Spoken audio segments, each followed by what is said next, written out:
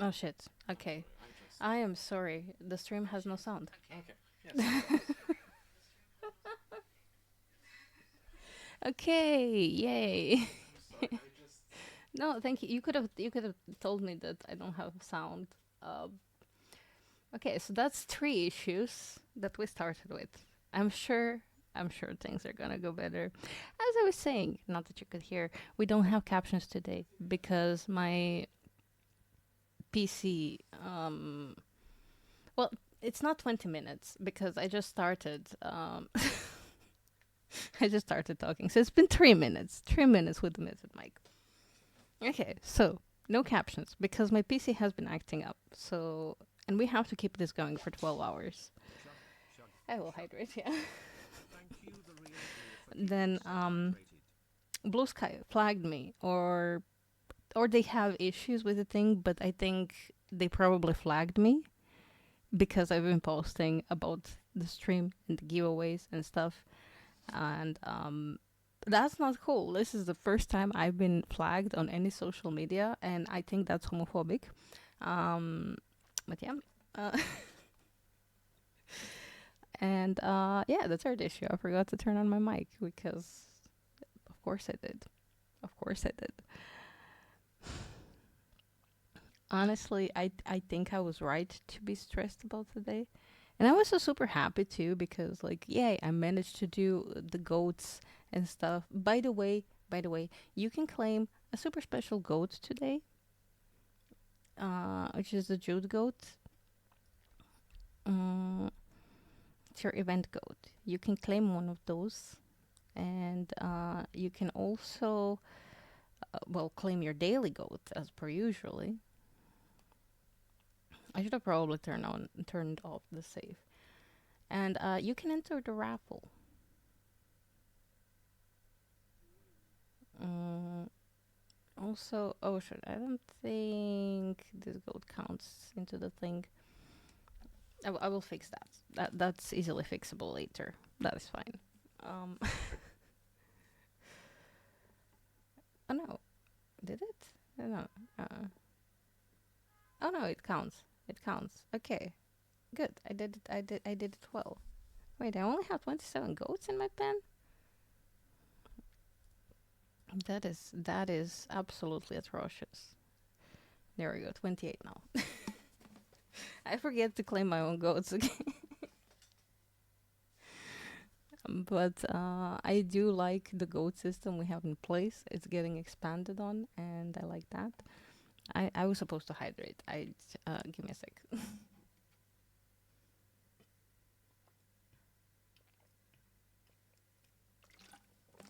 Okay, I'm very hydrated now. Mm, I'll just play some background music here, very silently, so it's not just me talking. Can you hear anything? That is interesting. That is very quiet.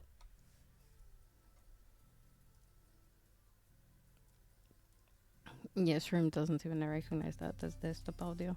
There we go, like this, I guess. That should be fine.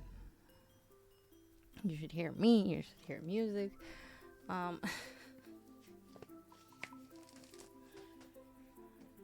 anyhow, um, super special goats. Giveaway. If you are curious what games we're giving away, I have a link to the thing. And also, when you check out the link, you can tell me if you can see anything, or if I really am like flagged completely or something. Because let me tell you, this was not a fun start to this trip. I was like doing my little messages and stuff, and uh, yeah, yeah, that's. But it's an issue I will have to deal with at at the end of the stream or tomorrow. I don't think I have it in me to deal with it today. So yeah, I yeah. Hmm. Anyway, we have many things planned for today. Mm, Among the first things that's planned is the king of the castle. Yes, king of the castle. Yes, I just have to get my PC up. Yes, yes. Okay, I'm stretching.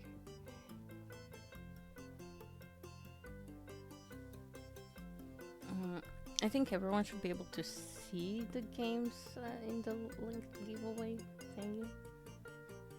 And yeah, the main thing why we're all here. Oh my god, I almost forgot. Is because of our St. Jude thingy. So here you can find links to donate to St. Jude or to find out a little more about our campaign. But I will tell you a little more about our campaign, because obviously that's why I'm here. St. Jude is a children's hospital, and they specialize in pediatric diseases and cancer. Right. And they really share their research around, so more cures and treatments can be found easily. And they make sure that their kiddos or their family never see a bill in their life. So that's where we come in. Yeah. They take in kids from all over the world, and yeah. I think their cause is like really amazing. I've been doing charity for St. Jude for years now. I did have a break of a couple of years, but it's been one of my first charities, and I'm so incredibly happy to be able to do at least a little bit. Anyway, we also have a list of incentives. Now the thing with incentives, you can only like claim some in the thing, but it doesn't matter which ones you claim because the amount you donate, it's still like you can still earn the rewards from before. So if you donate, I don't know, $50, you're gonna get, well, you can get your character here. You don't have to.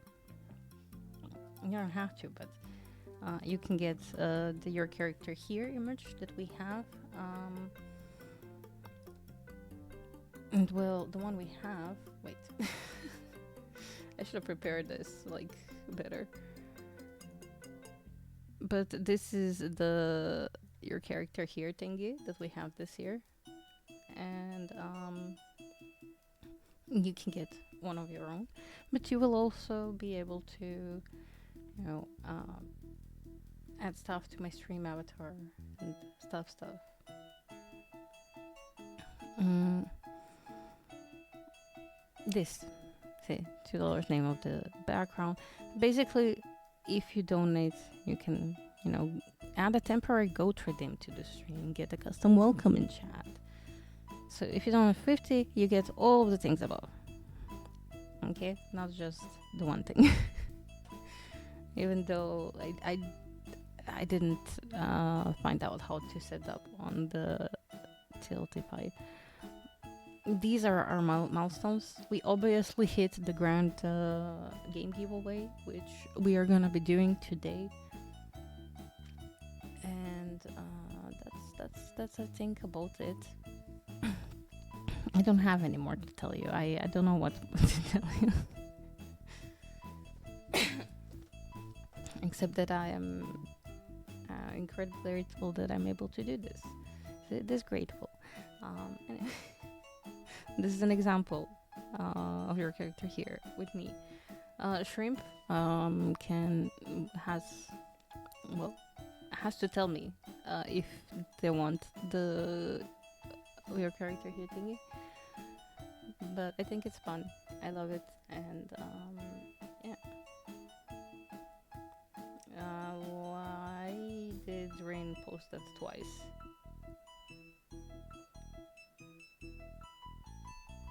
It was just working earlier. Oh no, wait. Did it? No. What? I'm so confused. It. I didn't realize it posted twice.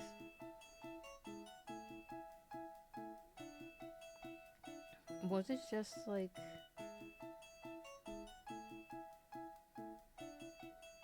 I'm so confused. It didn't post the giveaway twice, so have we been out for half an hour? We haven't.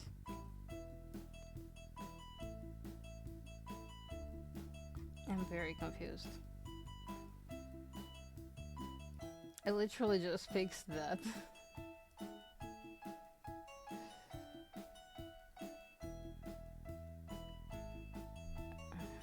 Crown triggered, yes. Mm, but also timer message.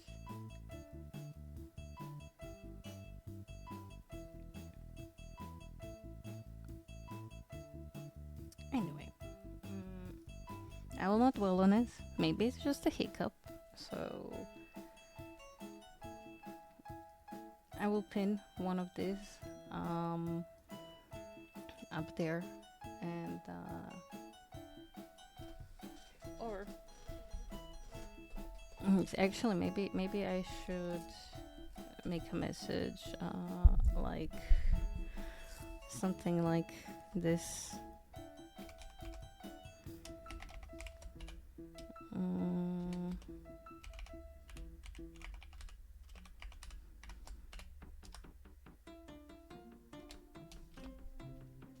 okay.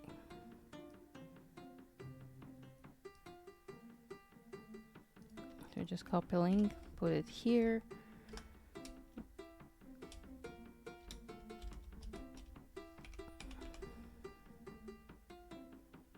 Uh,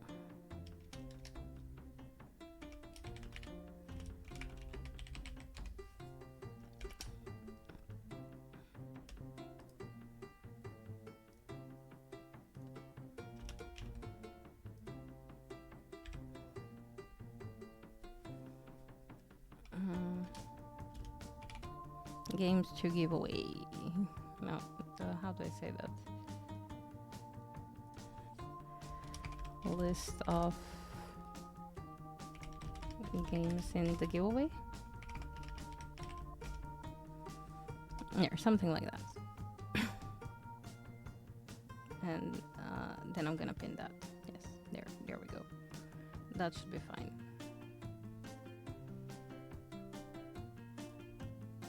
That should probably be better than the other thing. I'm sorry, you guys. This everything about this start is a complete mess. Give me a second. I'll be right back. I mean, I'm here, but yeah, give me a second.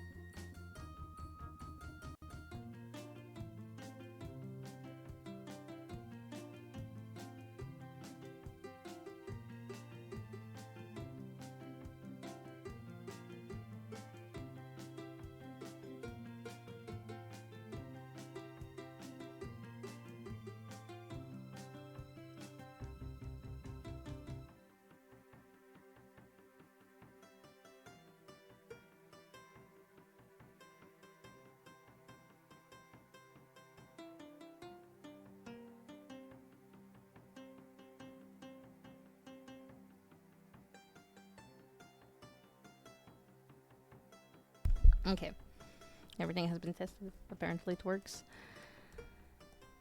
Shall we move on to the games? the games which are King of the Castle first. I've been really, really looking forward to playing King of the Castle.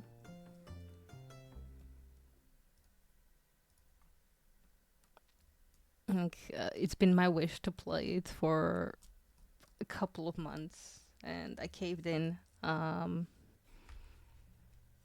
don't know, a month ago or so. No, more. Before I left for Croatia, I caved in and I bought it because, well, it's not like Armia made me, but anyway.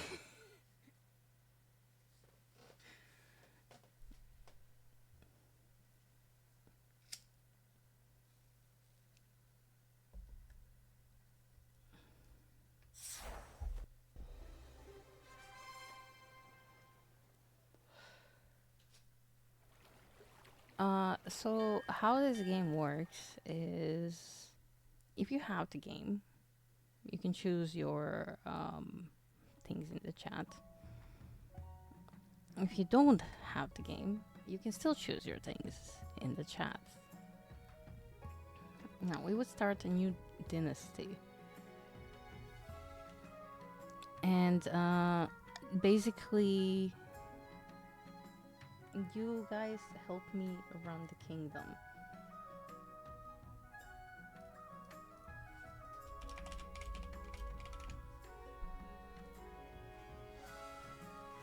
It's played through the Twitch chat. Mm, before I do this, can I, okay, options, tutorials, never mind.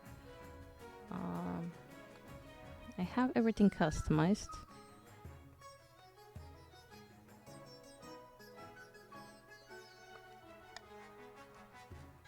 We will probably get the tutorial, I think. Mm, there. Um,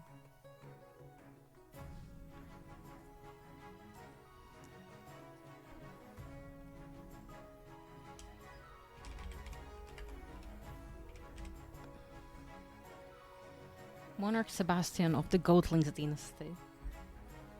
That actually sounds super cool.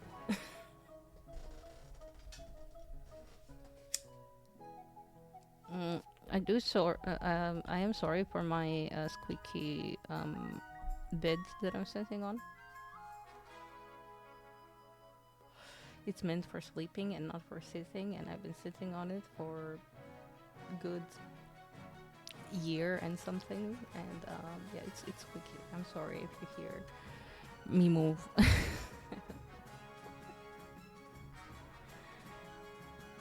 mm, I'm like super nervous about this. I never did this before, but I wanted to do it for so long. So here we are.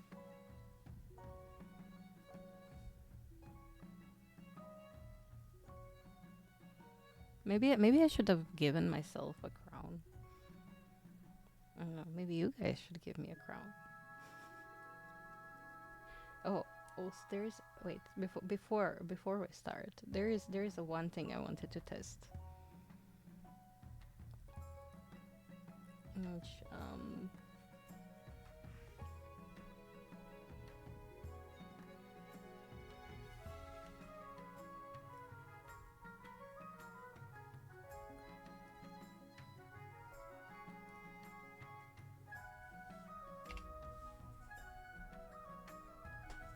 I did set stuff up.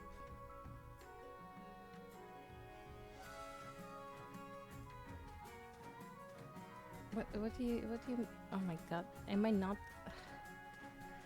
I am sorry. You're yeah.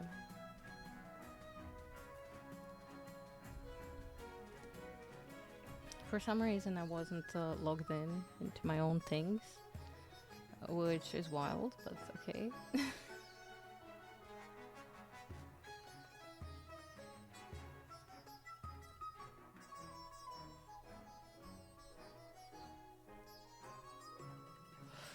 Hopefully we stay logged in now. And nothing happened. Literally nothing happened. That's great. Oh, it happened now. But it did not happen in the chat, which is so weird. I went out of my way to set all of this up. Why? Genuinely, why? And why do you pop to that screen? That's also...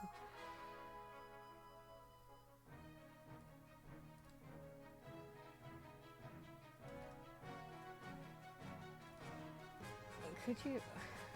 I think I broke something. I think I broken something. Oh god. I'm a professional streamer, y'all. I promise. I promise. I don't know. I don't know why everything is going wrong today. I'm so sorry.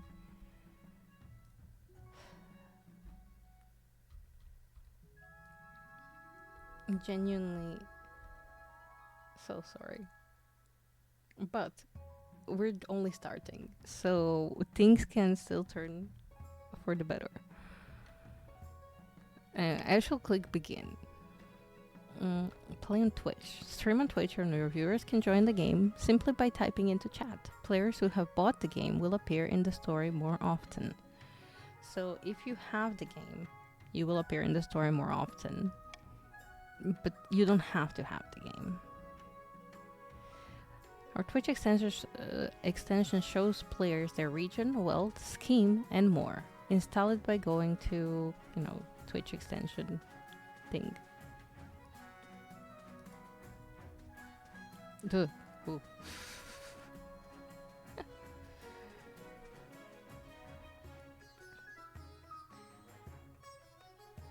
Okay. It's set as overlay. Should be fine now. You should be able to click on the thingies on the screen now. Okay, so choose 3 regions. We have Barons of the March. The Barons are brash and rural lords famous for their belligerence and fondness for hunting. Huzzah! Chiefs of the North. The chiefs are honorable warriors renowned for their pagan religion and prowess in combat. Counts of the East. The counts are ruthless aristocrats steeped in secrecy. Allegations of forbidden rituals are unproven. And then we have Grandes of the South. The Grandes are impassioned duelists known for their strict adherence to honor, etiquette, and the ninth god. Interesting.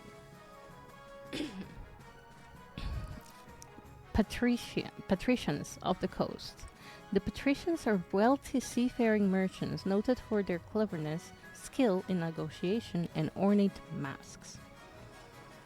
So I think I'm gonna go with purple, blue, and green. I think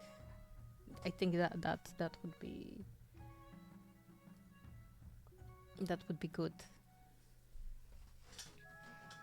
But yeah, make sure to activate your extension before we begin. Okay, so your nobles may now join with Twitch chat with !join, followed by pronoun. So !join she, or he, or they, or whatever else. Or no, actually, I think just she, he, and they are. Players can join mid-game, and their wealth and region are saved in continued games. So,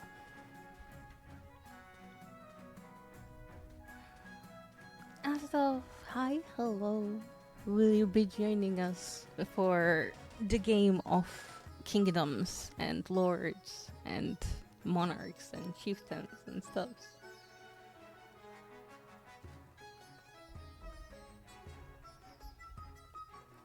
Anyway, I'll let you guys some time to join in. So it's again like exclamation point join, and you can follow it by your pronouns.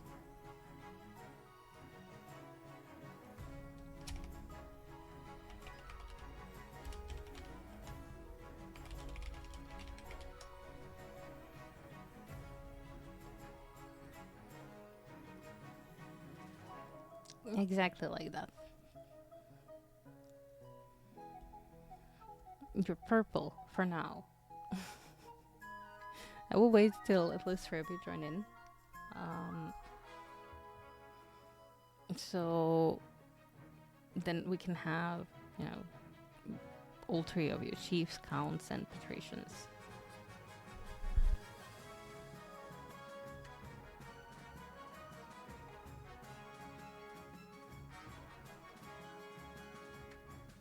Now, if you have the game, you can choose which one you want to join us.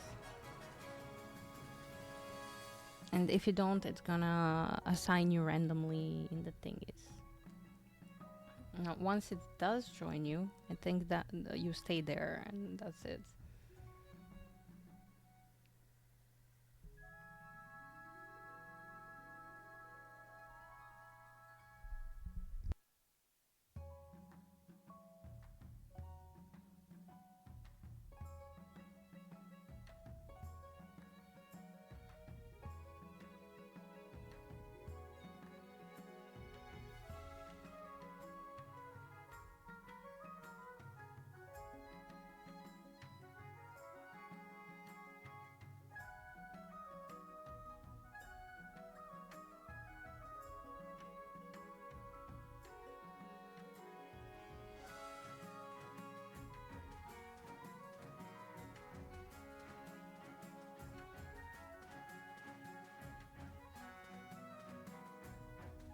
My day, well, it's morning for me. Well, it's not morning, it's past noon. It's almost 1 p.m. actually. It's been good. I actually got some sleep. Some, not the greatest sleep because I was a little stressed, but I did get sleep. I did manage to get all of the goats in for this special stream that's gonna last 12 hours. I did manage to, I think, fix up everything, like time messages and everything. But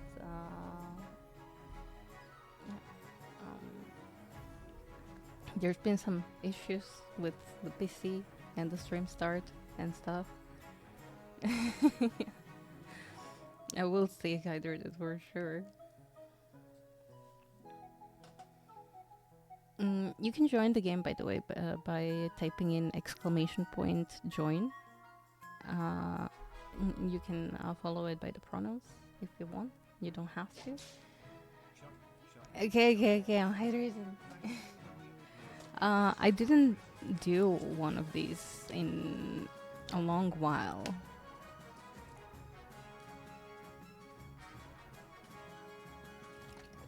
You're one of the chiefs of the north.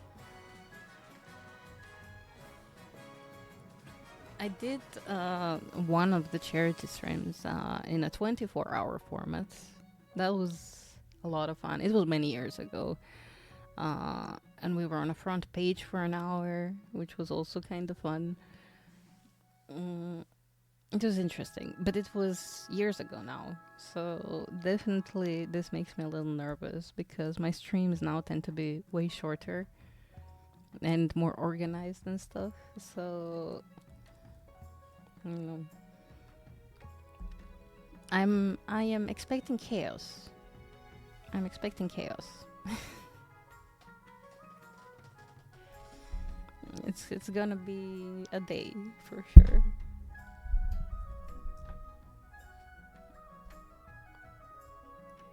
We have a little stock of monster. I'm saving most of those monsters. Monster is like crisis material. I'm saving them for D&D and crisis.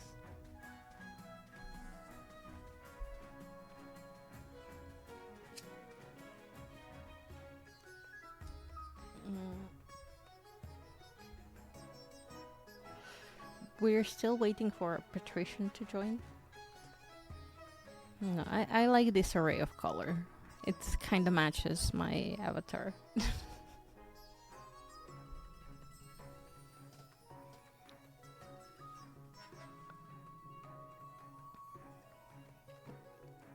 No, okay, yeah. Players who own the game can type join region in Twitch chat to join a specific region.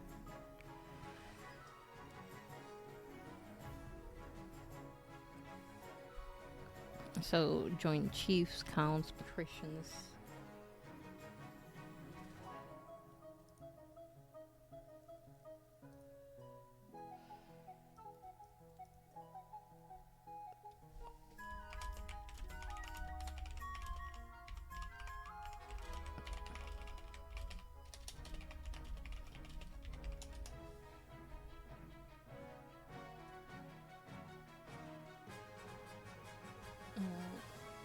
I wanted to do something, but I forgot what I wanted to do. That's so very very me. Um,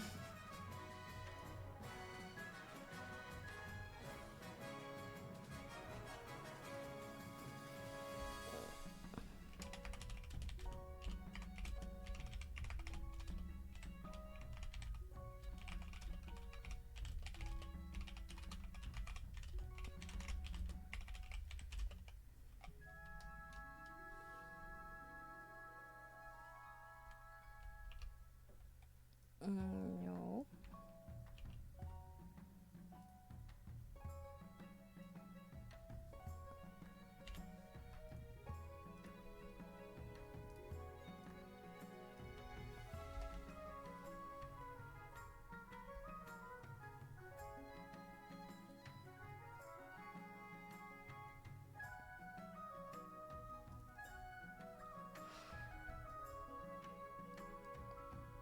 Okay, okay.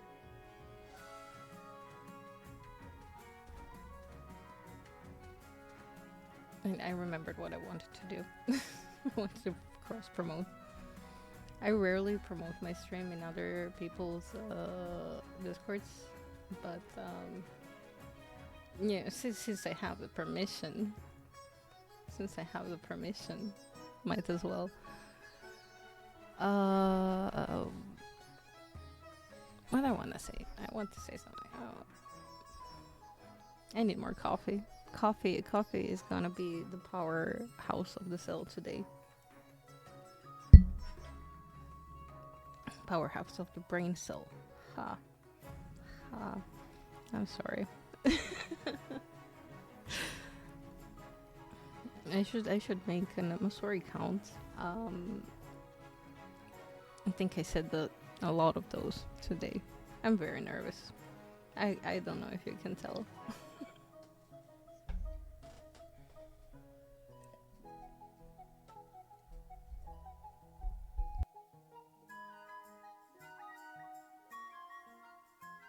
Also, I'm very confused by the whole stream thing because I don't have my text to speech. I like to have my text to speech, then I know what's going on better. But yeah, today we have built-in text to speech, so you can toggle that on if you need text to speech. It's not as good as my usual text to speech, but my PC is, well, hanging on by a thread, so.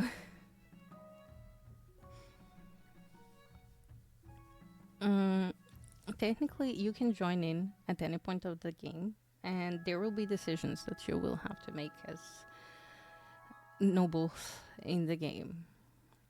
And you can either help me in my reign or overthrow me for someone of your choosing. It could be a lot of fun, for sure. I had a lot of fun playing this in other chats. And I've been really, really excited for it. Granted, it's probably not like the best first game, but I'm excited for it nevertheless.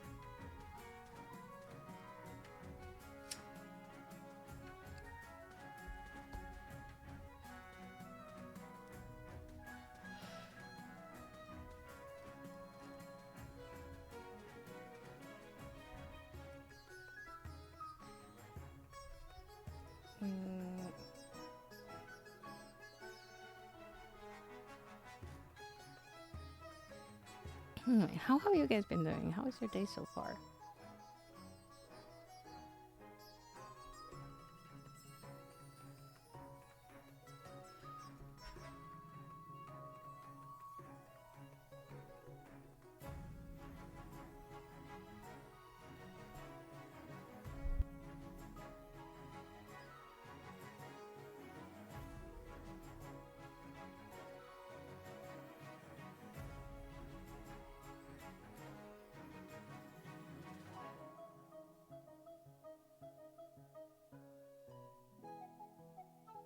Aha, I have spotted a typo.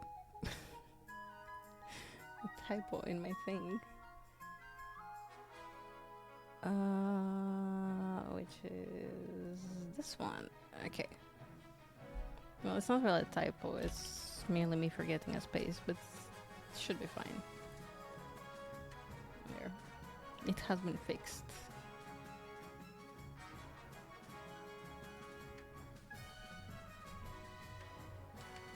Make sure to listen to whatever Rin has to say. Rin is here to keep things in check.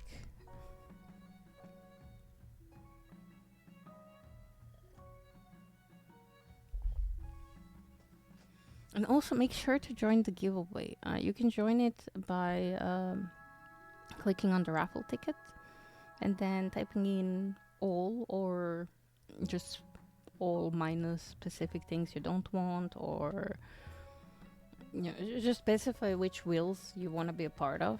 And then at the end of the stream tonight, we are gonna spin some wheels and see who wins what. Sadly, you can only win one game, so if we spin the wheel and you win the thing, that's the only thing you can win. But we have lots of great games to give away today. I'm pretty excited to give back to the community a little bit. We're going to be giving away 3 of my absolute favorites, which are Spirit City, Minamilane, and Potion Craft. As well as Encased, a sci-fi post-apocalyptic RPG, a rover mechanic simulator, We Were Here Together, Dead Squared, and Puss. As well as 3 kits that are also my favorite, that I build with all the time in Sims, which are Book Nook Kit, Cozy Bistro Kit, and Greenhouse Caving Kit. So yeah, make sure to claim your raffle tickets, join in the giveaway, because it is a big one.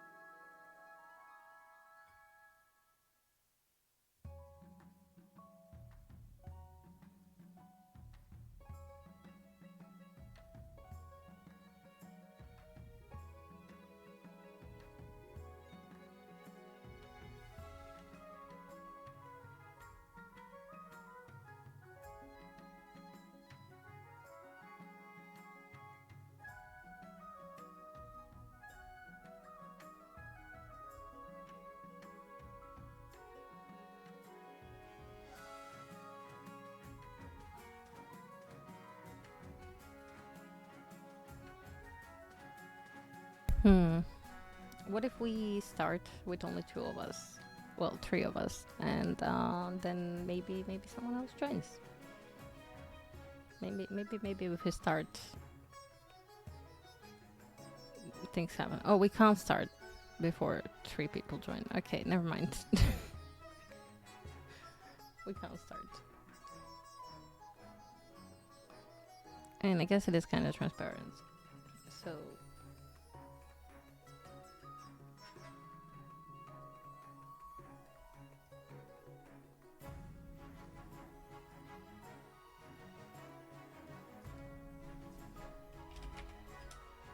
Oh, yes. I did remember one thing. Well, one other thing that I wanted to do.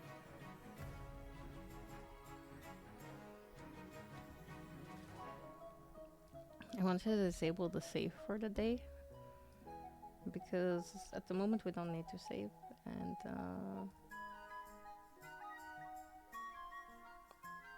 I think in general it's gonna make easier for people to claim their codes and raffle tickets. I'm very nervous about this. I'm so sorry.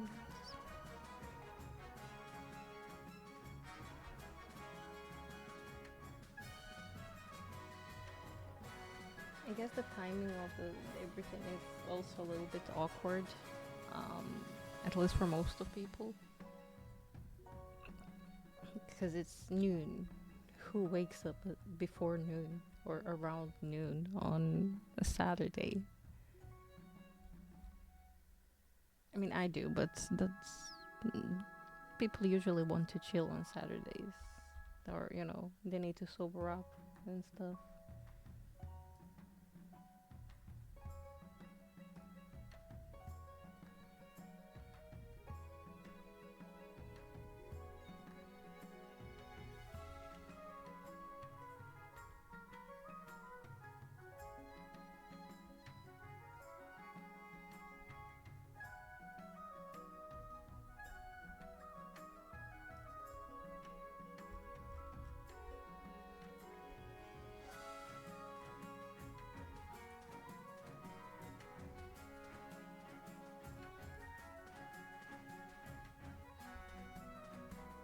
Mm.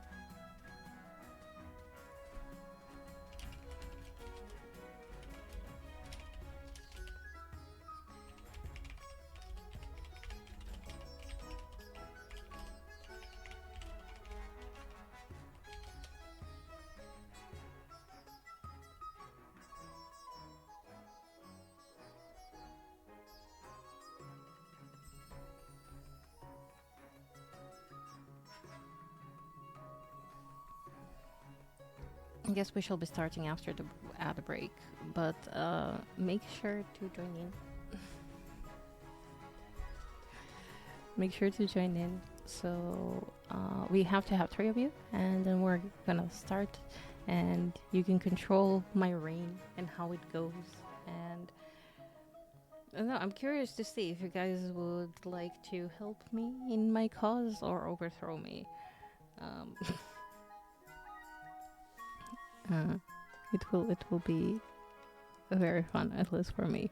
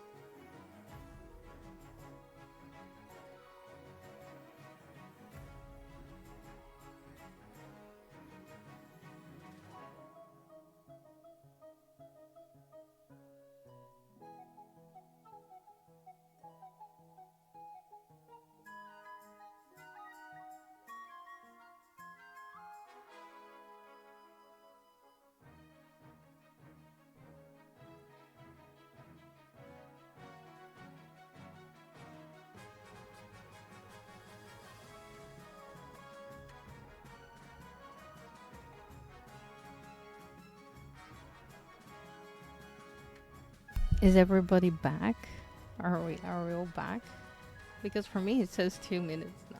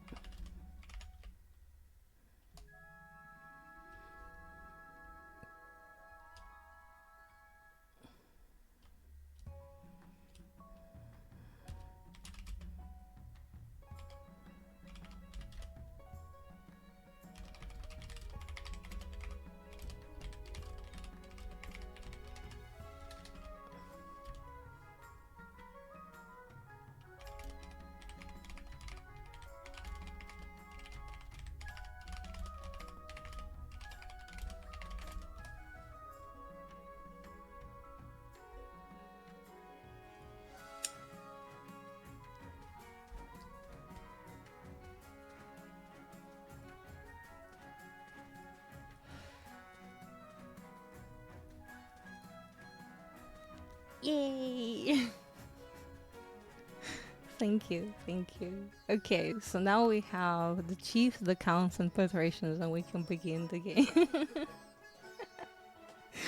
Thank you, thank you. It is much appreciated.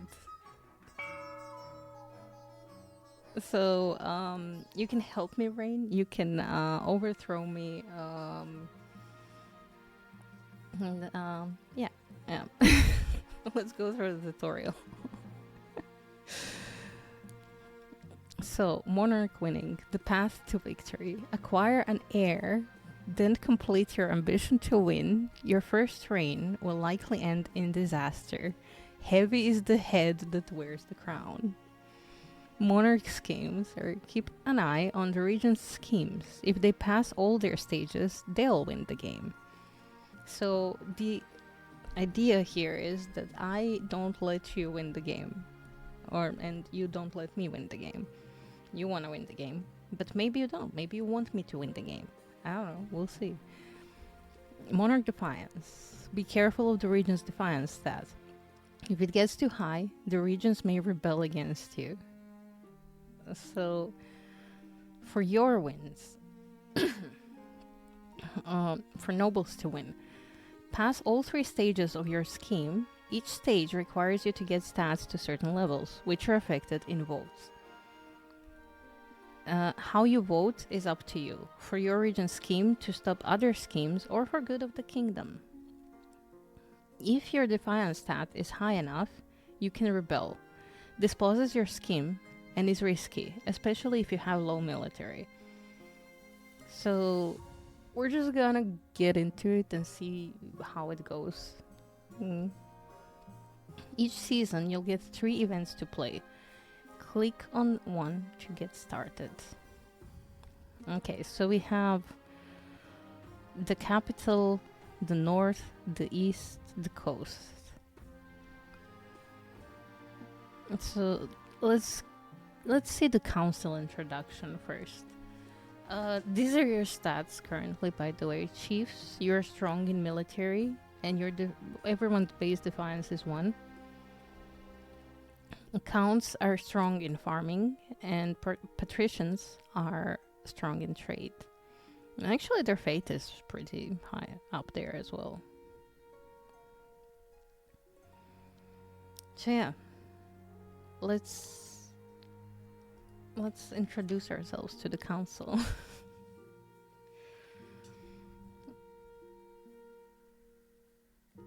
Okay, this is the monarch, my character. And they'll appear in most stories, but not all. Anyway, Chancellor.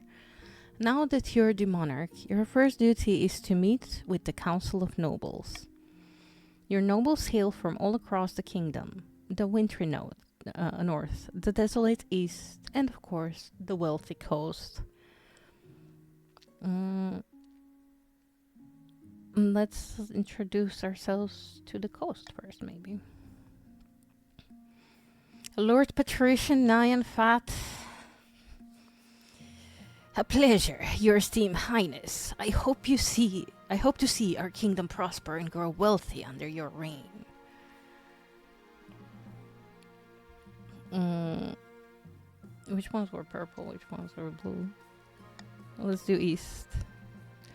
Countess Real Blue. An honor to finally make your acquaintance, Your Majesty. May you escape the doom that befell your predecessor. I am curious what doom befell my predecessor.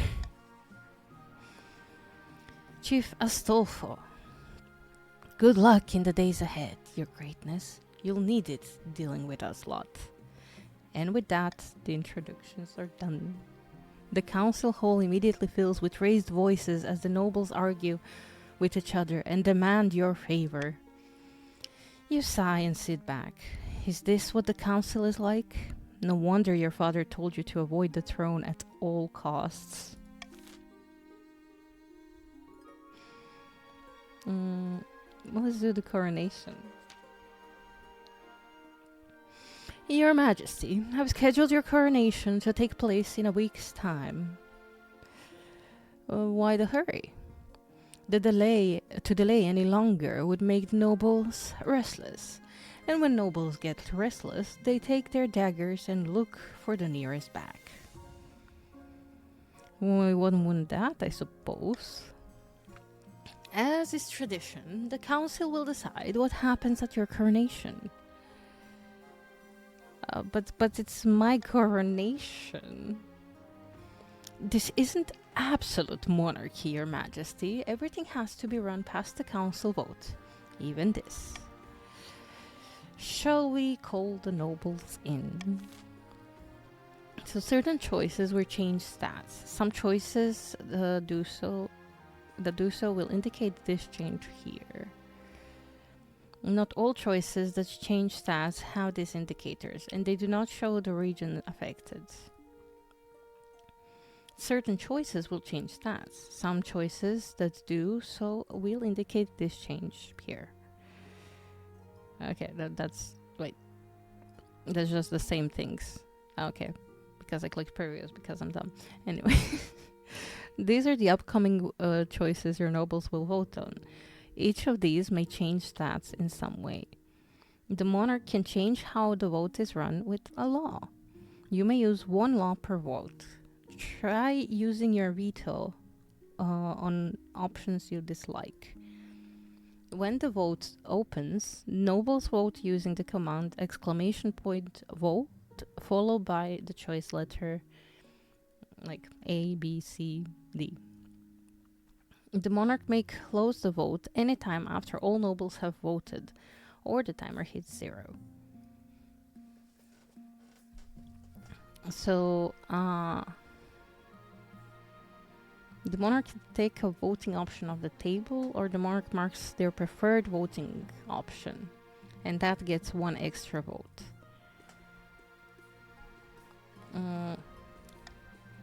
I will prefer something. Let's see. Host a lavish parade with jugglers and fountains of wine. Force the commoners to swear a blood oath. Okay. Throw the monarch into the river. The nobles must put on a vast banquet for the monarch.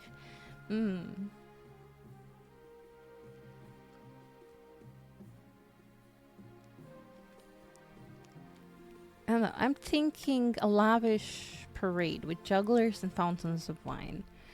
Now, I shall start the vote. And you guys, ! vote. And followed by whichever thing you want to vote for. So, vote A, B, C, or D.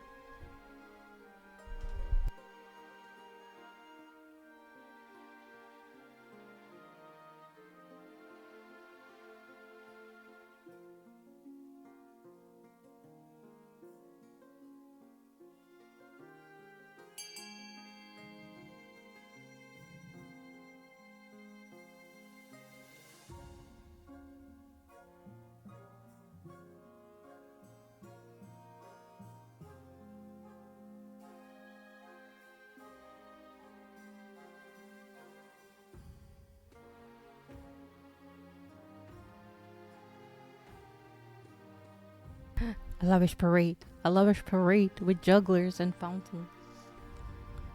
and she'll continue on that. By the way, you can join into the game at any point, and you will be assigned to one of the three things we have. So, what kind of coronation should behead her monarch? A lavish parade with jugglers and fountains of wine.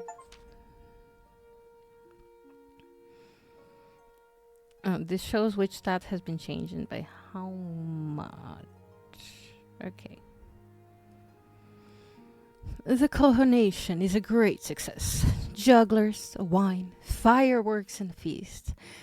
It has an impact of your treasure on your treasury, of course, but what doesn't? Okay, so treasury fell to 2,000, but stability is now civil. We're improving the civility. I think it was a good coronation.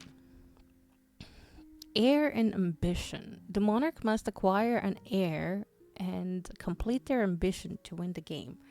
A spouse is useful, but not necessary. Complete your ambition before a scheme or rebellion usurps you, or before you lose all authority, treasure, or stability. Your Majesty, the first few years of your reign are the most difficult. You're new and unproven. The nobles of the council will scheme against you, hoping to kick you off the throne and put their own puppet Claremont in your place. Those fools couldn't scheme their way out of a paper bag. Better monarchs than you have been toppled by their treacherous nobles, Your Majesty. To defeat their schemes, you must secure an heir and prove that you're worthy of the crown by completing an ambition. My question is this: when you die, how do you hope the kingdom will remember you?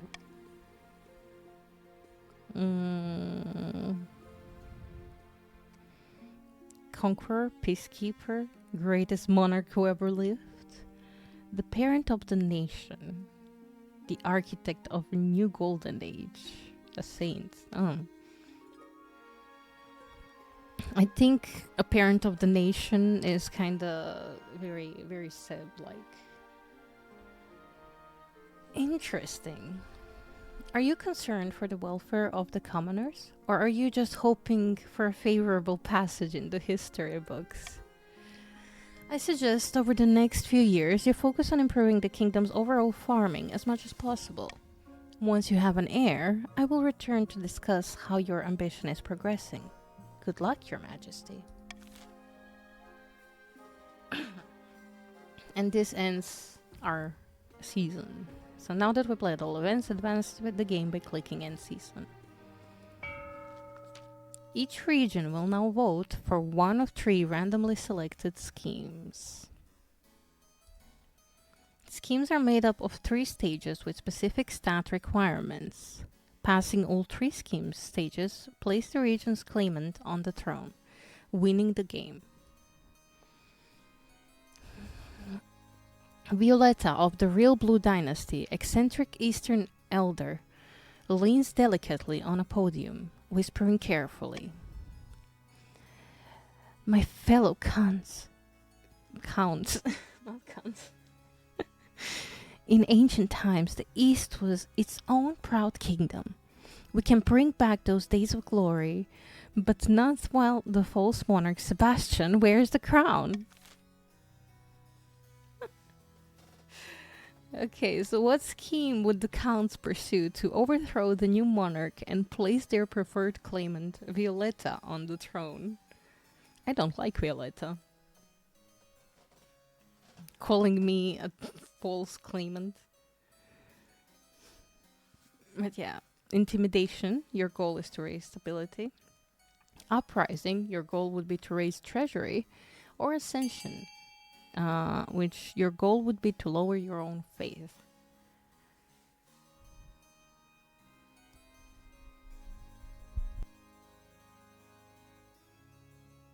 Okay.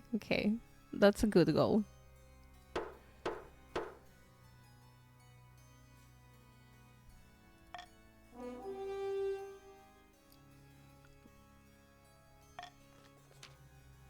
The counts plan to incite a peasant uprising to overthrow the monarch before swooping in to steal the throne for themselves.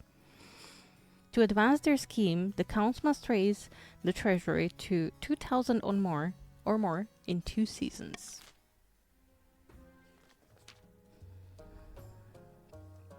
Henny of the Astolfovitz clan, sinister northern troublemaker, stands precariously on a long-house crossbeam, screaming like a fallen god. Chiefs of the North! We all know I should be on the throne, not this impostor, Monarch Sebastian. How do we make that happen? How do you make that happen?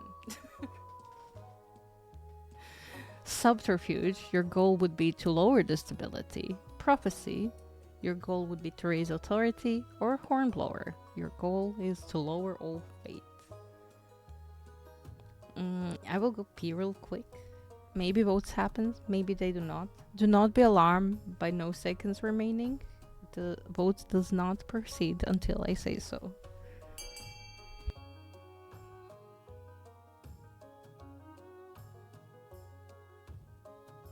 I am a monarch after all, you know?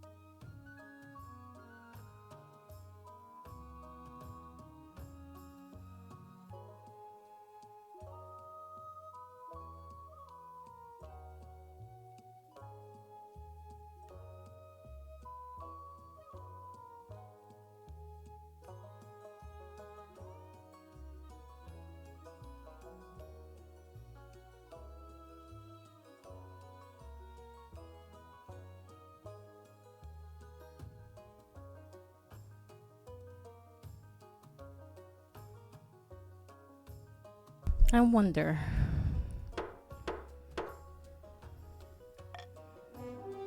Prophecy. Your goal is to raise authority.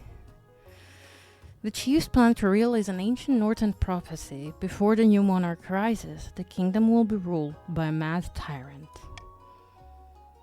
To advance their scheme, the chiefs must raise authority to 5 or more in 2 seasons.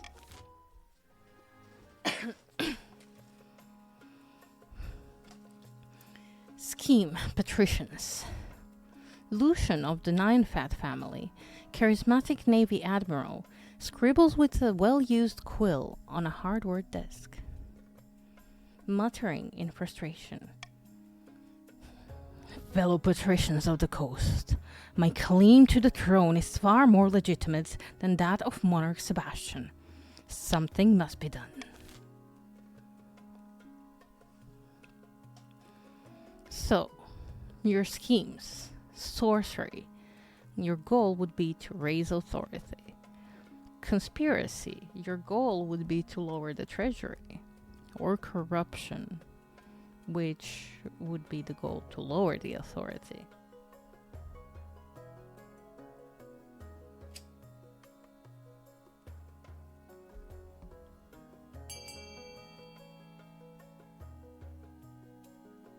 I shall give you a tiny bit more time, just in case someone does want to join or vote.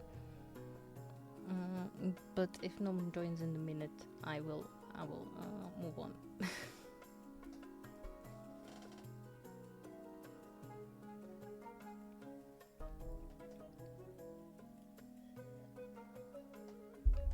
In the meantime, coffee and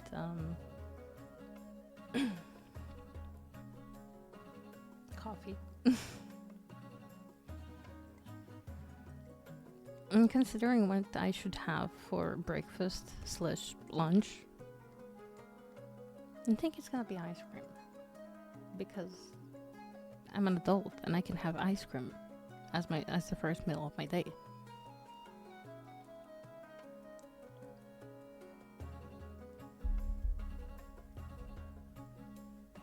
Anyhow, shall continue. And your scheme is going to be sorcery. Your goal is to raise authority. The patricians plan to make a bargain with the wizard. These immortal spellcasters seldom get involved in political squabbles, but perhaps if the monarch was considered a threat to their autonomy. To advance their scheme, the patricians must raise authority to 5 or more in 2 seasons.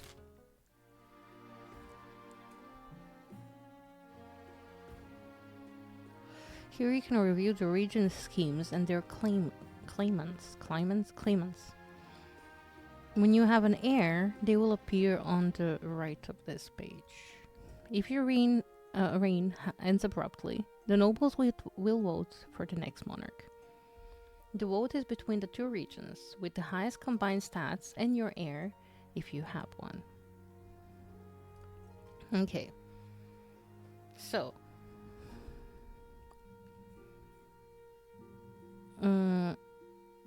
Henny is my treacherous half-sibling. Their scheme is prophecy and raise the kingdom authority to at least 5 in 2 seasons. Violetta is my treacherous half-sister, and she wants to lead an uprising. And Lucian is my distant cousin, and they want to raise the kingdom's authority to at least 5 in 2 seasons. Okay. Here you can adopt a new law that alters how voting is run. You'll be able to adopt more once a year at the end of the winter. You can only adopt 1 new law at a time and have maximum of 3 laws to use.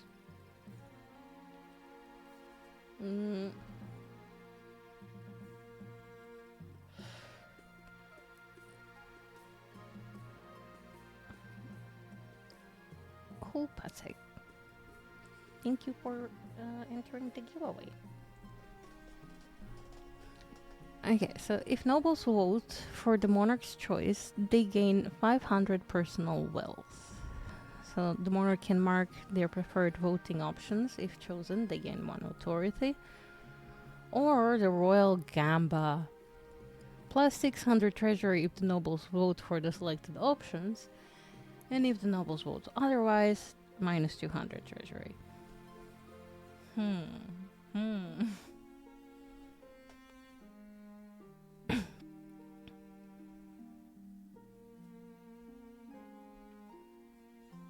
I think I'm gonna adopt the golden choice. That way, you guys can earn some money through all of the things. If you vote for the same thing I vote for, you can earn money. Again, if you want to join the game, you can join at any point with exclamation point join. And followed by your pronouns, but you don't have to.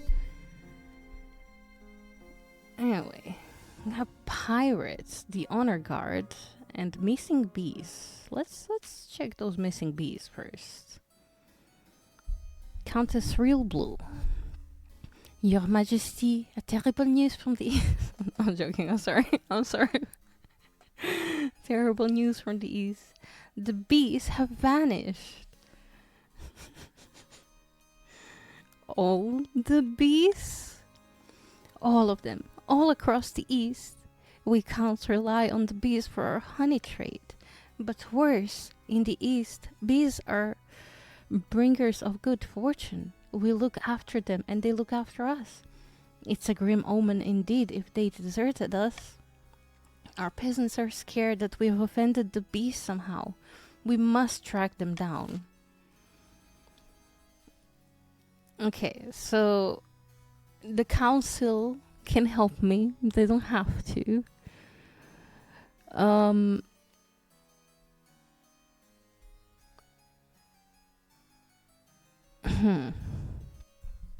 I think we're gonna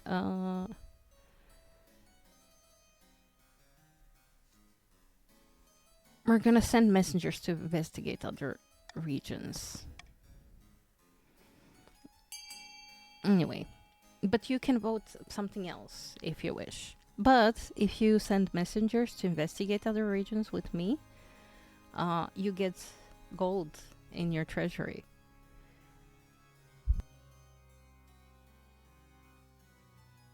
This is not at all me bribing you to vote the same way I do. It's just,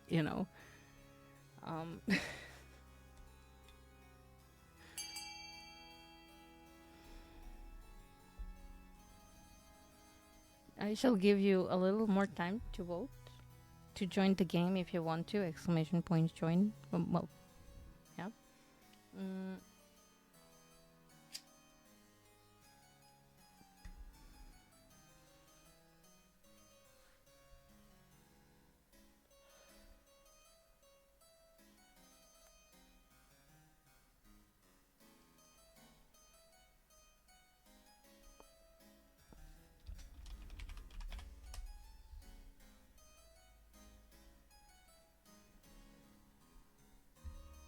Okay. I think that was enough time. Maybe I should close the votes in 10, 9, 8, 6. I forgot the 7. 5, 4, 3, 2, 1. Okay, the vote is closing now. The voting has closed. We're sending messengers to investigate other regions. The eastern beehives continue to languish, but counts are grateful that the council takes the situation seriously. So, counts are now loyal to the crown, which is good. Messengers ready themselves to traverse the kingdom and find the bees. Surely it wouldn't be too hard to find such a huge swarm. Surely, right? Okay, let's address the pirates. Lord Patricia Nyanfat, you must do something about the pirates that have been plaguing the coast ocean trade routes. I lost a whole shipment of fine silks. And they killed the crew, of course, who won't be cheap to replace.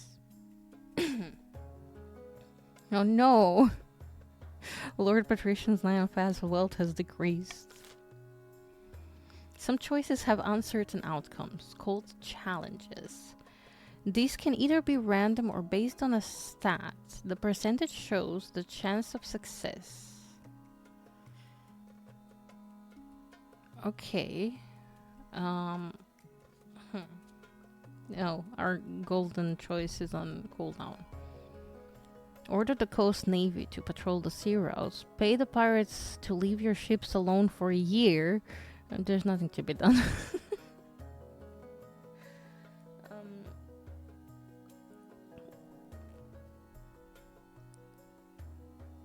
Well, I will vote the navy to patrol the routes. Hopefully that helps, but maybe you guys have different ideas. So,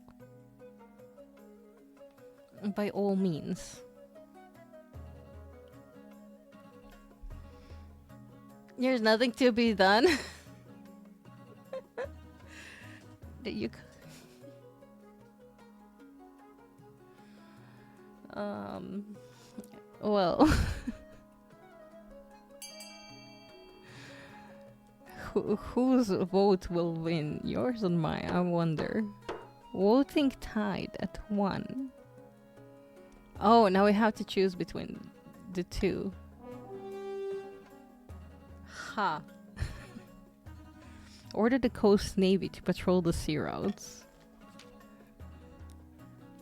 Oh shoot, we failed the military challenge. I'm a monarch. I decide what's fair. Okay, no wonder people want to overthrow me, okay? I get it. Over the next few months, the Patrician Navy suffers constant attrition in their battles with pirates. Your flagship is sunk by cannon fire. A pirate captain with some magical talent summons a kraken from the depths, destroying several of our galleons. These pirates are more powerful than advertised, though though you do keep them away from the trade routes for now. The coast's naval power is weakened considerably, and the pirate problem is only getting worse. Well, that didn't go great for us. And why did their defiance go up? I tried to do everything in my power. Now that you're monarch, you never need you need personal protection. Why, I could plunge my sword into your heart right now, could I not? I'd like to see you try. Is it your imagination, or does your marshal stifle a right shackle? In any case, she quickly hides it. You need an honor guard to keep you safe from such dangers, Your Majesty. Unfortunately, this is a political decision. But what about the palace watch? Hoorah! Don't make me laugh, Your Majesty. These tin soldiers can keep out the riffraff, but do you expect them to stand up to a warlock, or a child of the Viper, or me, for that matter? Aww. What are my options? Each region offers a selection of elite guards, the chiefs with their most famous warrior heroes, the counts with knights of the Order of the Drowned Rose, and the patricians offer their greatest gladiators, champions of the arena. Think carefully, Your Majesty. These guards' loyalties will be divided between you and the region. Of course, you could just hire foreign mercenaries. They'd be loyal to coin, above all.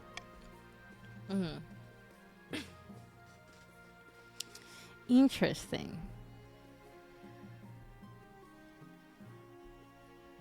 Tell me about the Eastern Knights. The Order of the Drowned Rose are highly respectable. They'll understand palace etiquette, but it's been years since they fought an actual battle. They mostly write poems these days. What about the Northern Warriors? Bearded oafs with axes and no manners. They'll get drunk and cause trouble in the palace. No discipline at all, and I can't guarantee they won't run off on some random quest. But they're honorable and, in a fight, unbeatable.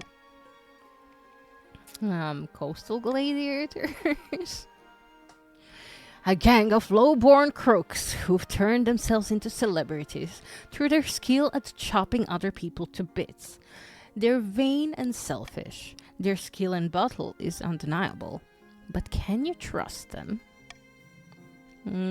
What foreign mercenaries do you suggest? A band of fearsome fighters from the Tatterlands called the Battle-Bitten Brethren. They specialize in bodyguard work, but they're costly, and hiring foreigners will betray a lack of confidence in our kingdom's fighters. Okay, I think I have made my decision. I await your verdict with bated breath, Your Majesty.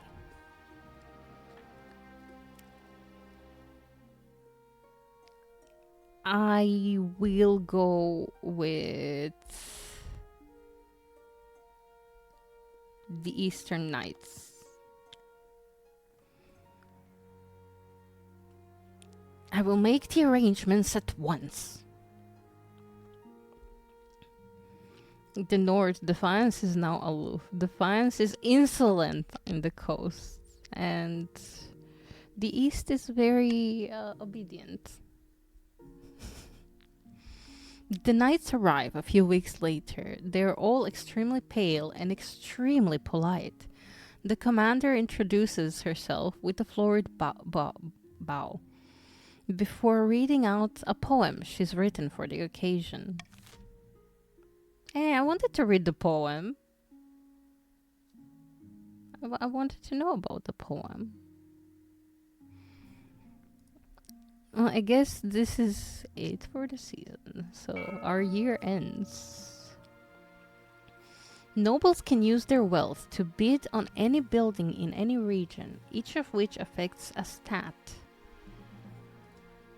This is done through an auction where only the two most funded buildings are chosen. When the auction is open, nobles can found with the following command.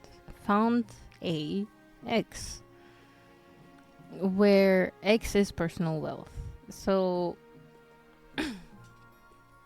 you can put your money behind the thing. When you're ready, hit start action to begin the auction. You can choose between these 6, which are Grand Bazaar, which will affect trade, or Thieves Guild, which will lower the trade. So Bazaar, up trade, Thieves Guild, lower trade. You can also do Prison, which will lower the stability. You can do Theater, which will lower the authority. Library, which will up the stability. Or Monument, which will up the authority. Wait, I didn't start yet. Okay, I shall start the auction.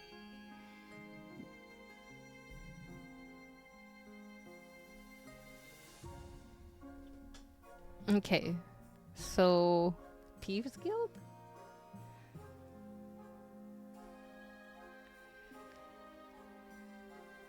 Okay, so you already founded Thieves Guild. No, you didn't. Okay. Oh, you're lowering my trade and authority? Well, you can't. No, you can. Wait, did you just... You just spent all your money?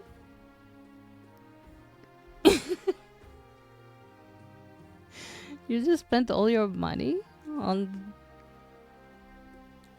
Yeah, you put all of your money in Thieves Guild and counts.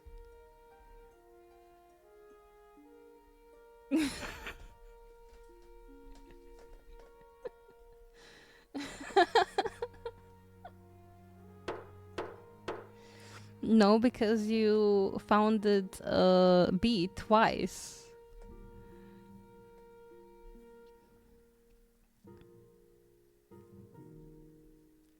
Anyway, you contributed to Thieves Guild and theater. You are affecting my trade and my authority. You should be loyal to me.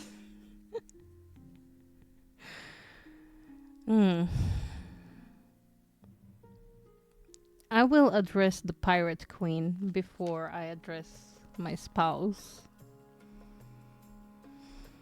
Your esteemed highness, our pirates are more aggressive than ever. They follow a pirate queen who calls herself the Bloody Gull. She has established a stronghold on a tiny speck of land called Spiteheart's Isle. According to her spies, she is growing every day in power and wealth. What are we to do? Only half of our trade vessels reach their destinations.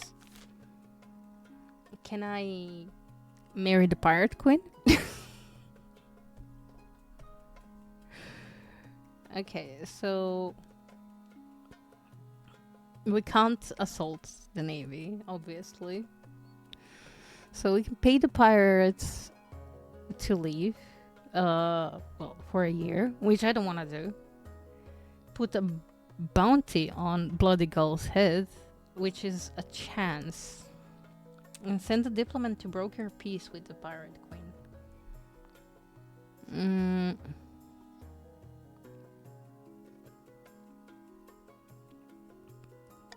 Okay, I will send a diplomat to broker peace with pirate queen. And that will be my golden choice. So, in case you vote that, you will get money.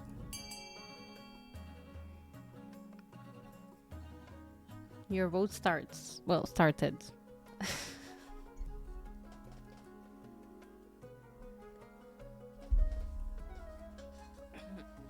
This is your chance to get some money back, babe.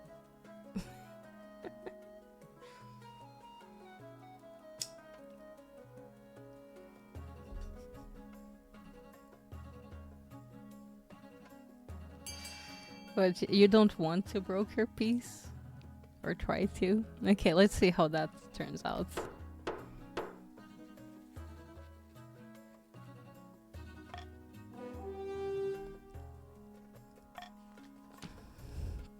Your diplomat arrives at the Spiderhide Isle, but is not granted an audience. Instead, the Pirate Queen has him pelted with manure and sends him back with the letter in hand.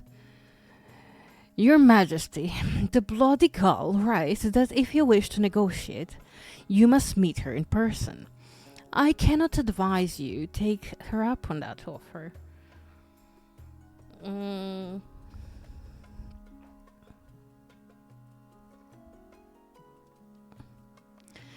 I'll speak to her. What's the worst that can happen? Well, Your Majesty, there's always the risk of, to pick an example entirely at random, being pelted with manure. And even if meeting goes well, you will be legitimizing her false claims of royalty. The nobles will no doubt be annoyed.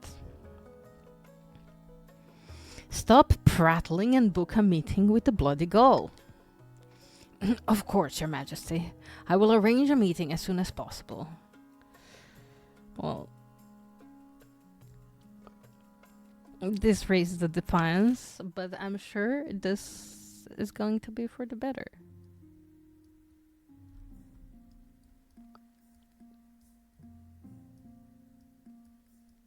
Oh, I guess next season we're gonna see how that turns. A stinking problem in the north.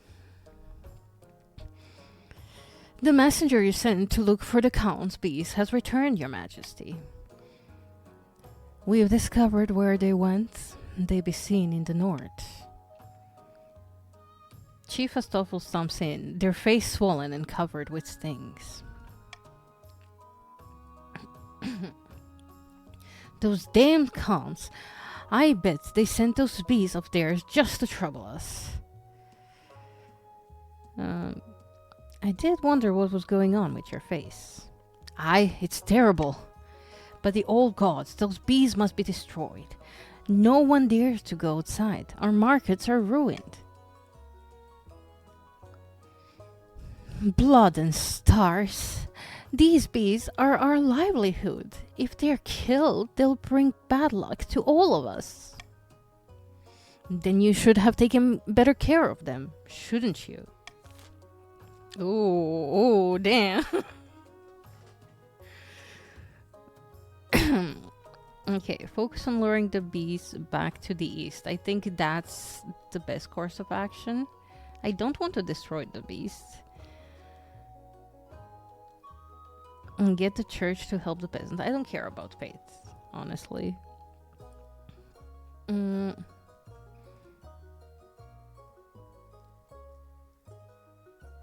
And I will actually veto destroying the bees. So you can't destroy the bees, but you can focus on luring the bees back to the east, or get the church to help heal the peasants.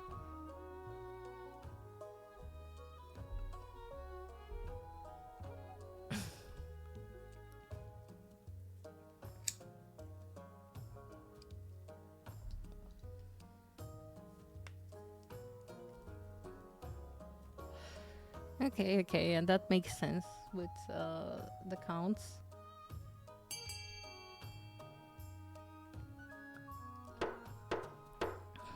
The voting has closed.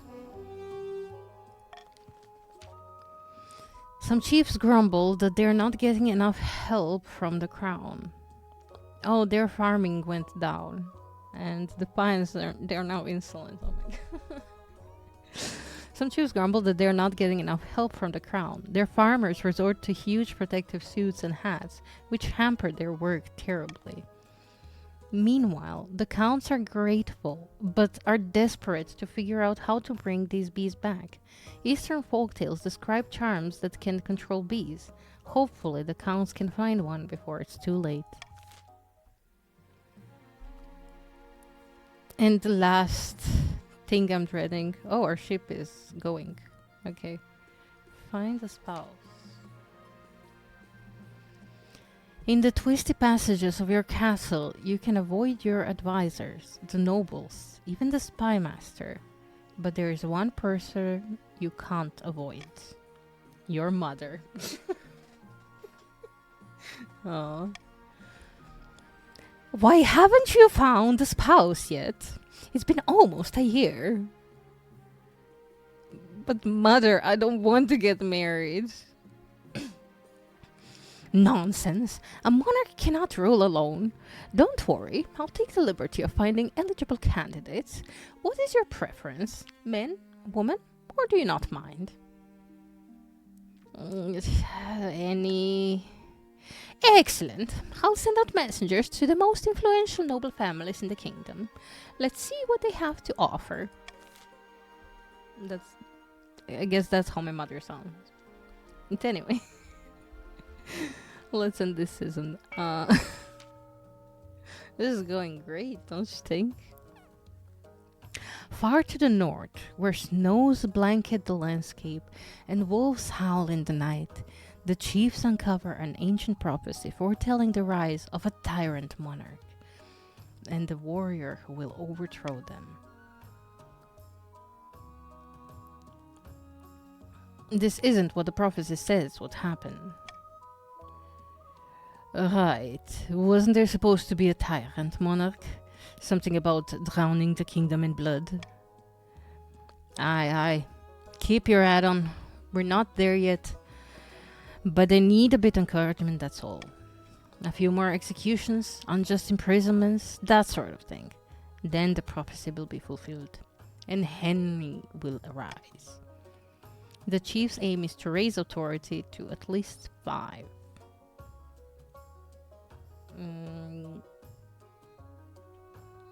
Okay.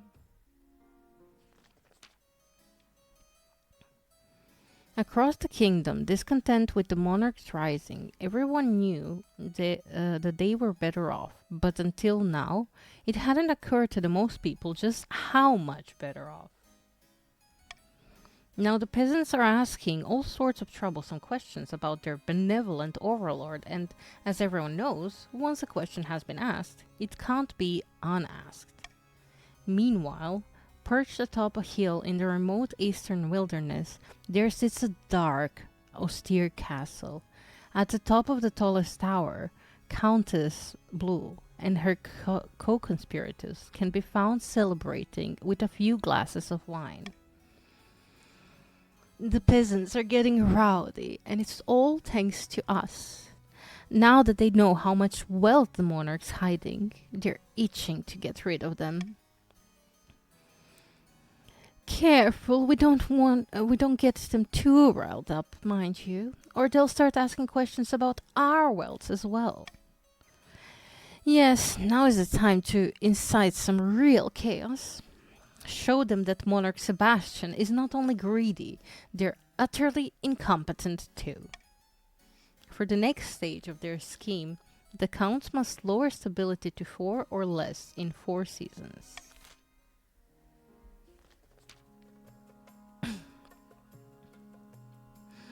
Gabo, hi! How you doing, Gazbang? Welcome in. In the coast, Lord Patrician Ninefat sits on a pier, watching the sharks swim lazy circles beneath his dangling feet.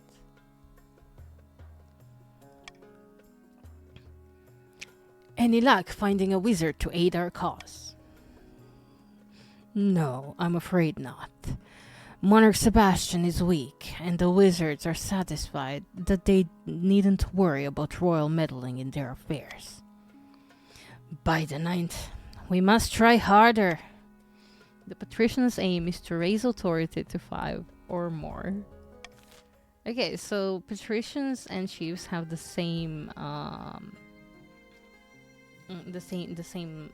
goal. Taxation. Here you can set the different levels of tax or bribes for each region in your kingdom. Ooh, I can give you taxes. Yeah, if you want to join the game, by the way, just type in exclamation point join followed by your pronouns. Like join space pronouns. You don't have to add the pronouns. If you don't, it's gonna add they them, I think, automatically. Or it's gonna randomize. I'm not sure. But yeah, if you have a game, you can also choose which peoples you want to join in. Balance the needs of your treasury against defiance changers. Remember, if all regions' defiance is higher than both authority and stability, they can rebel. All nobles gain wealth here, but one region gains extra wealth with a trade bonus. Regions with a higher trade stat are more likely to get a trade bonus. Okay, interesting.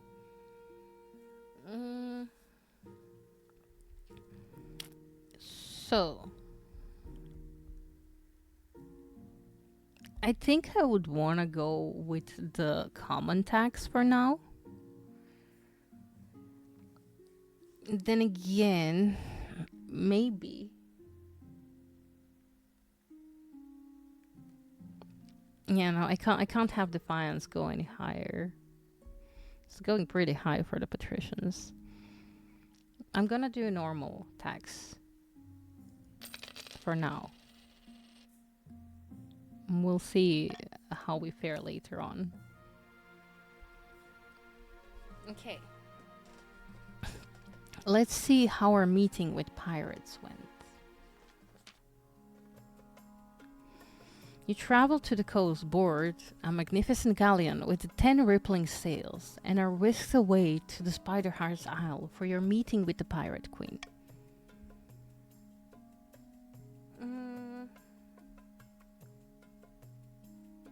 Do I want to risk attending the meeting alone or bring my honor guard? How confident are we? I will let you guys decide. Do I meet the Pirate Queen alone?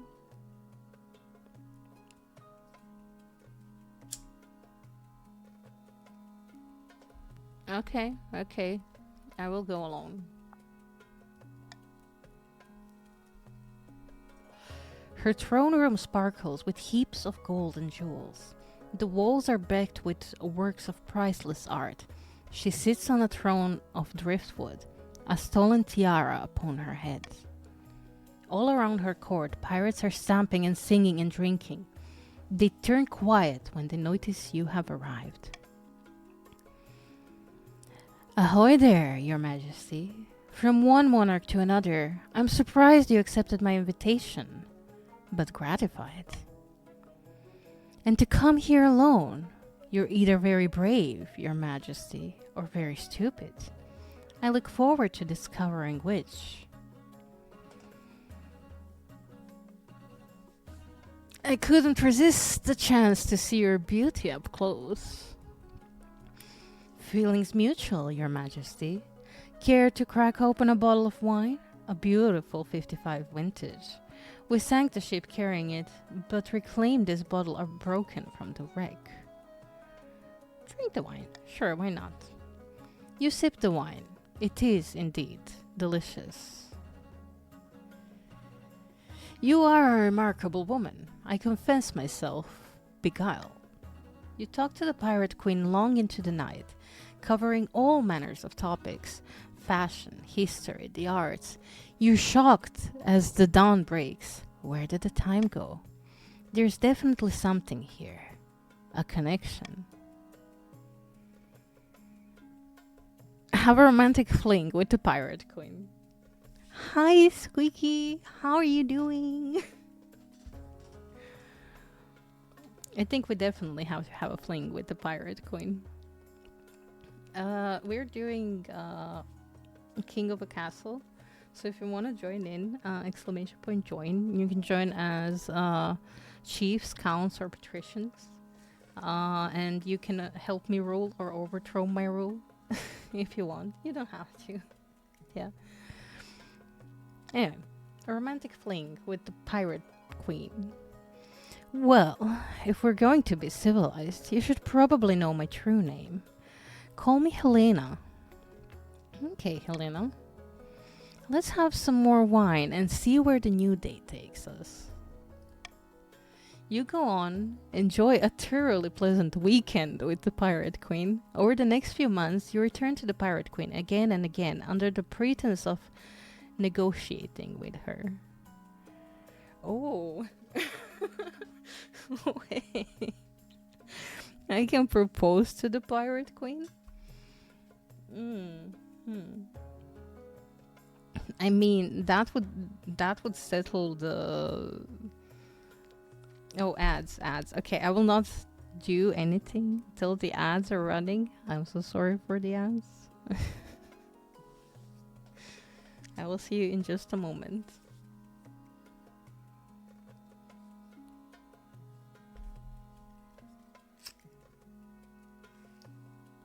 You let me know when they go away.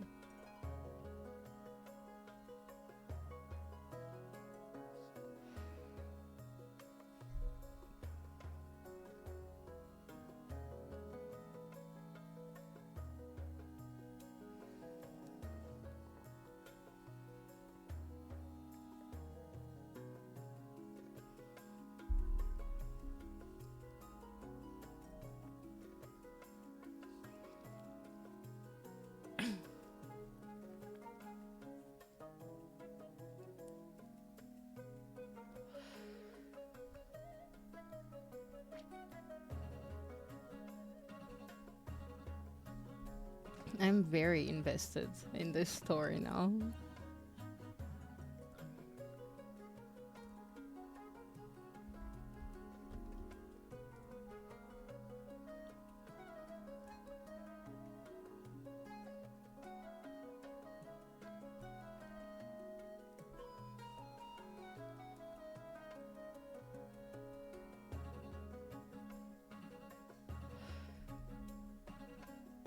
I'm not sure why it doesn't like show me that the ads are running when they're running, but like after they finish, then it gives me like 2-minute warning, which didn't come yet. Although my ads manager says that the ads are in progress, and I don't know, it's a Twitch issue more than anything else. But when the Twitch not have issues.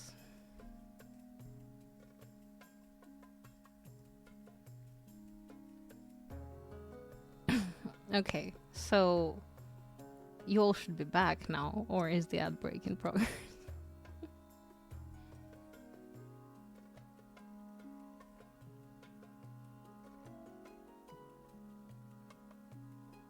I will give it those 3 minutes still, and I'm gonna go grab a snack real quick.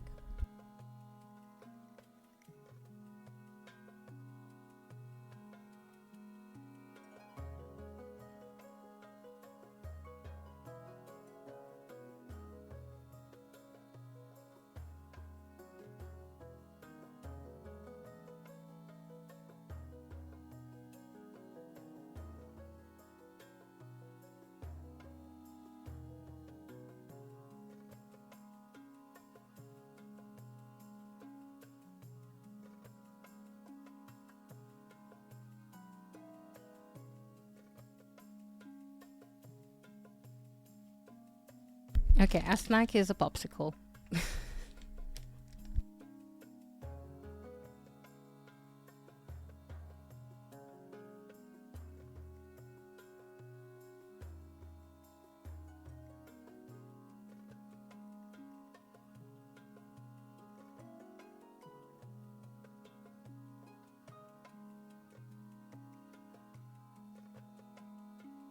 This game is definitely one of the rare instances where I can have a popsicle while playing.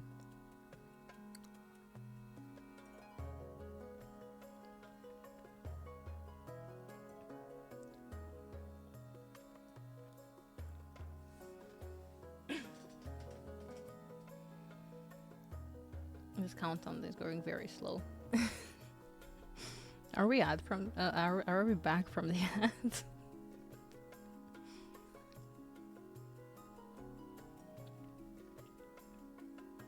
I like your little mouse.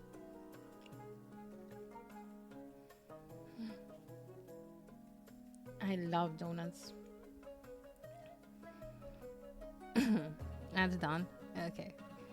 Well, then shall we propose to the pirate queen, or shall we keep things informal? I don't know. I kind of think proposing to the pirate queen could be fun, and it would keep our mom from going behind our backs.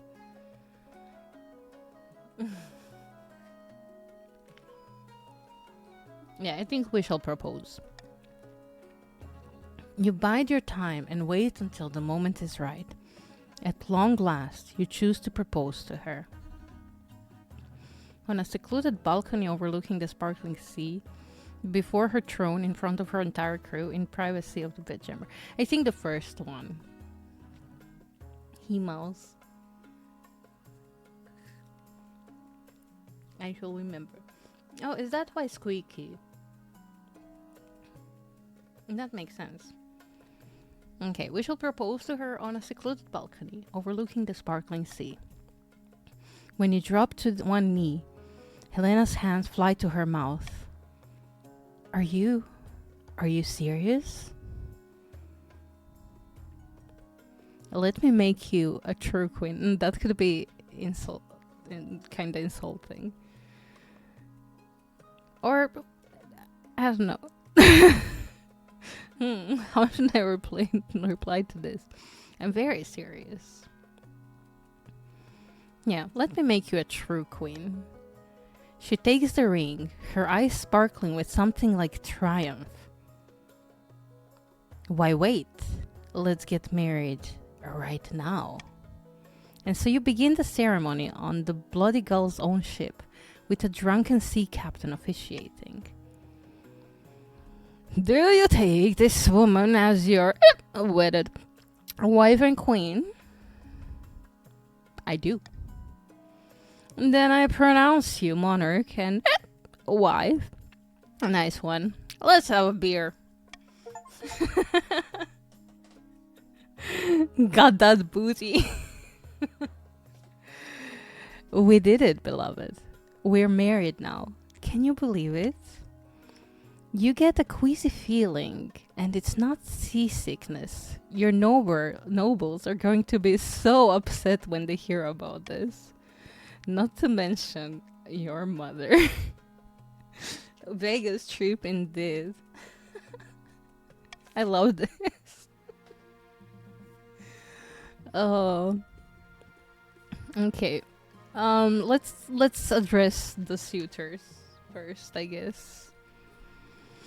Well, I spent weeks finding some suitable matches for you. But I suppose, given the circumstances, I wasted my time.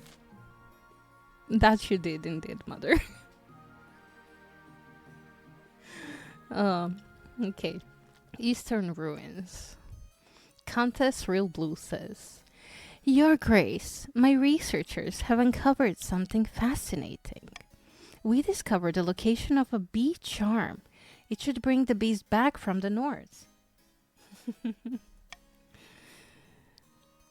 Mother of mountains, get on with it then.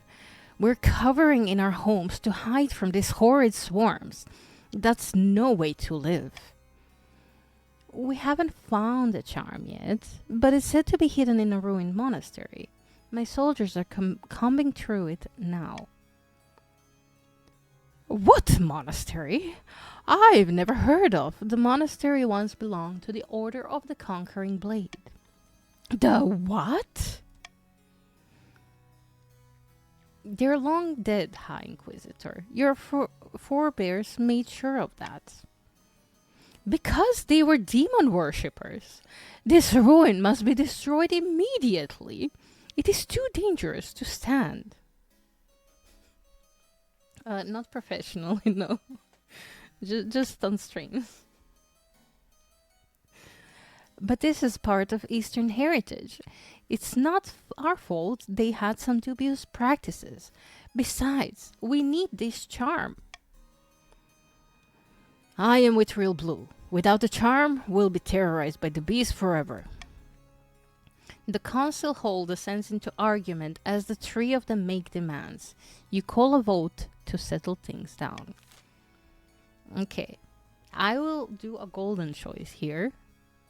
Never mind the beast, the demon stuff. Find the bee charm.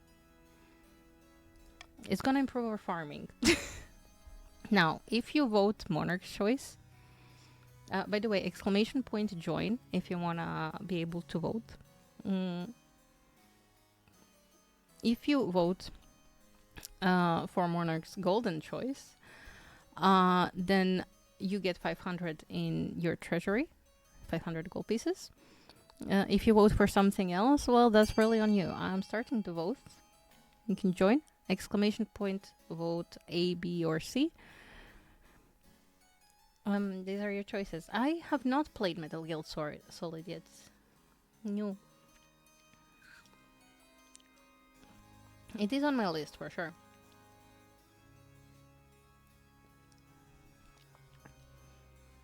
But yeah. Find the bee charm. Loot the whole place. There's bound to be valuables there. Which, essentially, yeah, I guess we could have done that. But we can also destroy the monastery altogether. And that will give us more faith. But honestly, I don't care that much about faith.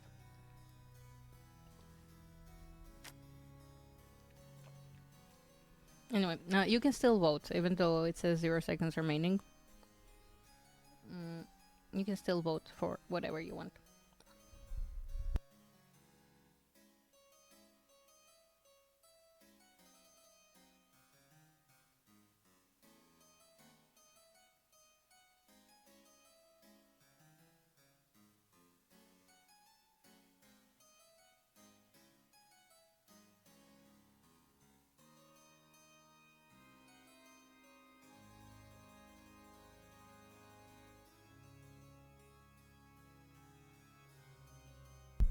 Shall I give you some more time? Or shall we just continue now?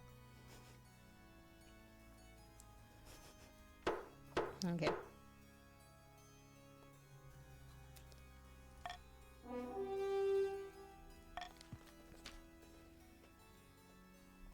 The High Inquisitor sweeps out, tight-lipped and furious. Rumor starts to spread that she has sent the Inquisitors in disguise to the east to snoop around. Fate is now skeptical in the east, but stability is now stable in the kingdom. Meanwhile, the Real Blue vassals return from their expedition with the charm. To everyone's relief, the bees quickly return to the eastern hives. Farming is now abundant in the east. They're absolutely not defiant at all. And the North's defiance also fell down. So, nobody is defiant. I feel like this year has been good. Well, okay, patricians are defiant, but alas. By royal decree, we can tweak laws governing how the council votes. We can't pass more than 3 of these laws at once, and only 1 may be used per vote.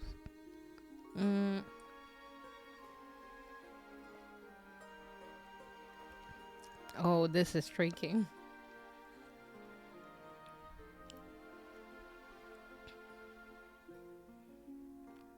after voting, nobles can change their mind and vote for a different option. That's interesting.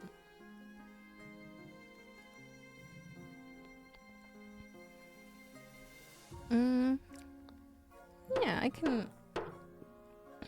Please choose one of the current slot below to replace. Mm,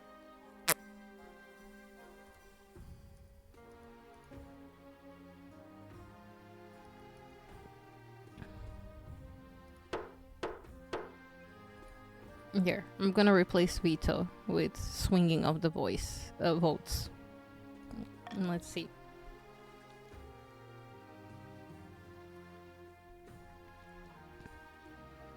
A shock announcement, buzzing in the walls, and arms shortage.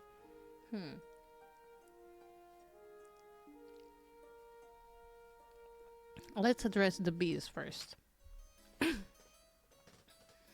I must speak with you urgently. Remember how contest the real blue when poking around in the heretical monastery of the Conquering Blade? Right, to find the bee charm. The charm did bring back the bees, but at what cost? It began with buzzing in the real Blue's castle walls. And first, it was only at night, but then it grew so loud that the servants couldn't hear themselves think. Then honey began dripping from the stone walls. Villagers started disappearing. Horrible things are afoot. The real blue strides into the council halls. Oh, sorry, that's wild eyes. There is a strong smell of honey around her. That's nice. I assure you, I am perfectly fine. This woman is clearly touched by unholy forces. Chaos breaks out. In a moment of quiet, you call a vote.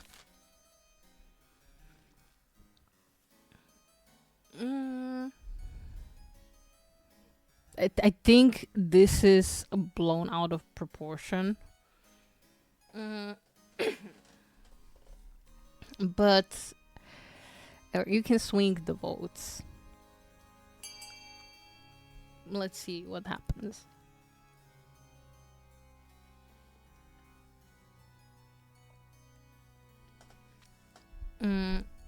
And I'm gonna use the restroom while you vote.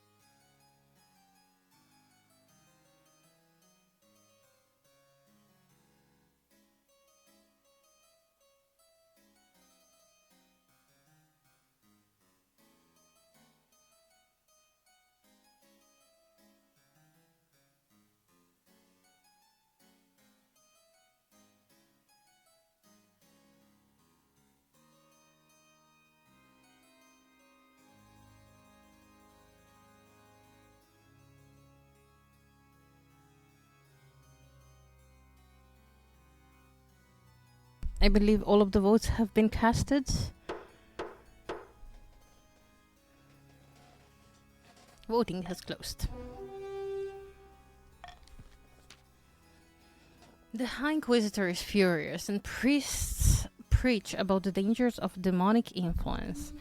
Peasants grow worried, and many avoid Countess Real Blues lands altogether.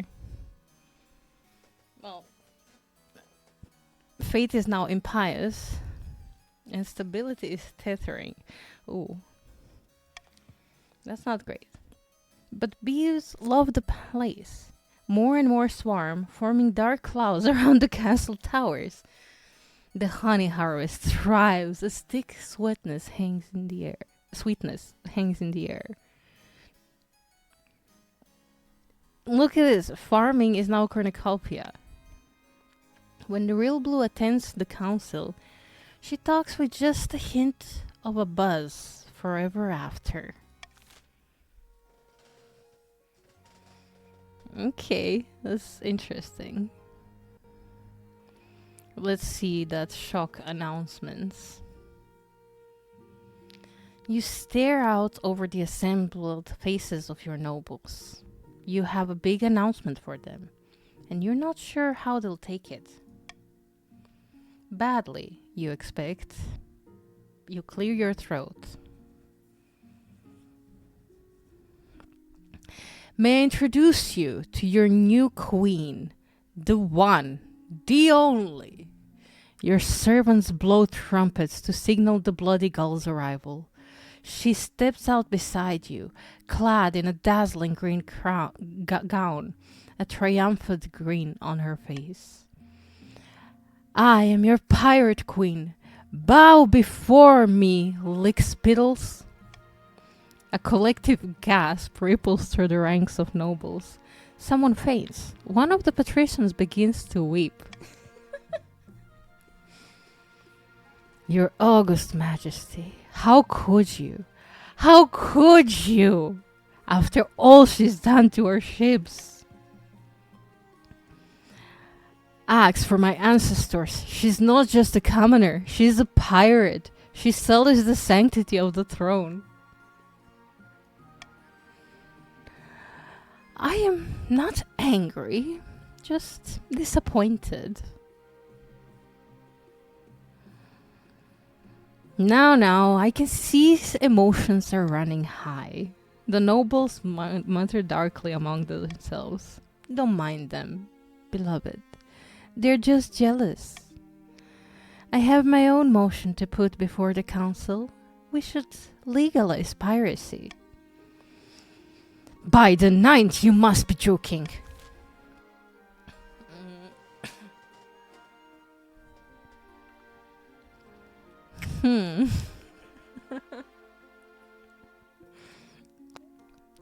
I don't want to fully legalize piracy.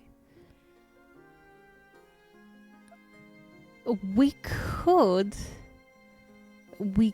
encourage her to target other nations instead.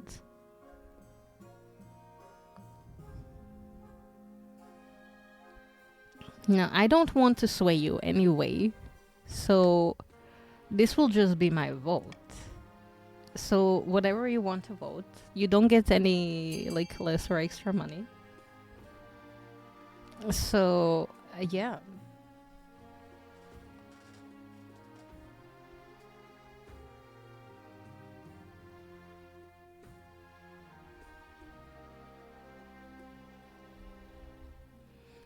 Also, if you don't know, we're doing this big stream for our final day of St. Jude charity streams.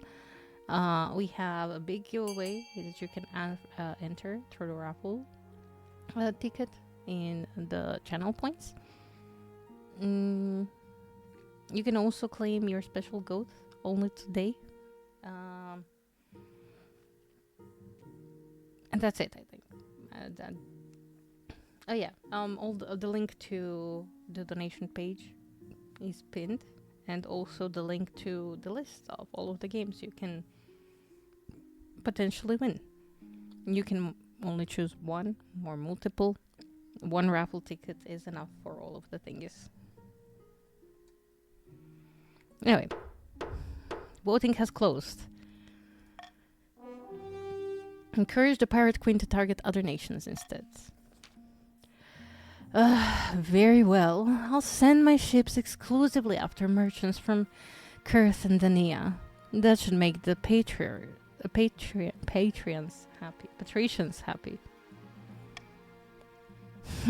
Like we'll ever be happy with a scoundrel like you on the throne.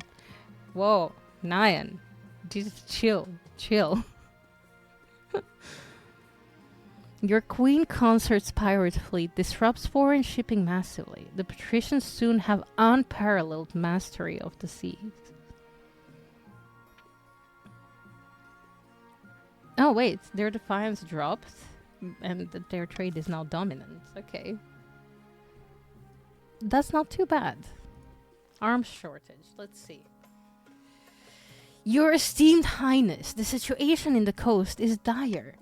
The patricians, I mean the monarch's navy, is in tatters. So few ships remain that I fear we lack the presence to patrol our trade routes. We must bolster our dwindling forces in the coast. Who knows what will happen to our people without protection? I mean,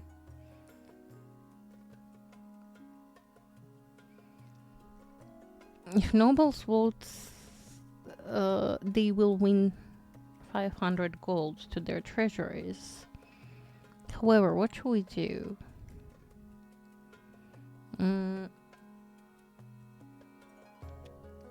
Maybe employ traders from across the coast to build new ships. That seems good. We need to build more ships. You open up transporter and Miss Jude. Enjoy your special goat. You can also still claim your daily goat as well.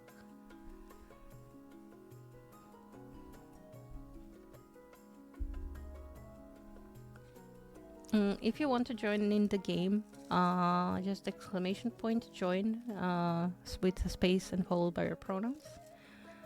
And then you can vote on stuffs. If you vote on B, you will get 500 gold for your region.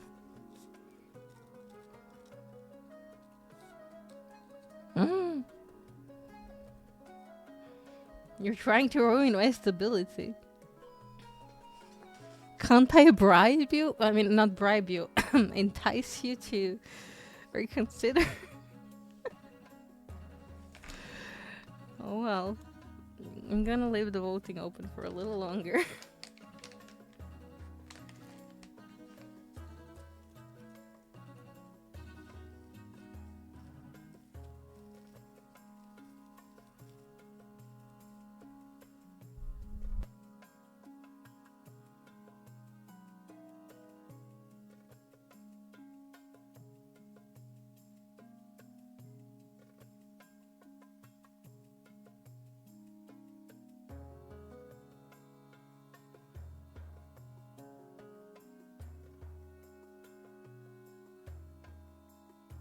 I don't think anyone is gonna reconsider. Will you guys? Okay. I see how it is.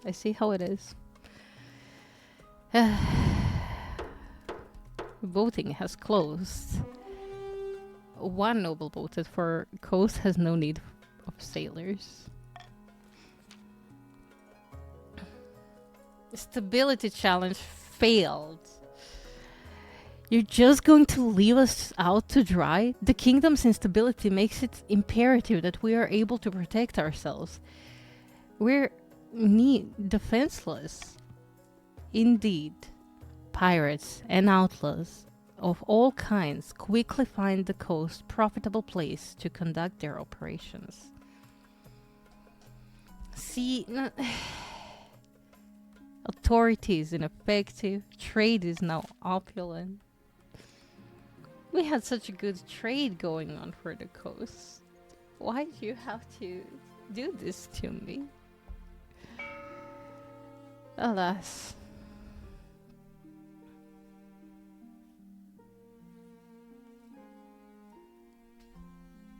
Okay, so these upstarts are saying they have a right to your throne.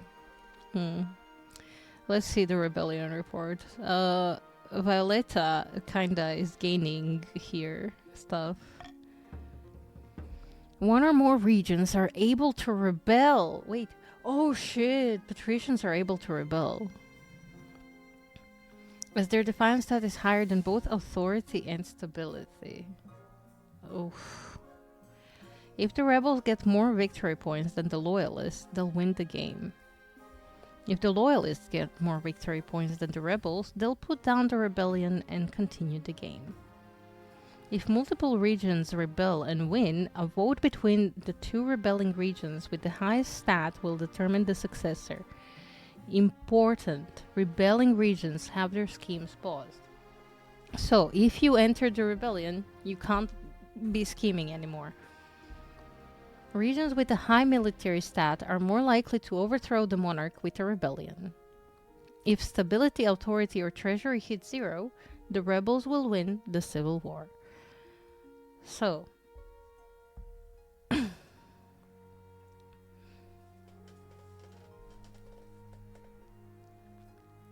I guess we shall see.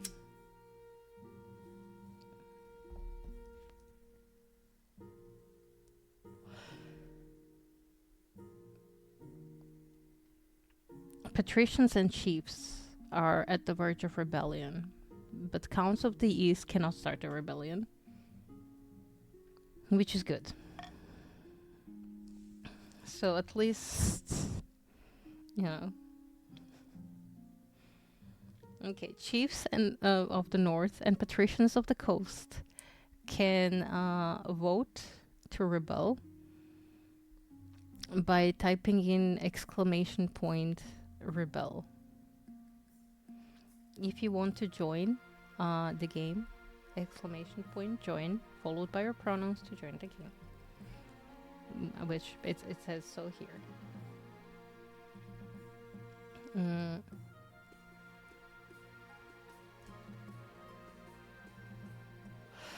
Our things here are comet sighting, a burglary, and a mercantile complaint.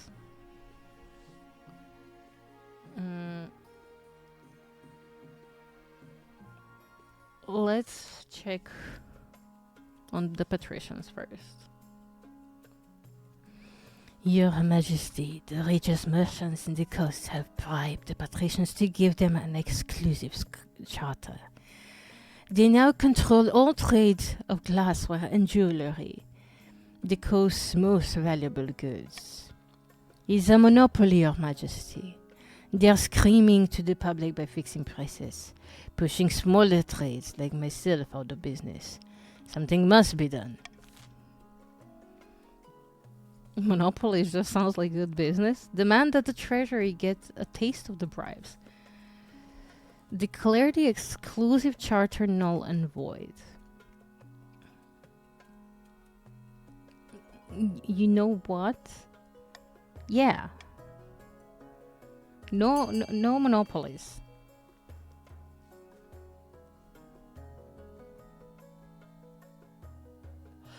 But then again, you might vote something else. If you vote no monopolies, though, you get more money.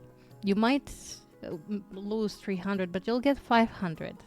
So, in the end, you gain 200 gold. God damn it, babe. Really?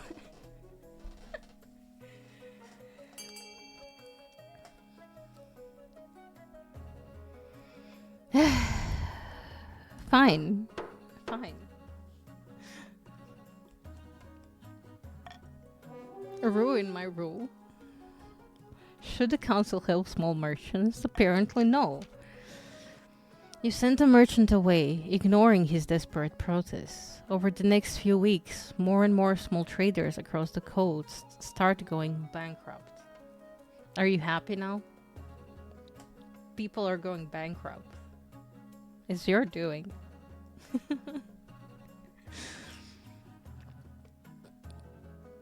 The coast's trade went down, the kingdom's stability went down, and some patricians' wealth has increased. I care about the coast. I care about my whole kingdom.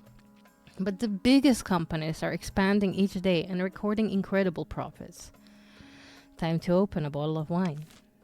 I didn't get a taste of those profits. Okay, let's see about that burglary. Gods be good. I've been robbed. My lodge has been ransacked and my money stolen.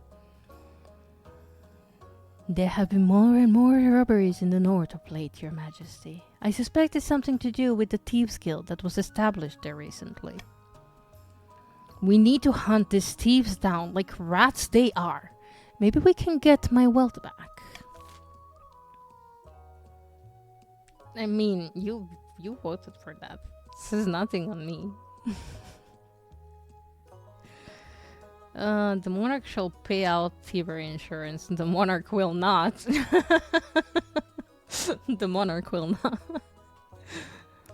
The matter is beneath the council's notice. Put the Northern militia on high alert. You know, I'm gonna try that. Spare no expense hunting the thieves down. That sounds bad. Well, no, that sounds good actually, but no. Let's see. Let's see what happens.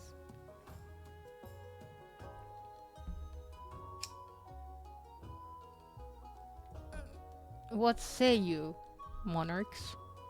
Sorry, not monarchs. Hey, finally. You won't get money for this one though. And it's a chance. It's a gamba. It's a gamba. Let's see how we fare, how the dice roll. The Northern militia fan through the streets, enforcing a strict curfew and searching bystanders at random. It doesn't do any good. God damn it. Authority is now mocked. Defiance is mutinous. Some chefs' wealth has decreased. The Thieves Guild continues to operate with impunity, and soon other chiefs found their homes broken into. Wow, this year is not playing out too well for me. A blood-red comet was spotted in the night sky over North, Your Majesty. The common folk are claiming it is a terrible omen. You know what? I think that they might be right.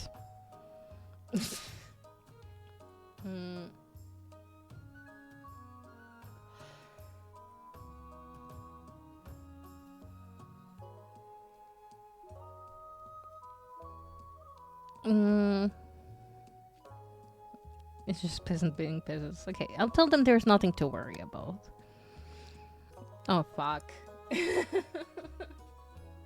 You deliver a speech reassuring the peasants of North that the comet isn't a good or bad thing. Just a thing. Probably the ninth god riding a chariot or whatever. Okay. Our authority challenge failed. Stability is now turbulent. Authority is now feeble. Unfortunately, the peasants don't believe a word of it. Your reassurances only panic them further.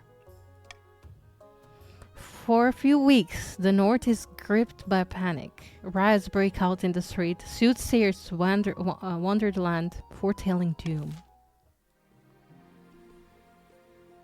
Well, this is not going great for me.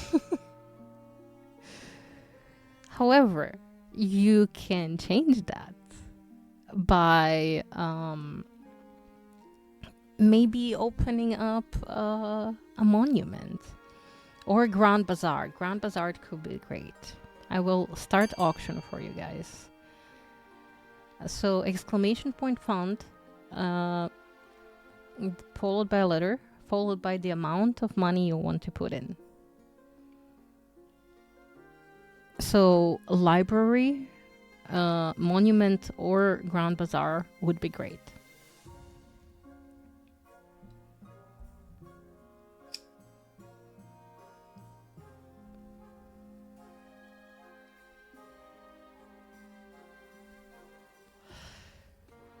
Prison. I mean, you can find multiple things as well.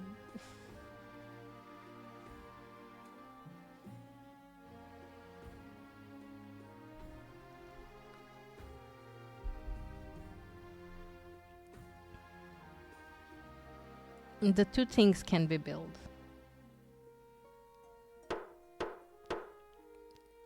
Oh, I guess time's up. Well,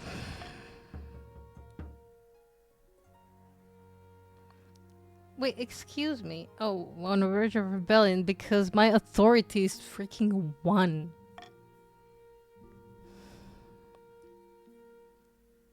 Please don't rebel, guys. Silver discovered and something else. The Seas of Rebellion. Let's look at that.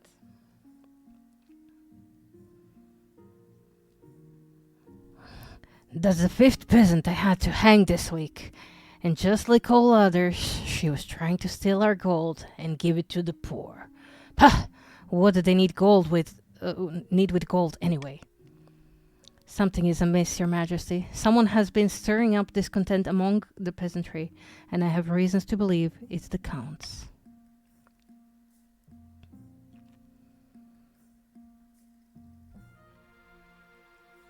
Why would the counts stir up trouble with the common folk? A peasant's uprising is trouble if not de-escalated quickly. The counts will capitalize on the instability to install Violetta as queen. So we kill a few more. Put the fear of the ninth into them. You misunderstand. This is exactly what the counts want. It will cause chaos. Your Majesty, you must get a grip on the common folk. If the kingdom is stable, discontent will not be able to spread so easily. This will give time to root out the conspirators. I'm sure I don't need to explain how fertile the current political climate is for unrest. Perhaps the council will aid you in this endeavor? The council does everything to vote against me. Everyone should chip to pay for some new hospitals. Yeah, that could be good. But it would raise the defiance. Promise some reforms to the common folk to keep the calm. Delay scheme for 1 season. Peasants are always unhappy about something, let them riot. I will promise the reforms. I will offer gold to whoever votes for reforms.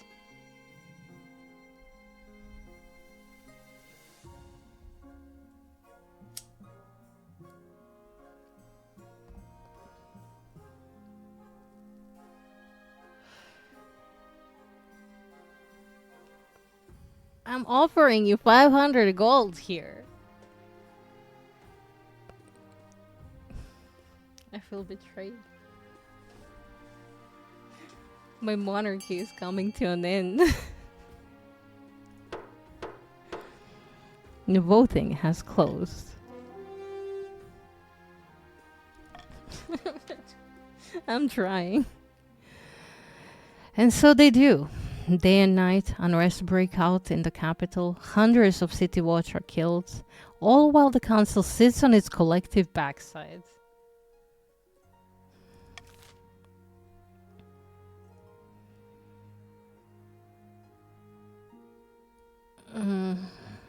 Silver discovered. Countess Real Blue. Excellent news from the east, Your Highness. Prospectors have discovered deposits of silver on my land. Mining will begin. Wait. Chief Astolphus waves in an ancient parchment. The silver belongs to me. The deposit is on our side of the border. This scroll proves it. This could get nasty, Your Majesty. The border between the east and north has always been highly contested.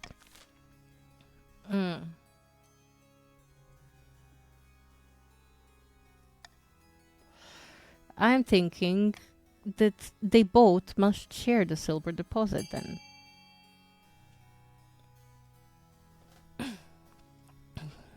You can vote, of course, that the east owned the silver, which would, I guess...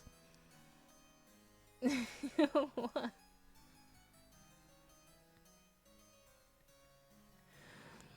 north is entitled to the land. They have some paper that says so. And sure, both regions must share the silver deposits.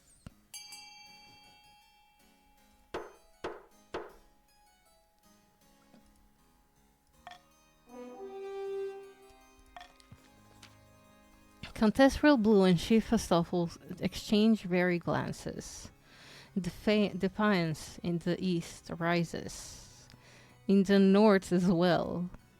But kingdom's stability at least increases by one. As they shake hands, their smiles are very tight.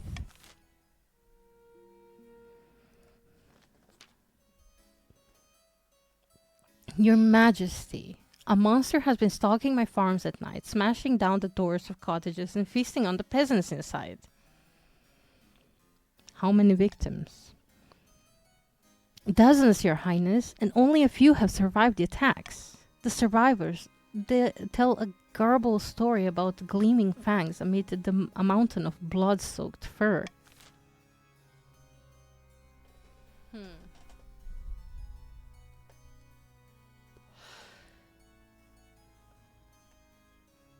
Offer a substantial bounty on the monster.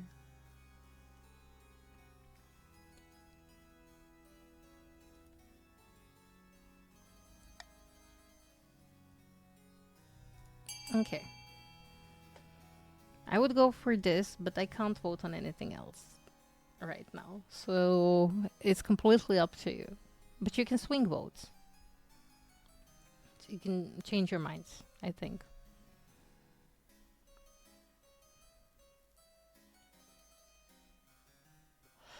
I encourage you to offer to vote B so I can offer a substantial bounty on the monster.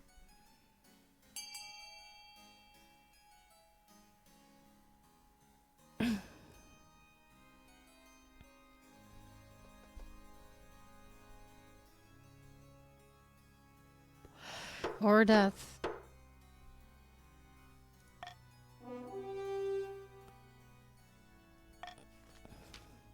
The Count's army dispatches a task force, elite knights, to track down the beast, and succeeds. Good job, babe. A scout reports back that they found the monster's trail. You await further news of their success. Well, since no one decided to exclamation point rebel, I will end the season.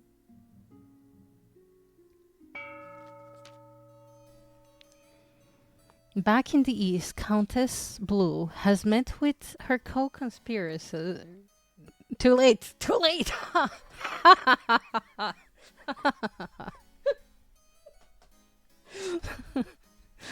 Has met with her co-conspirators once again.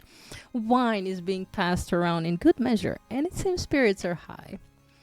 We've done it again, my good friends. The serfs are in an uproar. Riots are commonplace across the kingdom. I foresee no negative consequences of this, other than for the monarch, of course. Indeed, we've been able to use the current unrest as an excuse to expand our armies. The monarch can't gainsay on us now. How delightful.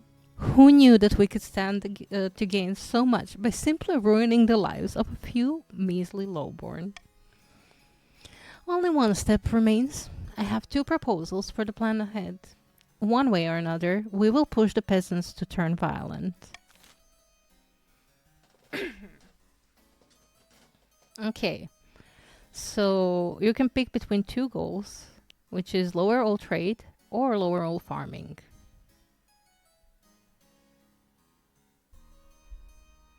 What say you, counts? Or should I say cunts?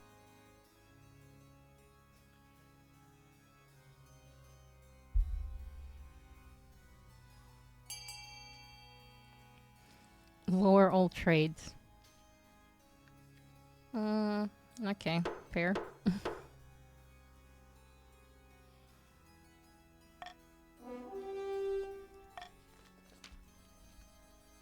Diabolical. Why, you might even call it evil.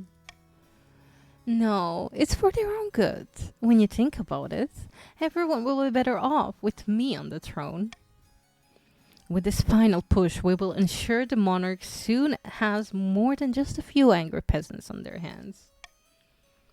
Yes, and once the fighting starts, I'll be right there, ready to step in and negotiate. For the final stage of their scheme, the counts must lower all regions' combined trade to 11 or less. The end game. At least one region has entered the final stage of their scheme. If they pass it, they'll win the game. There are some exceptions. If two or more regions pass final scheme stage, the winner will be decided at random. If stability, authority, or treasury hit 0, and the final scheme stage passes at the same time, the scheme takes priority. If a rebellion ends with a rebellion win and the final scheme stage passes the same time, the scheme takes priority. Gammon, hi, hello, welcome in.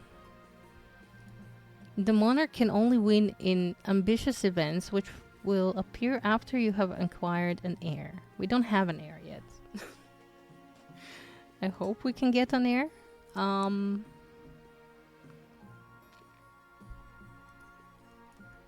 I can't. The counts impose harsh taxes on their serfs. So I can't change their taxes at all. Well, that's not nice. I will leave all of the other common taxes.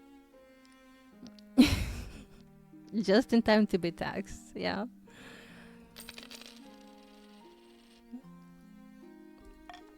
Okay. Everyone. Wait.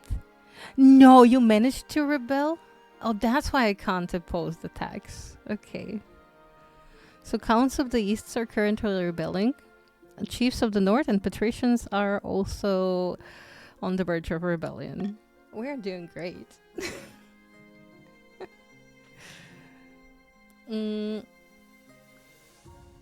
I don't think I will have an heir. Oh no. Oh no.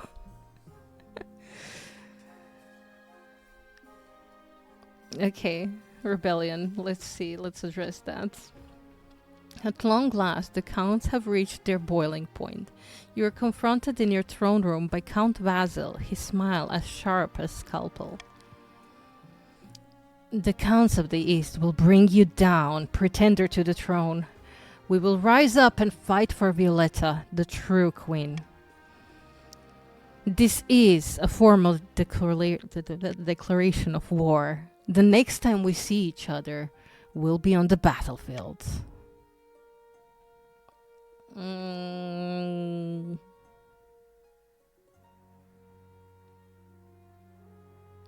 Seize him?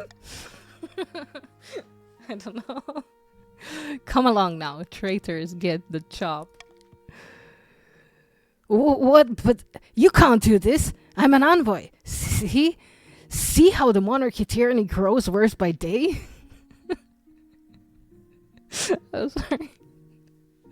Your watchman wastes no time. Count Basil is dragged out into the courtyard and his head is struck from his shoulders. Yeah, I know. It's 0. I didn't expect them to move so boldly, Your Majesty. How did things get this bad? Oh. The leader of rebellion is Countess Blue. As reason for the uprising, she's citing your past transgressions, mainly your marriage to the pirate queen. Is it too late to apologize? It is. Now's the time for swords, not words. What are our chances against the rebels? I have Blue here working against me a lot. And also this is my first ever game. The counts are formidable, but not undefeatable. I hope they don't persuade any other regions to join the rebellion. That would be disastrous. So this is it. Civil war? That's right, Your Majesty. The kingdom is divided. There will be a lot of death and suffering before all this is over. I can't wait. I'll go dig out the trebuchets. Well, our stability dropped to 0. But things seems fine. No silver. What happened to the silver?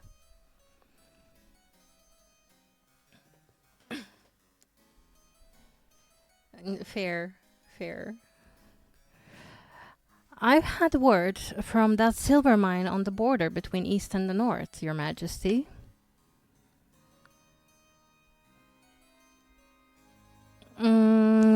What's happened? The Counts made an incursion to take the silver for themselves. And they succeeded. Oof. But the North fought back and seized control of the mines, and they made a tidy profit too. Okay. So trade went up. Some chiefs' wealth has increased. Trade in the east is struggling, and wealth has decreased. Well, opening strike. It's been a long time coming. Over 300 years ago, the East was conquered, but before that, we were our own rulers, with a lineage of monarchs stretching back 1,000 years. The glory days. Indeed. And that's why we must rise up. By placing Violetta on the throne, we will reclaim what we have lost. But first we must decide on tactics. My fellow counts, I ask you, how shall we strike first? We can launch a preemptive strike against the chiefs to cripple their military capabilities. If we suspect patricians may join our cause, we can call them to war. They'll be more likely to join us if the monarch's authority is low. It can go just one lower than this. We could also call upon the church to condemn the monarch. Or finally, you could send off an assassin to nip this in the bud. So, what are you going to do? Do you want to launch a preemptive strike on the chief? Call up patricians to join your cause? Petition for the support of the church? Or do you just want to straight out kill me?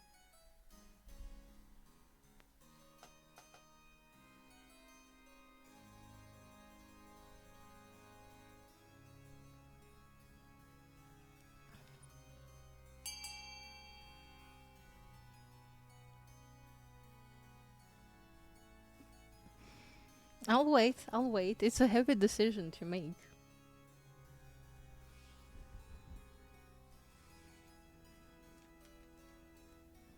Of course.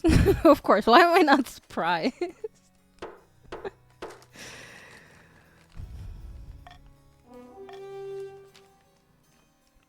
Thank you for meeting with me at such short notice.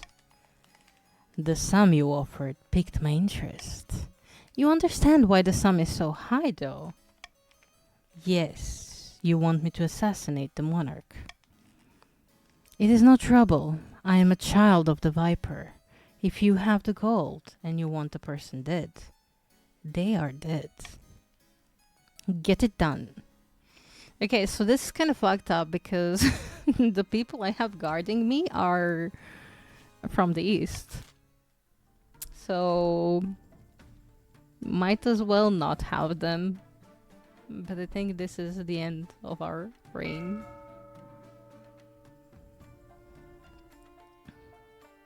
Oh, I think call for unity instead of this. Classic mistake.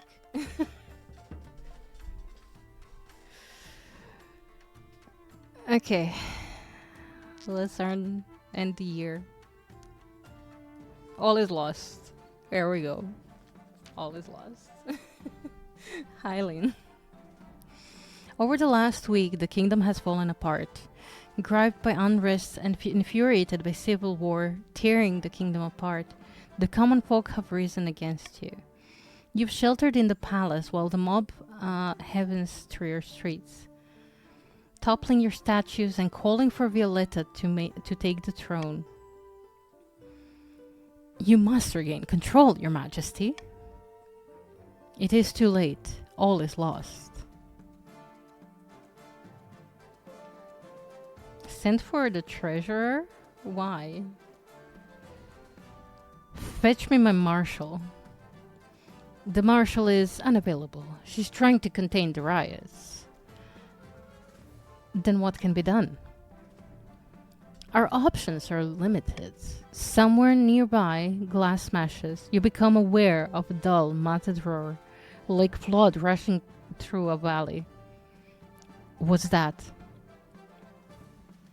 I believe the common citizens have arrived at the palace to meet you in person, Your Majesty. The roar is 10,000 angry voices getting louder and louder. Swords clash along with the gruggling screams. Call for your wife. Queen Consort Helena fled the palace days ago, like a rat fleeing a sinking ship. No doubt she is well on her way back to the coast. No, my wife ditched me.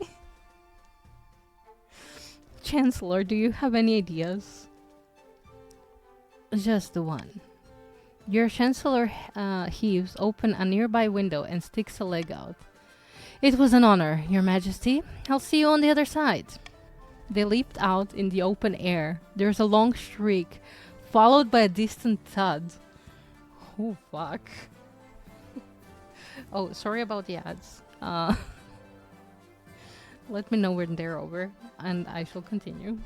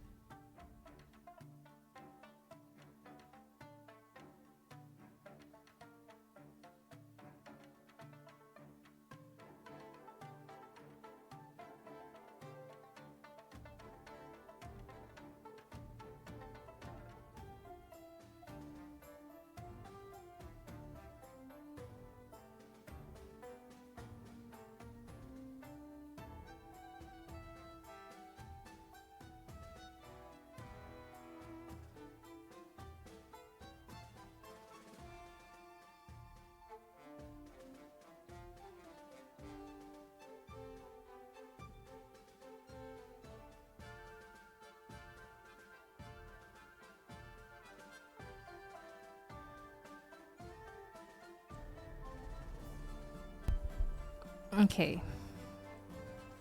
I believe the outbreak should be coming to an end.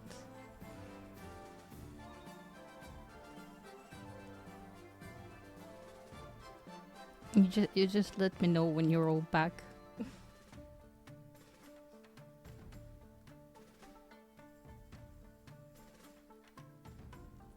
Which technically you can't let me know when you're all back if the ads are still running because you can't hear me talking, but it's been silent and I've been talking a lot, so it's awkward.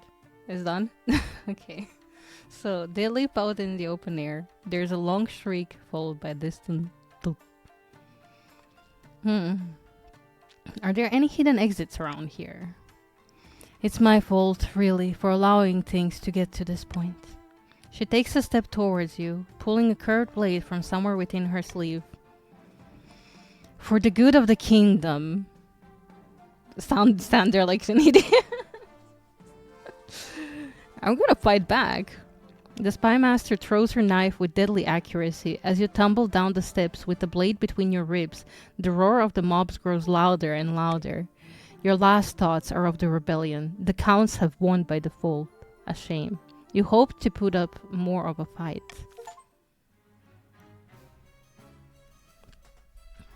Having plunged the kingdom into utter chaos, Monarch Sebastian was assassinated by the spy master, whose loyalty was always to the kingdom, not to the monarch. The chiefs decided that the time must not have been ripe. The prophecy was quietly forgotten by all except the god speakers who waited for the right omens to arise again. The attempt to woo Scrampton to the coastal cause was doomed to failure. Eventually, the wizard, bored of these mortal quabbles, fed Lord Patrician Nine Fat to a kraken. I'm sorry. Oh. That is true. That sounds like a bad spy master. With the kingdom in chaos, Violetta, leader of the Eastern Rebellion, seized the throne. The rioting died down as the common folk waited to see how the new queen would fare, but they kept their pitchforks sharp.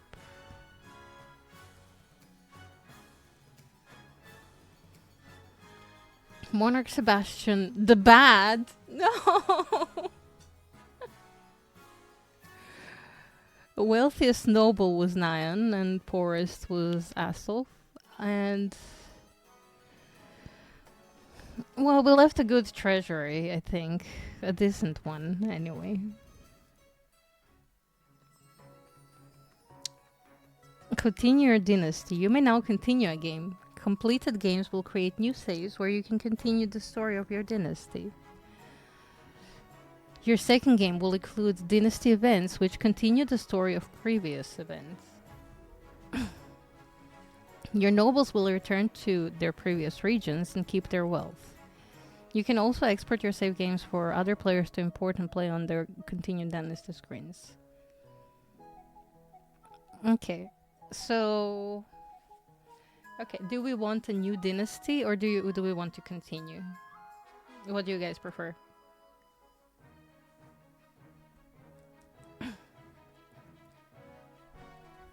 New dynasty?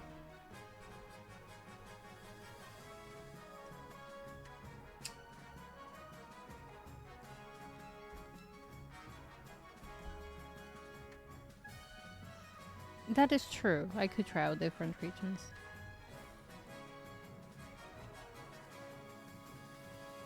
Okay. Let's do another dynasty and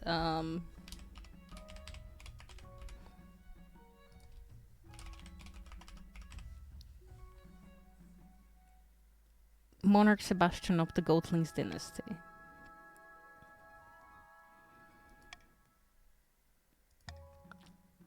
Okay. We could. Well, I definitely want to keep the counts. But we could do barons and the grandees.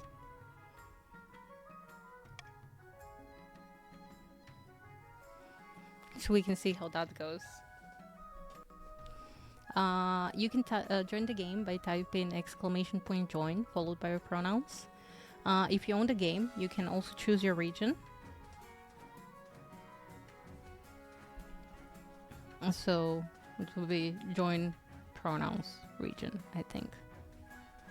But yeah, feel free to join in. We're gonna go for one more, and after that we're gonna move on to another game.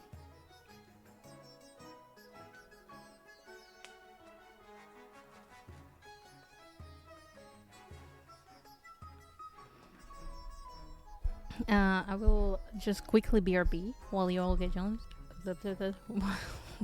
While you all join uh, to go to the toilets and stuff. But I will be right back. You feel free to join in with wherever.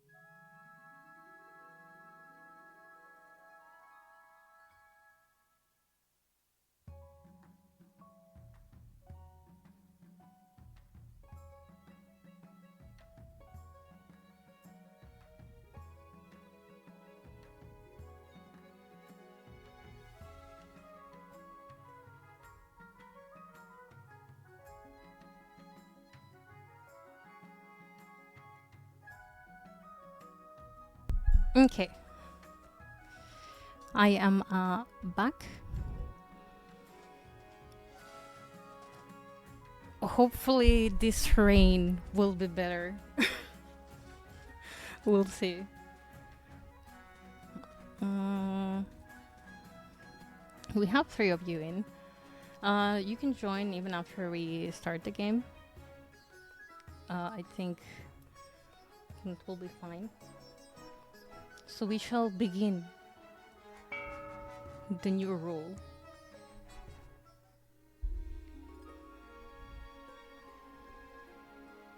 I shall introduce myself to the council first.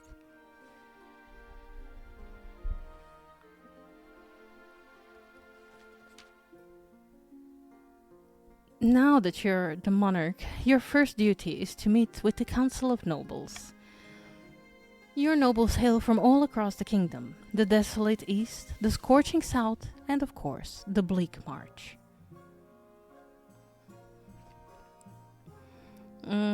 Let's go in order.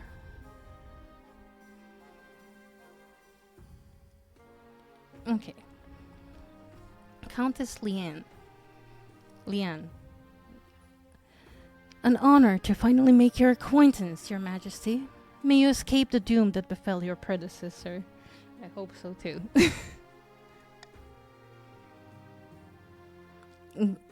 Grandi Ganon. May the ninth god bless your reign, Your Highness. I trust you will conduct yourself with honor and faith.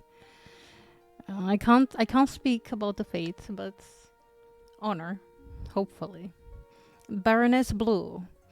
Hail and well met, Your Highness. Under your leadership, we'll whip this kingdom into shape, And with that, the introductions are done. The council hall immediately fills the raised voices as the nobles argue with each other and demand your favor.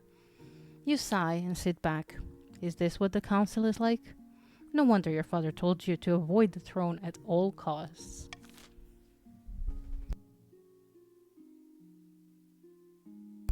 Okay. The path to victory. Let's do that first. Your Majesty, when you die, how do you hope the kingdom will remember you? I think as a parent of the nation again. I think I like that one. Interesting. Are you concerned for the welfare of the commoners? Or are you just hoping for a favorable passage in the history books? I suggest over the next few years, you focus on improving the kingdom's overall farming as much as possible. Once you have an heir, I will return to discuss how your ambition is progressing. Good luck, Your Majesty. And the long last coronation. Your Majesty, I've scheduled your coronation to take place in a week's time. Why the hurry? To delay any longer would make the nobles restless. And when nobles get restless, they take their daggers and look for the nearest bag. We wouldn't want that, I suppose. As tradition, the council will decide what happens at your coronation. Of course. Shall we call the nobles in? We shall. Let's see. I will vote for a lavish parade with jugglers and fountains. However, you can vote for whatever you want. I don't mind any which way you vote.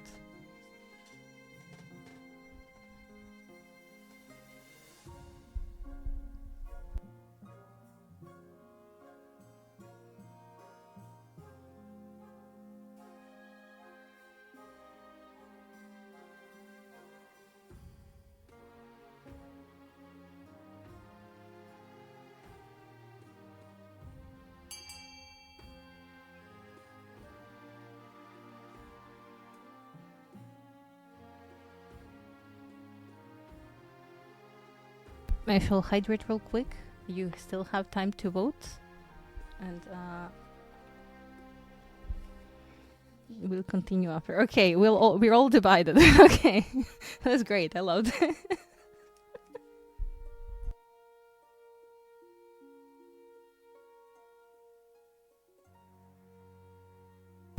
What does that mean though? Voting tide. Democracy at its finest. Oh, break a tie by selecting one of these options.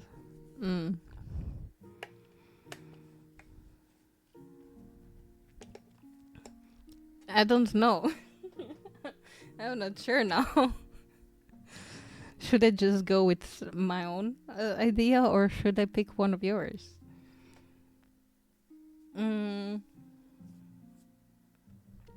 You know what? Let's put on a vast banquet for the monarch. Yeah. That makes sense. The nobles spare no expense, and your banquet table groans under the weight of it all. Whole roasted peacock, a boar's head stuffed with swan's tongues, an entire whale turning on a spit. An entire whale? It's a meal fit for a monarch, which is now you, suppose. What you are. Okay, that was a nice coronation. Scheme, the counts. Valentin of the Lin's dynasty. Lian? Is it Lian or Lin? Lian, I think. A well-known Eastern bird breeder, leans delicately on a podium, sighing. My fellow cunts, in ancient times, the East was its own proud kingdom. We can bring back those days of glory, but not while the false monarch Sebastian wears the crown.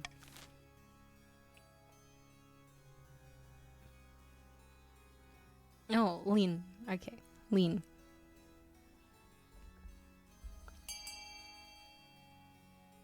Lower own faith. Okay.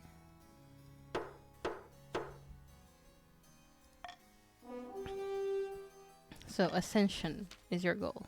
The counts plan to induct the monarch into their secret cult and offer them immortality in exchange for the throne.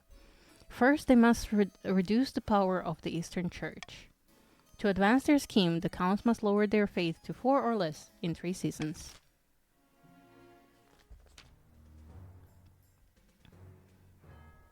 Isaac of the real blue bloodline, infamous marcher prodigy, stands before a blazing hearth, shouting and swearing. When have the barons of the march backed down from a fight? Never. I know you'll do whatever it takes to put me, your rightful king, on the throne. So, Blue, what scheme should you pursue to overthrow the new monarch, or me, and place your preferred claimant to the throne? You want a doppelganger, lower your own defiance, intimidation, raise stability, or modernization, and which your goal is lower others' military?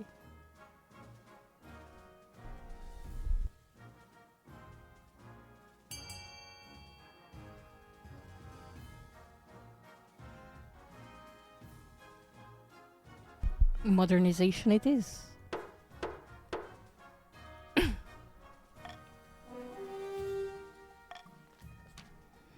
The barons plan to modernize the kingdom's army in such a way that it's totally under their control. First, they must prove the military is in need of reform. To advance their scheme, the barons must lower the other region's military to a combined total of 10 or less in 4 seasons.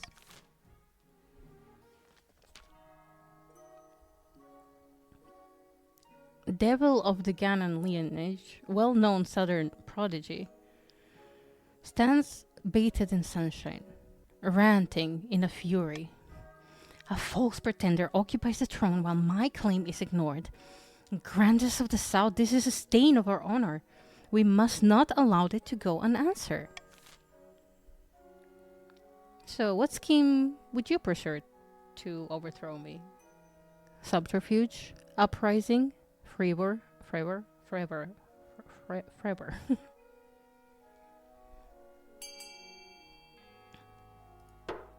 Forever it is.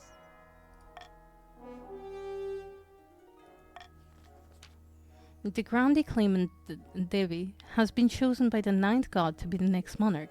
They have promised the first miracle, food for all. To advance their scheme, the Grandes must raise their farming to 5 or more in 4 seasons.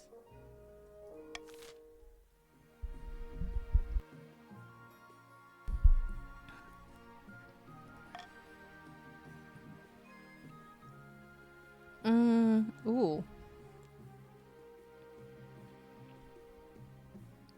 A royal gamble.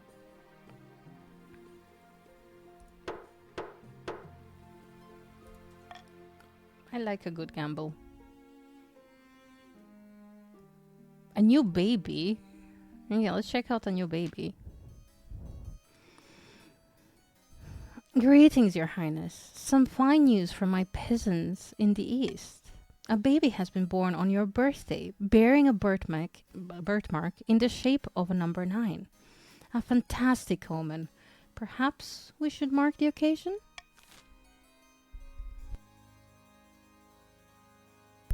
Well,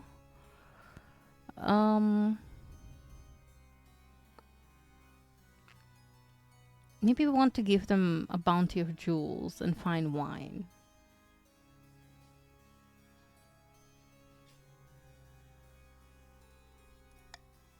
There.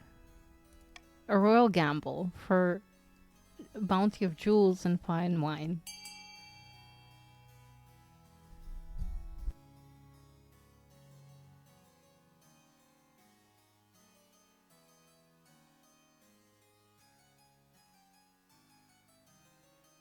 It does sound like a fantastic omen. It's gonna be a great role, maybe.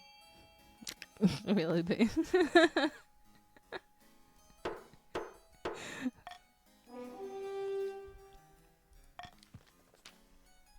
Oh, how exquisite! The treasury is now 3,600 and wait, and it's now automatically lower. So we gained 100. Thank you, Your Highness. The common folk will appreciate your generosity. Ooh, and we improved our stability. There is another matter. They asked permission to name the baby after you. What do you think, Your Grace? The more Sebastians, the better. I'm all for naming everyone Sebastian. How delightful. I'll have my housekeeper give them the good news. Countess Liane? Yes. Lean hurries away. A child of the East, named for you. Who knows what sort of person this baby will become? You can only hope you're around to see it. Mm, we have some missing nobles. Let's address that. Romy, Your Majesty, a number of barons have gone missing in the East. They traveled to Countess Leon's castle to negotiate the trade agreements, but they should have returned weeks ago. The missing barons never even made it to my lands. They most likely got lost. The East is a dangerous place. Where could they have gone?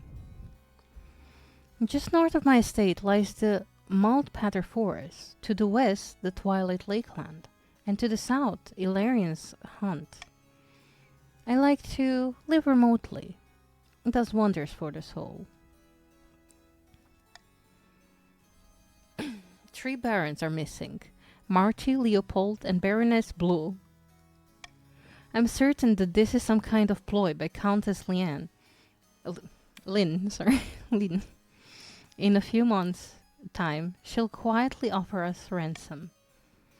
Blood and stairs, don't be so foolish. We'll find them. We just have to decide where to focus our efforts.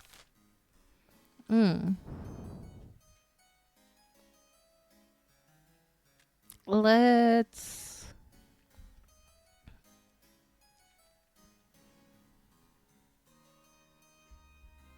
I think I'll leave you guys to decide.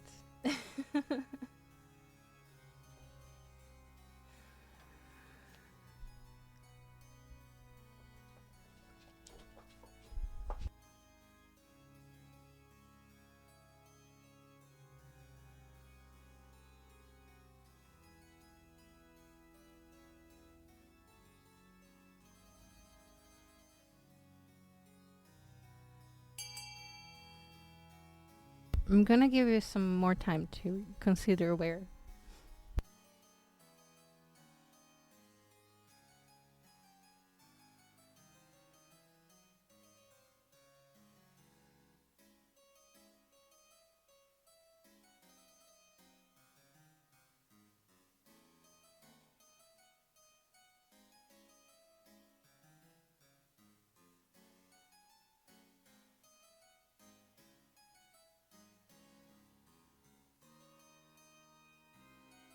Okay, let's continue. We're going to the Twilight Lakeland. A detachment of elite trackers are sent over the vast lakeland to search for the real Blue and other barons. But they turn up nothing. Nothing to do with the missing nobles, anyway. Your Majesty, you'll never guess what we found. It's not Baroness Blue, but it's just as exciting. Perhaps more. It's the fabled Melancholy Lake, the very same one in which Queen Sashara drowned herself after her sons were murdered. How exquisitely cultural! Aye, how wonderful. I'm so happy for you. No, Baroness Blue has died. Blue the Second has joined the council.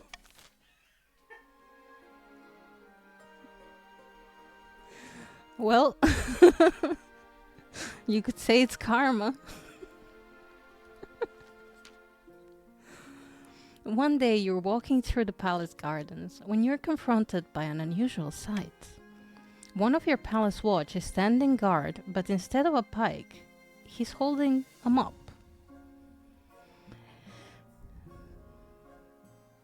Fearlessly defending me from dust, are you? Last week, a grubby little urchin kicked me in the shins and stole my proper pike. I grabbed the first replacement I could find. What if there was an assassin? I'd probably hide behind a decorative urn. I can only apologize, Your Majesty. The Place Watch have been more incompetent than usual recently. It's obvious you need a proper honor guard to protect you. But first, how can we improve the watch?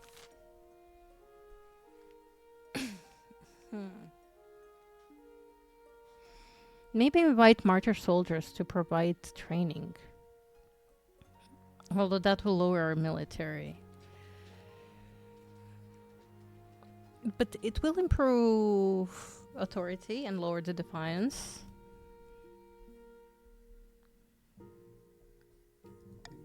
Yeah, I think I want to go for that.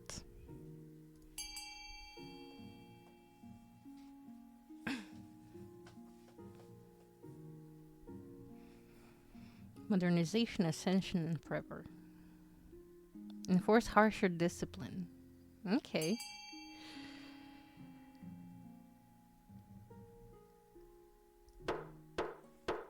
The voting has closed. The barons are honored that their martial prowess is acknowledged. A squad of screaming marcher sergeants soon whip your watch into shape. Though, by all accounts, some of your watch's incompetence rubs back on them. Okay. If one thing is clear from this mess is that you need an honor guard who can actually keep you safe. Not like these kittens. Think carefully, Your Majesty. These guards' loyalties will be divided between you and their region. Of course, you could just hire foreign mercenaries. They'd be loyal to coin, above all.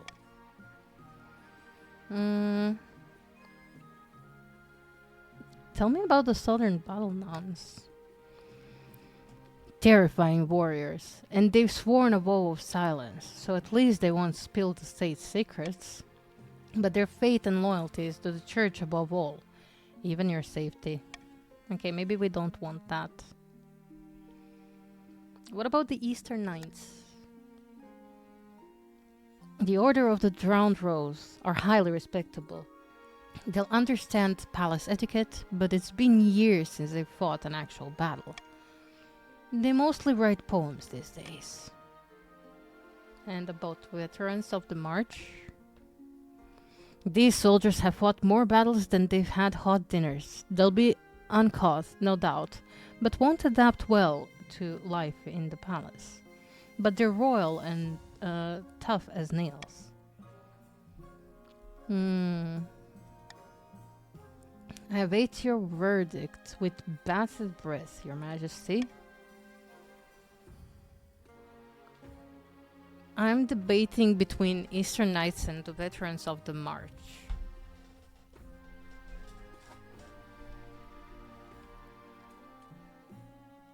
I don't need an honor guard. Okay, I think that wouldn't pass well.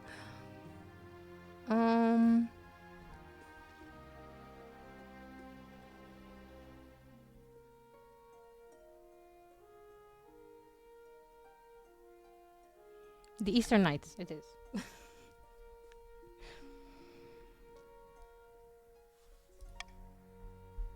Not just because they're purple, but I don't know.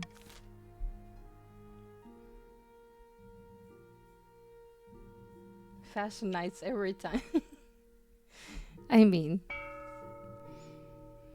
Okay. We have Monument that will improve our authority.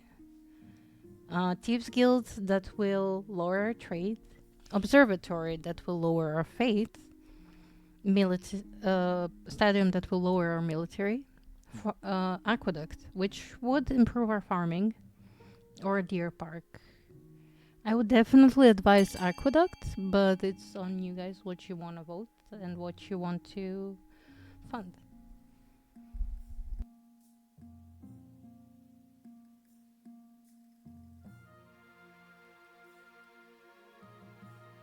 I do love a good aqueduct, though.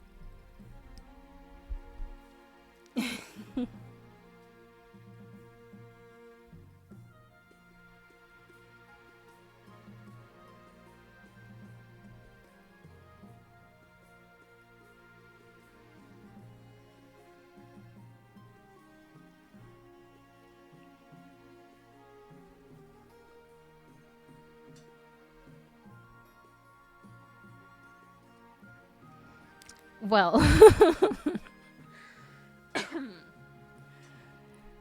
for now we have Aqueduct and Deer Park. 2 seconds remaining.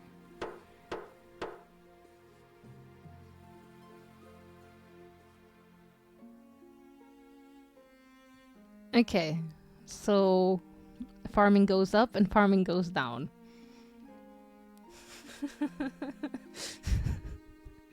Well, thank you.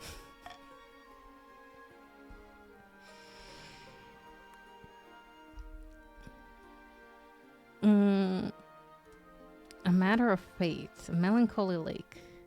Let's do the melancholy lake first. We can do matters of state later. That lake we discovered is, beyond all doubt, the final resting place of Queen Sashara, the Melancholy. She drowned herself after your ancestor, King Earl the Great, killed her son. This is a very important cultural discovery, you understand. Pilgrims have already turned up from all across the East. A number of poems have been composed.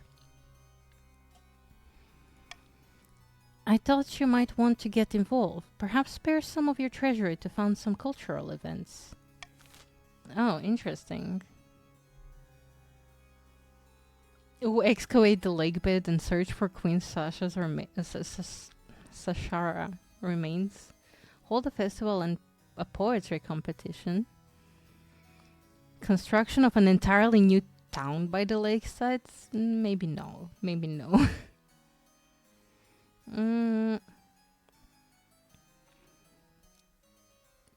I am split between A and B.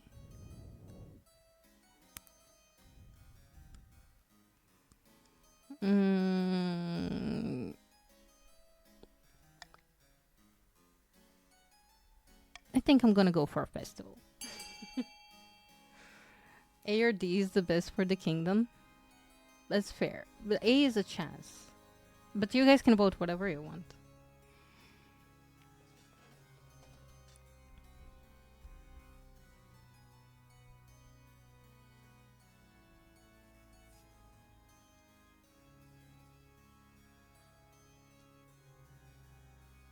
It's a vote, not fun, babe.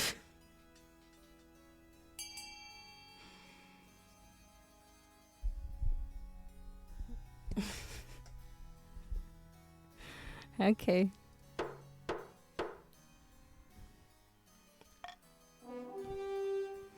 Festival of Poetry and Competition. Great idea, Your Majesty. I'll have my peasants put up the bunting. Barely a few weeks later, you're arriving at the Melancholy Lake for a weekend of very Eastern festivities, including silent singing, solemn staring, competitive grieving, and of course, poetry reading. No one minds that the group of barons went missing here just a few months ago.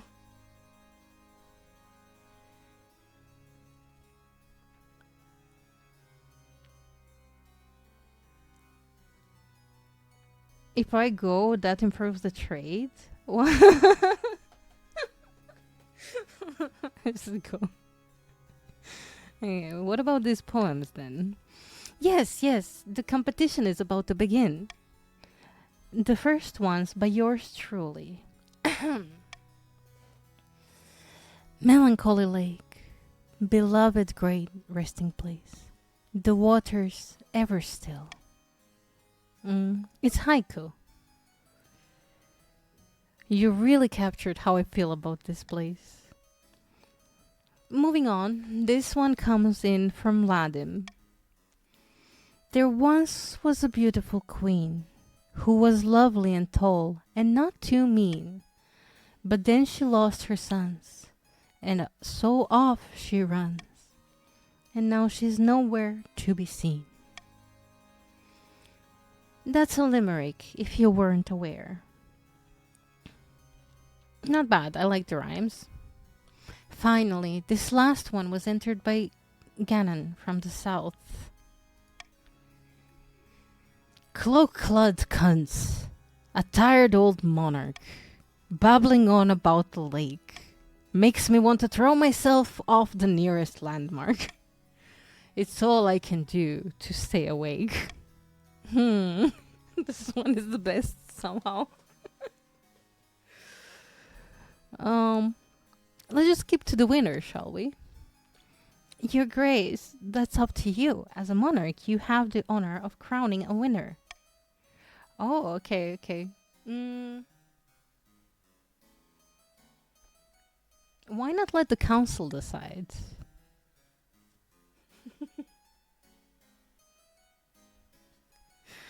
We could, if you like, though I wouldn't trust all these outsiders to be good judges of poetry.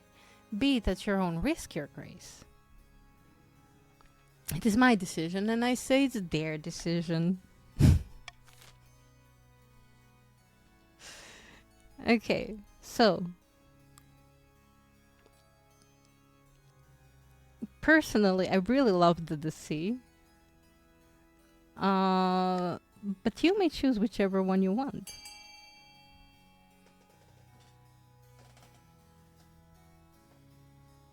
The haiku was also really nice. Of course. Lynn wants for Lynn.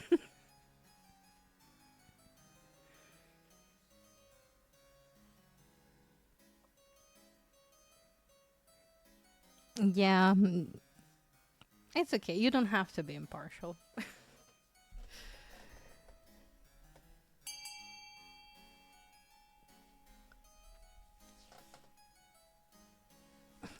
You're voting against your own people? Okay.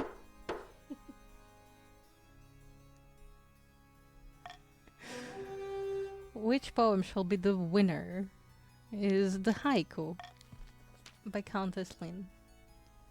The other counts congratulate Lynn with the shores of soft, near silent clapping. For them, it's practically a whooping cheer. In the end, the festival is a great success for the counts, bringing in travelers and money from all across the region to take part.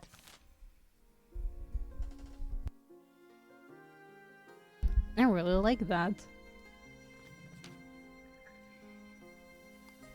Your Highness, I've come up with an excellent money-making scheme. I'm listening. Have you heard of a thing called simony? It means selling off priesthoods to anyone who wants them. I've already spoken to the Archbishop and convinced him it's a good idea. Of course, he'll get a healthy cut of the profits, and so will you. You, hello, welcome in.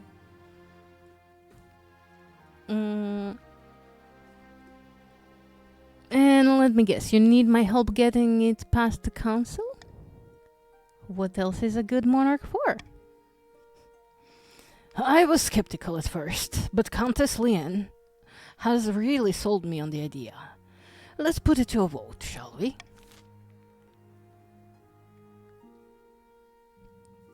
Yeah, sure. Sure. Let's start a vote. Shall we permit the church to sell priesthoods, or is this bound to backfire?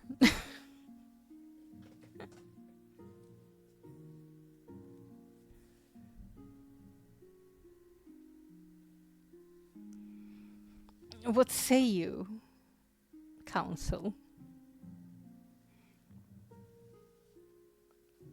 I personally think we should permit the selling of the priesthoods, but... Oh, okay, okay.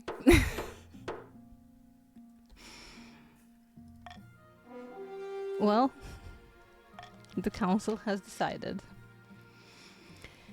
By the blood of the dead, you try to help people and they spit in your face. I know, right? Since when the nobles have integrity? In the twisty passages of your castle, you can avoid your advisors, the nobles, even the spymaster. But there is one person you can't avoid. Your mother. Why haven't you found a spouse yet? It's been almost a year. Is it really that urgent? Of course. Don't worry, I'll take the liberty of finding eligible candidates. What's your preference? Men, women, or do you not mind? Any, really, is fine. Excellent. I'll send out messengers to the most influential noble families in the kingdom. Let's see what they have to offer. And thus ends our year. Mm, I mean, we're doing pretty good. Pretty good.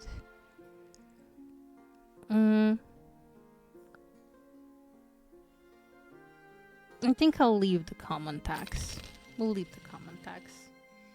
And if we continue this good, maybe I do the lowest tax next time.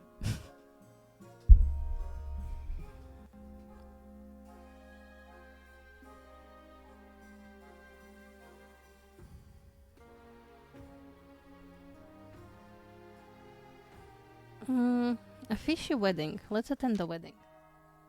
Do we attend the wedding? Your Majesty, the Archduke of Sal has invited you to his forthcoming wedding. Your attendance would help shore up relations between our two great nations. God above, great nation, the Isle of Sal is nothing more than a nest of pirates and cutthroats. And I heard it isn't proper marriage anyway. The Archduke is marrying a fish. The groom is Finfolk, one of denizens of the sea, perfectly sapient and actually amphibious. Well, the church doesn't agree with a man marrying a fish. We must legitimize this farce by allowing the monarch to attend. Of course, monarch should attend the wedding. Okay,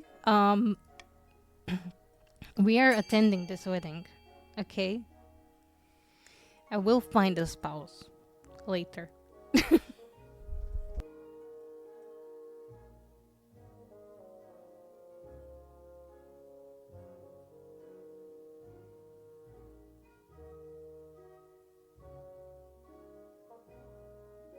We are very inclusive here. We will approve of this marriage, and hopefully people will see our point and agree with us.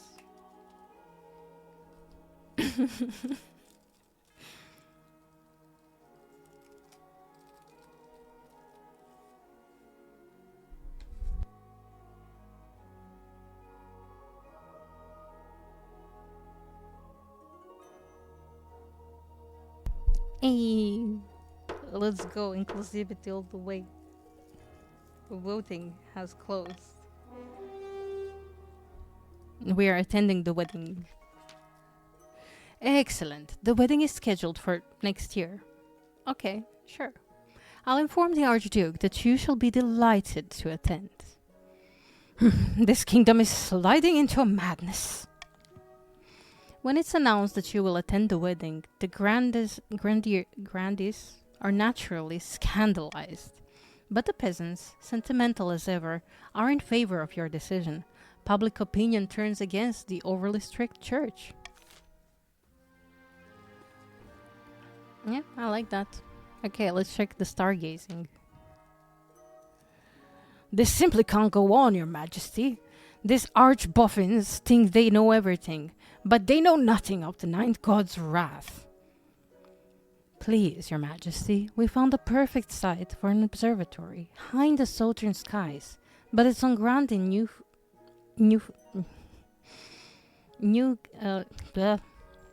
it's on Newslands, and he refuses to let us build there. Such things are heresy. The stars are just big and close as the ninth god intended.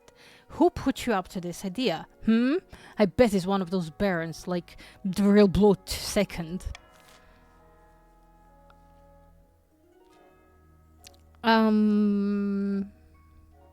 Personally, I want an observatory, but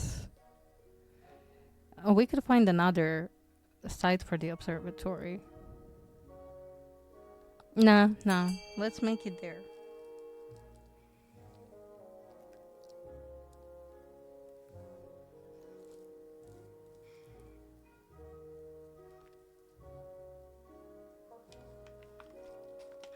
Forbid construction and investigates the finding. I mean, fair. My vote does overthrow everything, though.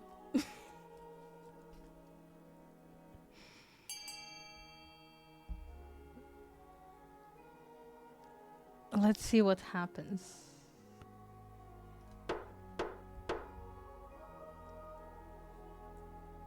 It's a plot by another noble. Hmm. Hmm. The ground is grumble and groan, but construction goes ahead. Over time, the observatory provides new jobs and brings many traveling scholars to the area, paying for itself many times over. Nice, we succeeded the authority challenge. Okay, fine. Let's find ourselves a spouse, shall we? I have found 3 potential matches for you. One eligible young candidate from each of the kingdom's 3 regions. Choose wisely. You'll be securing a powerful alliance. And a partner for life to have and to hold. Don't forget. I suppose so, but the alliance comes first. Your mother leads you to the Great Hall, where she's arranged 3 portraits on easels. For now, each is covered by a cloth. Wait, I don't even get to meet them? There's no time for sentiment. You just need a match that befits your station and suits your political needs. She whisks away the cloth from the first portrait. This is Valentina, the eldest daughter of the Eastern Lin dynasty. In her youth, she ran off and tried to join a circus. They found her in the end, thank the ninth. She had a laboratory installed in her castle and spent most of her time there, conducting bizarre experiments. She did have to suppress a peasant revolt on her land recently. I wonder why.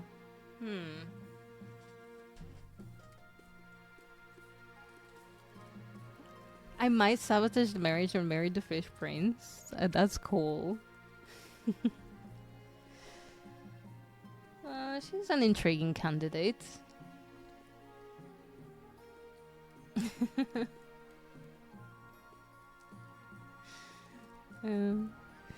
From the south, Rodolfo, the eldest son of New's lineage.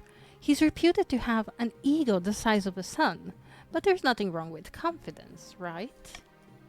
Like many in the south, he claims to put his hate in the ninth god above all worldly concerns. And he's got grand plans by all accounts. He wants to change the world. Not bad. And finally, we have the March's offering. Emmy, scion of the prestigious blue bloodline. A typical baron, really. Loud and brash and self-absorbed, but mostly well-meaning. Like most of barons, their great passion is hunting. No beast is safe from their crossbow. Give them half a chance, and they'll expound at length on how we should improve the lot of the peasants. Sounds like a laugh.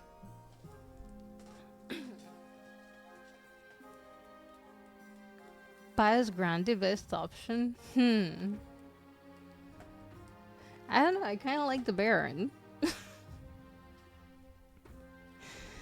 What do you think? Of course, by picking a candidate, you'll anger the other regions, but you'll gain a lifelong alliance. Oof. Wait, I have to decide now.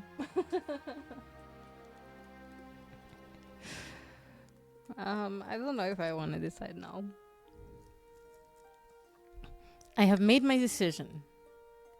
I refuse to marry anyone. Okay, wait, no.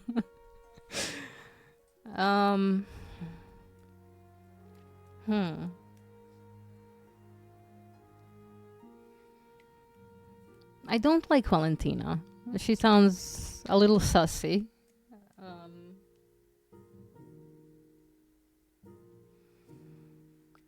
Yeah. Rodolfo would then be best. He's a little bit stuck up, but that's fine. Or Emmy is also fine. So it's really between Rodolfo and Emmy.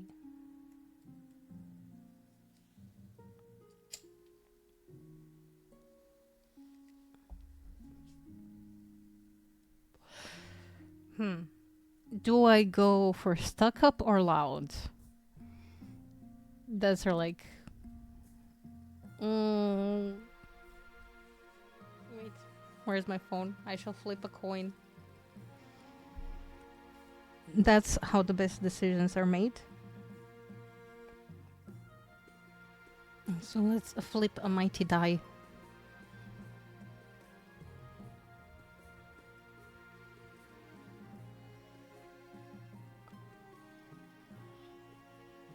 Rodolfo it is. Excellent. I'll make the arrangements.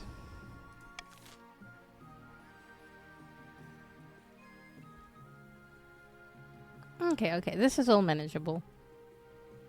Let's end our season. In a tiny village far to the east, two counts meet in a derelict tavern. No one dares even glance in their direction. Another priest left my estate today. He said there was no sense preaching to the truly lost. I've heard the same across the east. We are no longer trapped under the church's thumb. Now, we must not falter. If the monarch grows proud, we can offer them the ultimate reward, immortality. For the next stage of their scheme, the count must raise authority to 5 or more in 4 seasons.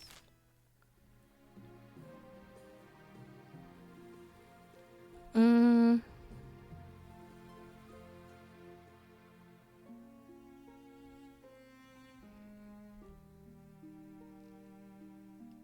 I feel okay with the ones we have. I don't really like any of these particularly.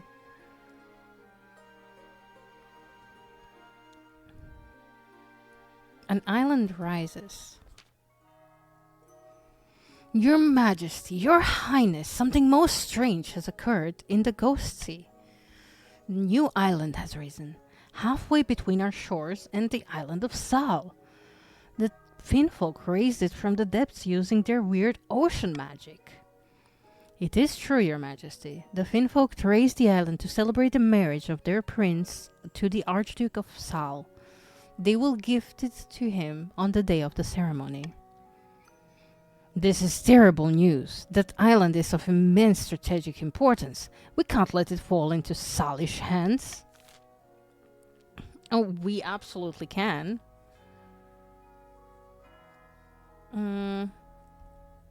Oh, secret negotiation with the Finfolk. Shall just attend the wedding as planned. Pay a wizard to sing? No. Or sabotage the wedding? No. I don't...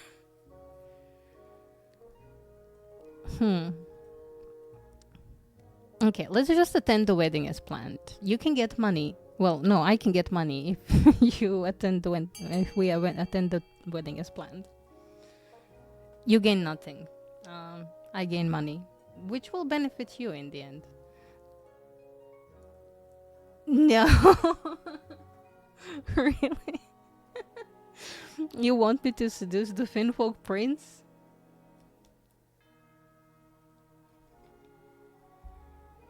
I mean, I'm not married yet, so I could. And then again, the marriage is only like on paper, so. Shall we get any more votes in? Oh, okay, we shall. Okay. I guess I shall seduce the Finfolk prince.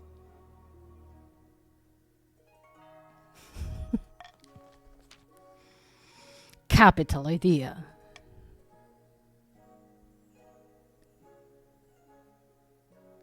I have always found the Finfolk appealing.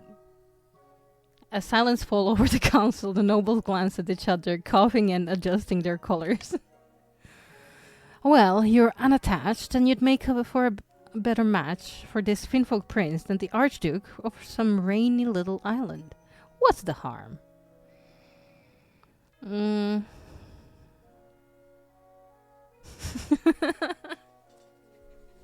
So to answer very well, I'll seduce the sexy, sexy fish man. Um, I mean, it's cold.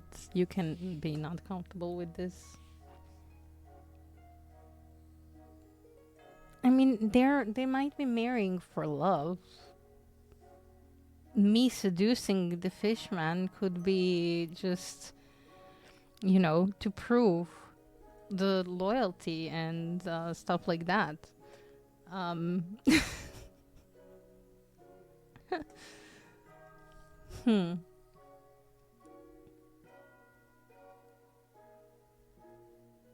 Very well, I will seduce them.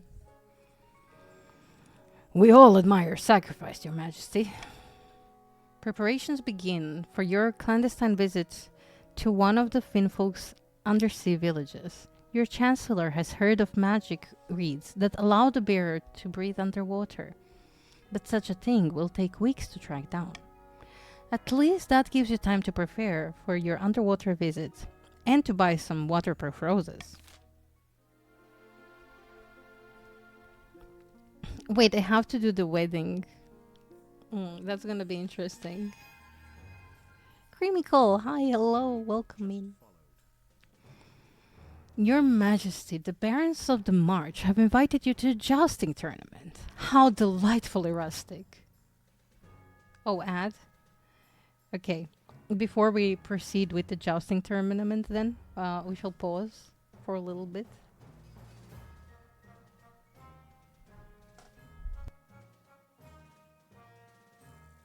And I will BRB. I will BRB.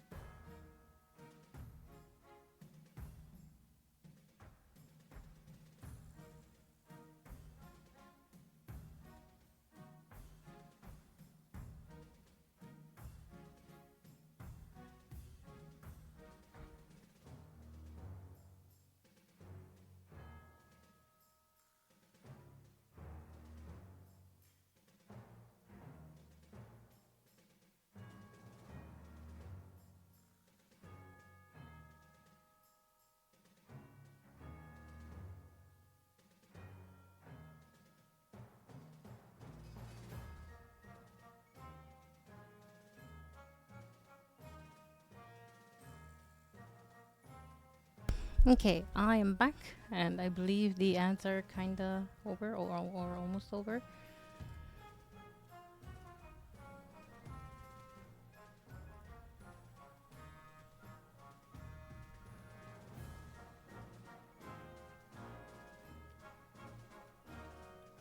Wait. Oh, yeah, you have to go for the first one.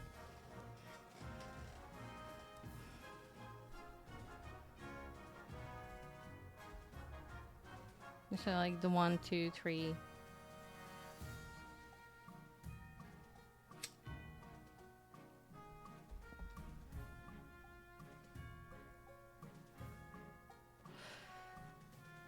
E. Let me check if I can. Ba-da-ba-dum.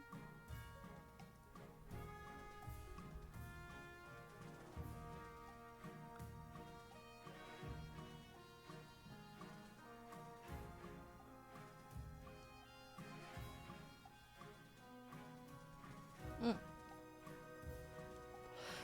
By the way, we are doing a giveaway today, a big giveaway of many games to sort of celebrate our.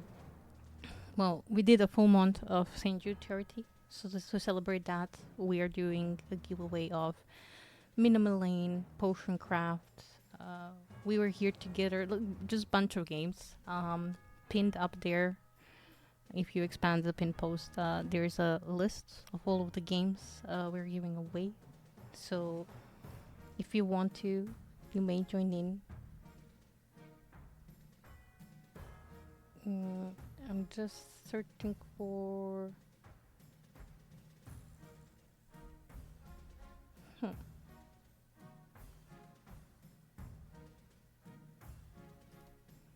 This one there to give you back your money. There we go. You get back. You got your goats back. Anyway, goats, blobs. Yes. So now you can collect all of the goats. Your Majesty, the Barons of the Marsh have invited you to a jousting tournament. How delightfully rustic. Mm, send a note to decline? No, I'll not decline. Wonderful. I will compete myself. Superb, Your Majesty. I will send your acceptance directly.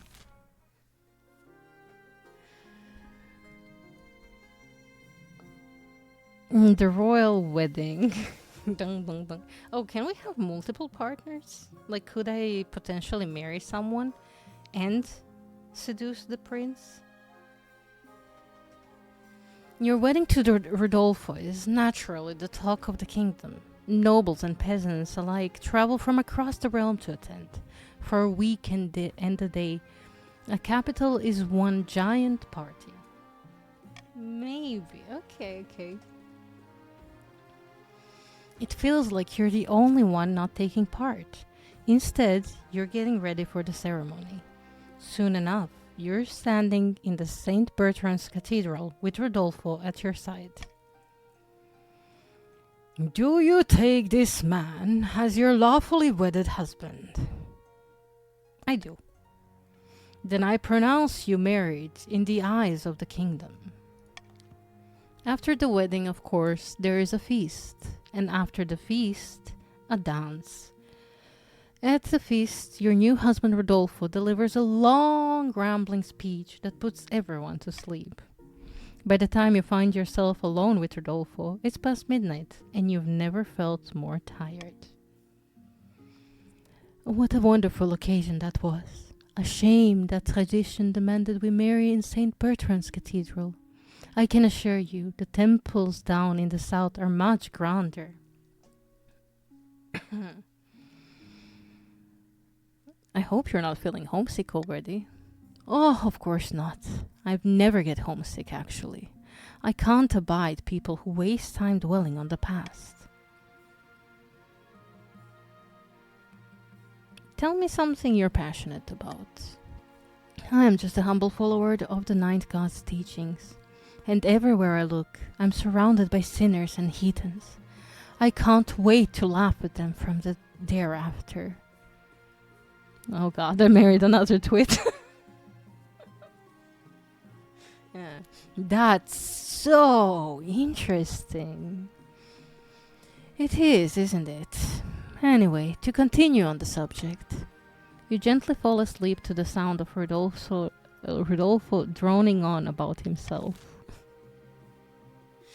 Okay, definitely glad that we're gonna seduce the prince next season.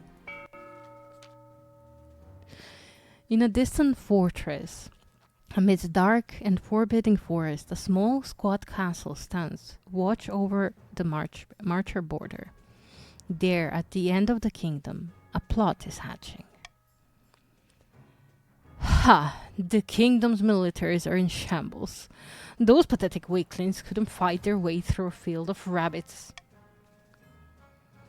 Baroness Bloot II. I've drafted a reform proposal as planned. The council will be more than happy to follow our lead. Good, but we must ensure they don't get skittish. The kingdom must be stable for our proposal to work. Grand, a calm before the storm.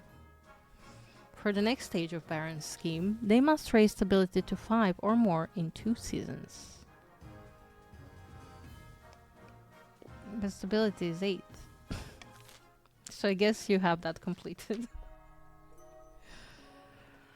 The prophesied Ninth Herald has finally manifested on Celeste Ath, taking the form of a humble noble known as Devi, who hails from farming town in the southern hills. Or so the Grandess claim. Haha, peasants all over south are flocking to you, Devi. I knew you could do it. The plentiful crops have been a significant boon to our economy. Now that's what I call a miracle. Praise be, but this is just the beginning. With him on our side, we will capture the minds of the common folk and lead holy crusade against the false monarch. The people still need a push, however. With just the right amount of chaos, the peasants will take up arms and die for you.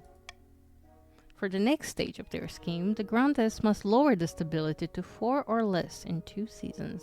Oof. That's gonna be a little hard, but not impossible. Isaac, our long-lost nephew. Valentin, treacherous half-brother. And Devi, the distant cousin. Okay. We're doing much better this season. Visiting the Finfolk. The Finfolk sent a stagecoach made from a giant clam. Pulled by seahorses, you equip your magic-breathing reed and hop inside. The clam carriage plunges back beneath the waves, and you are whisked down into the murky depths. A few hours later, you arrive at an undersea citadel of kelp-woven huts. Dear Prince meets you at a grand table formed of knotted coral. Tiny finfolk spawning swim around your legs as you sit. Greetings, Your Majesty. We are honored to have such a prestigious visitor. Wow, this place is amazing. A whale passes overhead, momentarily dousing you in shadow. So you're here to discuss my betrothal to Archduke Shomo and the island I'm giving him as dowry.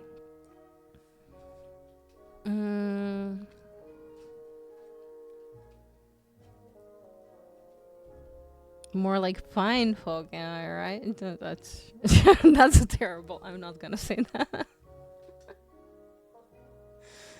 May I ask, why do you have to give him a dowry? First of all, I must offer congratulations. Whoops, I just dropped a big bag of pearls. Could you pick them up for me? These are terrible. I love it.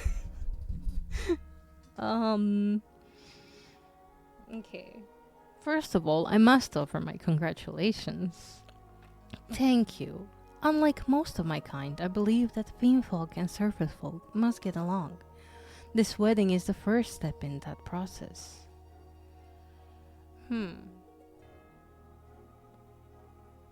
Whoops, I just dropped a big bag of pearls. Could you pick them up for me? This clumsy attempt at bribery is beneath both of us. I'll pretend it never happened. No, I just kind of wanted to take you out. More like fine folk, am I right? Awuga, your clumsy attempt at seduction is beneath the dignity of your office. I am to be married soon, remember? I have no more time for your foolish games. Goodbye. Oh my god. I'm terrible at that. Your clam coach spits you back to the surface as you wade onto the beach. You gasp for breath. Air never tasted so good. So, how did it go, Your Majesty? Did you successfully seduce the fishman? I tried, but it didn't go well. Well, that's a shame, I suppose. The Chancellor listens intently as you describe your conversation with the Finfolk Prince. Most unfortunate, Your Majesty. The wedding will go ahead after all. At least you tried. Oh god. I did terrible. I am terrible at this. I am so sorry. I am equally as awkward in real life. The elderly Baroness Frederica, a cousin many times removed of the Baroness Blue II, died in her sleep last week. She was nearly 90. Would you believe? A better end than most of us get. You never saw someone fail this before? I'm sorry. I'm sorry. I guess there's a first time for everything.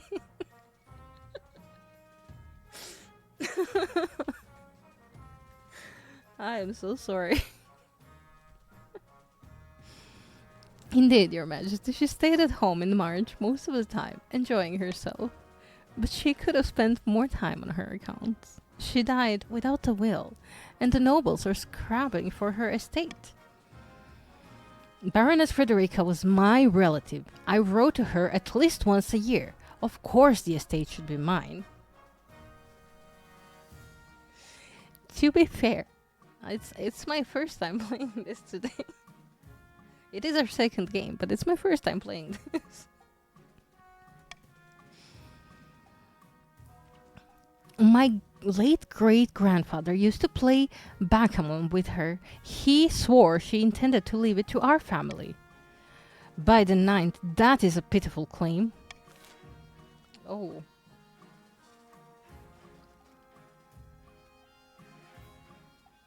Well,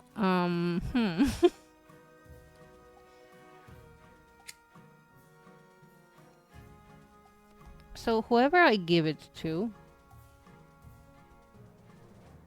or whoever claims it, we get wealth and the treasury and defiance one way or the other. We could redistribute estate among marcher peasants. Or we could claim it. Oh. But that rises defiance.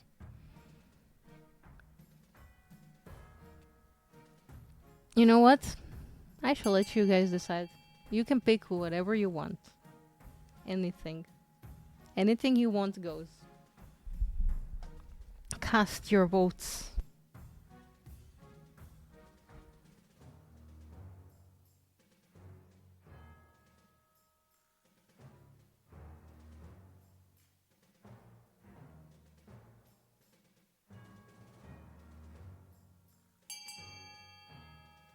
Oh, dang.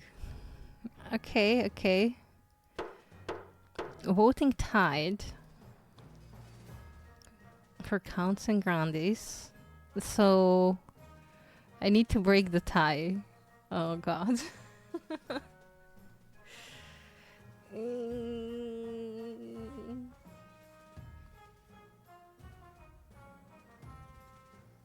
So do I risk someone's defiance? Well, actually, I might. There.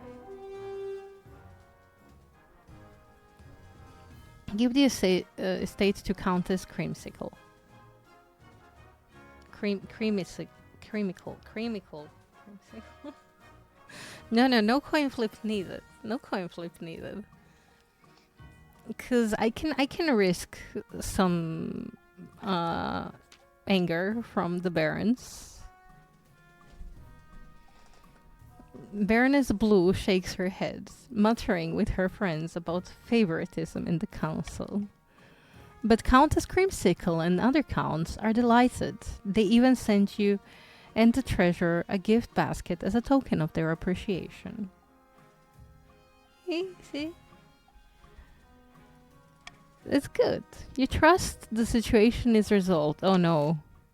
Oh no. It says that I trust the situation or it is resolved.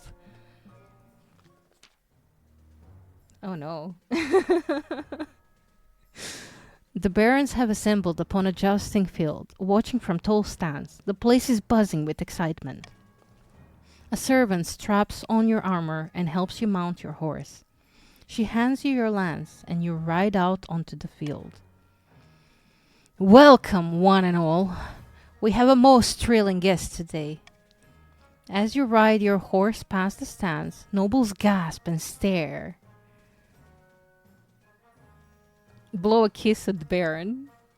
Cheering erupts and the nobles stomp so hard that the stands tremble. When the jousting starts, you quickly realize your opponents swerve each time they approach. They don't want to hurt a monarch. Plus, a dent in the challenge, really. Puts a dent in the challenge, really. Oh no. Well, New, thank you for joining. It was fun. I hope you have an amazing day ahead. Bracing match, isn't it? You're beating everyone soundly. Should we disguise ourselves to get a real match?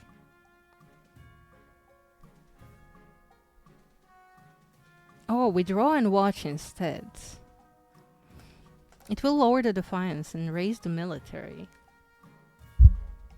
We could benefit from raising the military a little. You graciously withdraw from the competition and take your place in the stands. You can't see much of the competitors' faces, but even as they race towards each other, they look more relaxed. As one of them is knocked from his horse, the audience applauds, whooping and cheering.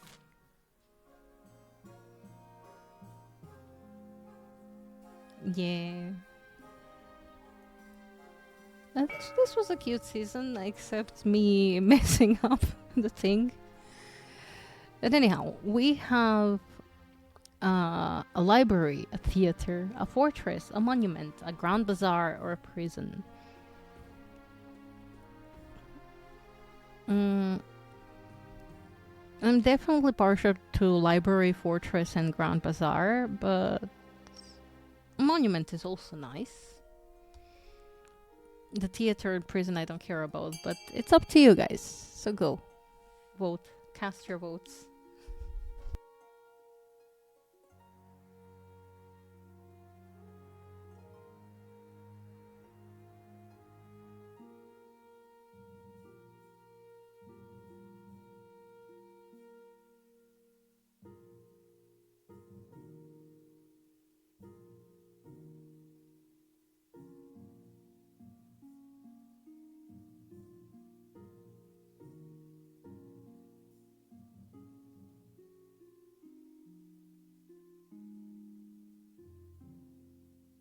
Okay.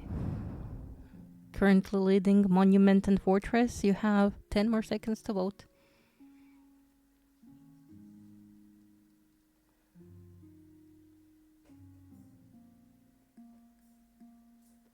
Ooh, a library. I like that.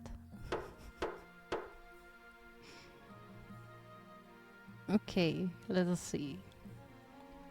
We get a fortress and a library. That's good. That's all good. An irksome legacy. Modernization proposals and about my heir. Okay, let's discuss the heir first.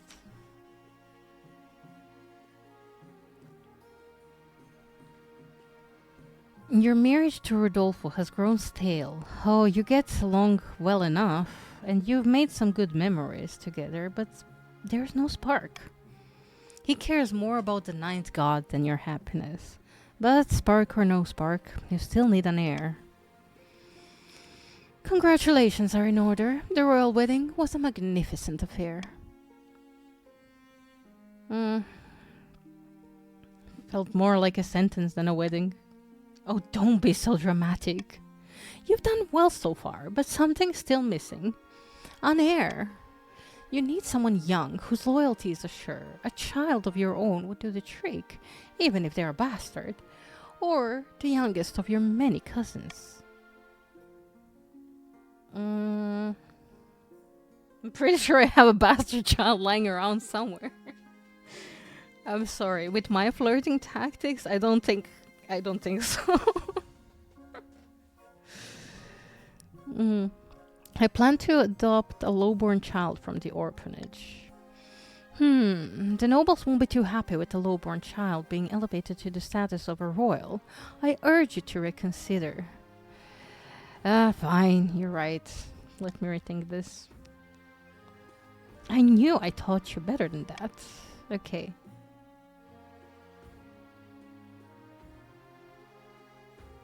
Am I sure I have a bastard child lying around somewhere?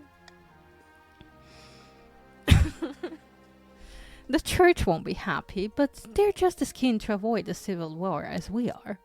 They'll legitimize the bastard without much fuss. I will meet with the archbishop tomorrow. I guess my flirting skills did seduce someone, you know. We got the baby somewhere. Your Highness, the barons of the March plan to have the council push through a number of military reforms. For the good of the kingdom, they say. But the reforms are designed to consolidate marcher control over our ranks. What can I do? The barons are waiting for a period of stability that will allow them to pass the necessary amendments while everyone's guard is down. Unless there are some drastic developments within the next few months, I predict that the barons will be proposing these military reforms very soon. You bring the revelations, which the barons wholeheartedly deny, to the council. Ooh, accuse barons of treason? Stole the military reform with a host of legal quibbles, delay scheme for one season. Or allow the reforms to pass unhindered.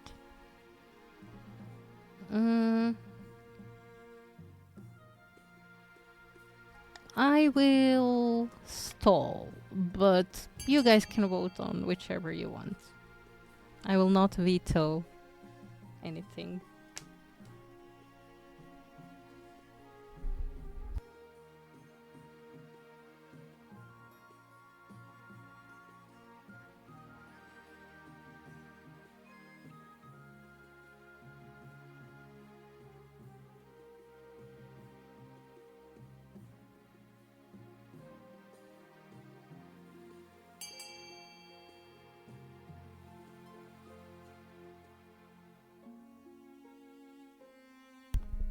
So, are all of the votes in? Shall I give you a few more moments? I'm gonna grab a drink.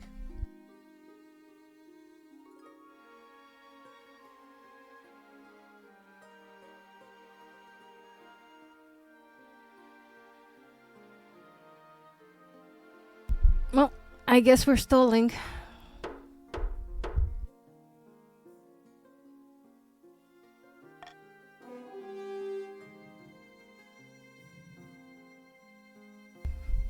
The military has been stalled. The military reforms have been stalled for a season. You call upon the best legal scholars in the kingdom.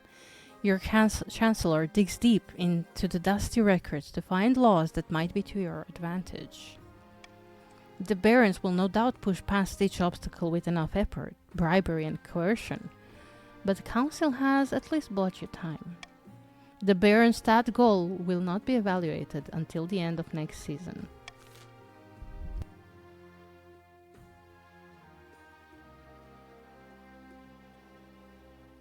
An irksome legacy.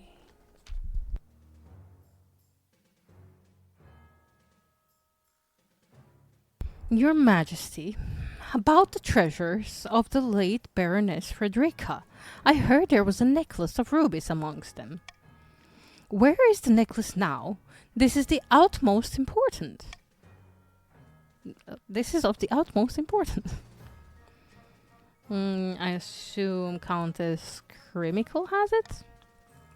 and she will have no idea of the danger by the ninth. A frail monk in the 7th century wrote of a ruby necklace that drove the house around it to sin. I believe that the late Baroness Frederica had it in her collection. After all this time, it may have surfaced. She didn't sound very sinful. Countess Crimical mentioned her relative playing backgammon with her, did she not? Gambling is a sin. Everyone knows that. The necklace should be destroyed. It could be tested, but the holy regions will be expensive. You call the council to discuss the situation. Countess Crimical looks exceedingly anxious. I am sure there's no reason to seize this necklace, Your Grace. Surely the High Inquisitor is mistaken. I mean...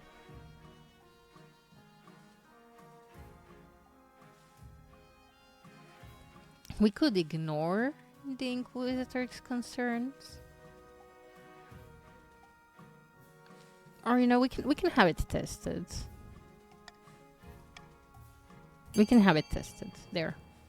But you can vote whichever.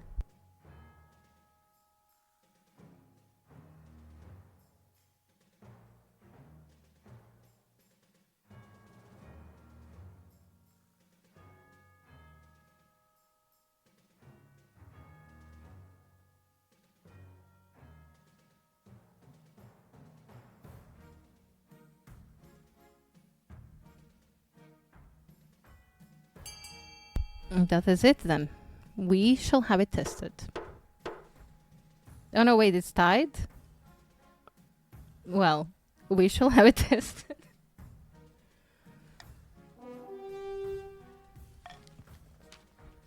Countess Crimical reluctantly brings the necklace to the capital, and the High Inquisitor takes it away in a leaden box. She returns after a few days with an impeccable expression. Implacable expression. We had to destroy the necklace as it was irrevocably tainted and host to numerous dark spirits. When words get around what happened, most of the Eastern peasants agree that it is better to be safe than sorry when it comes to evil jewelry. I mean, yeah, look what happened with the ring. One ring. The Archbishop also sends a nominal fee to Countess Crimical as an apology. 15 gold. 15 gold for the necklace.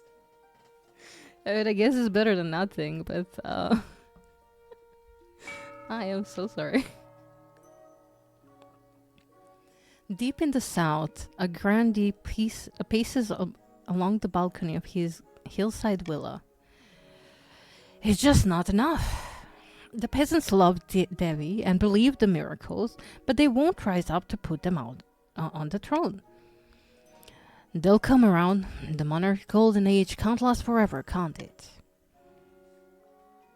The grandest aim is to lower stability to 4 or less.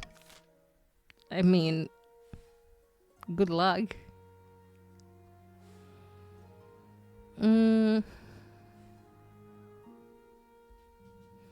Would that be minus 700 total?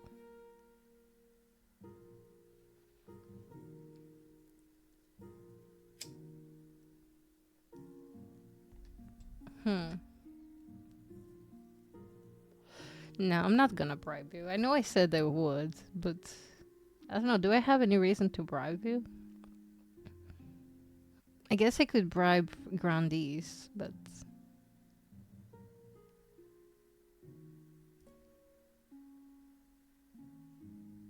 no bribes?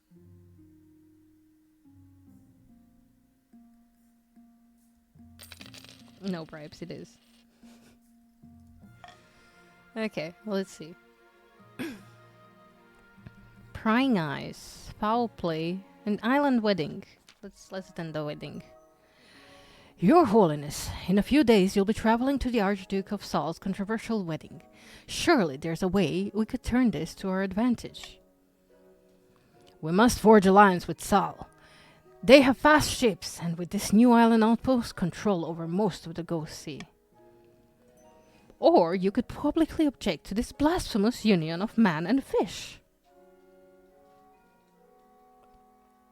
He's not a fish, he's finfolk. Bah! Same difference. This is a matter for the council, I believe. No, it is not. If anything, I should tax more. I will consider it. I considered maybe taxing Grandis, but... Seek an alliance with Sal, purely publicly object to the union, or just attend the wedding like a normal human being. Okay, so I will veto this one.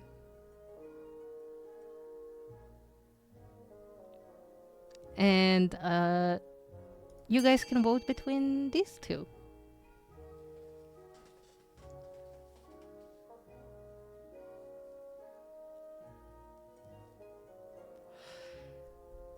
An alliance could be nice, but I don't wanna like impose on the wedding.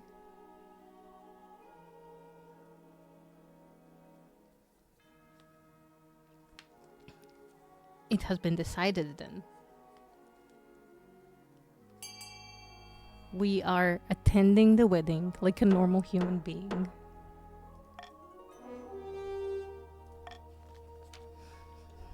Well, the council has spoken. Good luck, Your Majesty. Soon the time has come. You board a ship and sail to the newly risen island where the Archduke of Sal is due to marry his finfolk groom. Naturally, Rudolfo is accompanying you. Oh no. I love weddings. I know I'm just a +1, but do you think the Archduke will let me make a speech? At last, the new island crests the horizon. It's an empty little rock, devoid of vegetation, with no buildings except a marquee and hastily constructed church of the Ninth. But it's packed with people, mostly minor nobles of Sal, who welcome you with cheers and bows. You file into the church. As the ceremony begins, Finfolk Prince walks down the aisle while the Archduke of Sal awaits with clasped hands.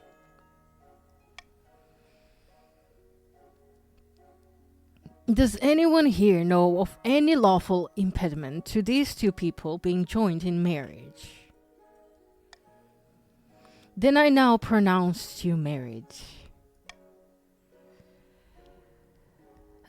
That's that then. Time for a party. Everyone crowds into the mark to get incredibly drunk. As you're making the rounds, chatting and gobbling canapes, you find yourself face to face with the Archduke. Your Majesty, thank you for coming. A toast to my new husband and I. I can see you're very much in love. Well, yes, and the island dowry didn't hurt. Would you be interested in an alliance between Sal and my kingdom? It depends. What do you have to offer me? My gratitude.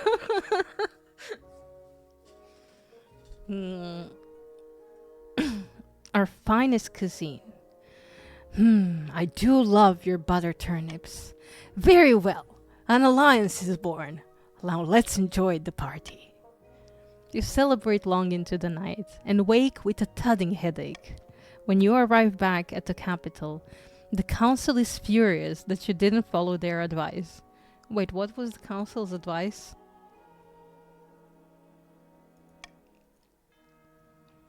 We can't believe you would overturn the rule of the council. We specifically instructed you to just have a nice time. The island proves to be immensely beneficial for Sal and for you, their new ally. The Archduke is happy to share his trade routes with your merchants.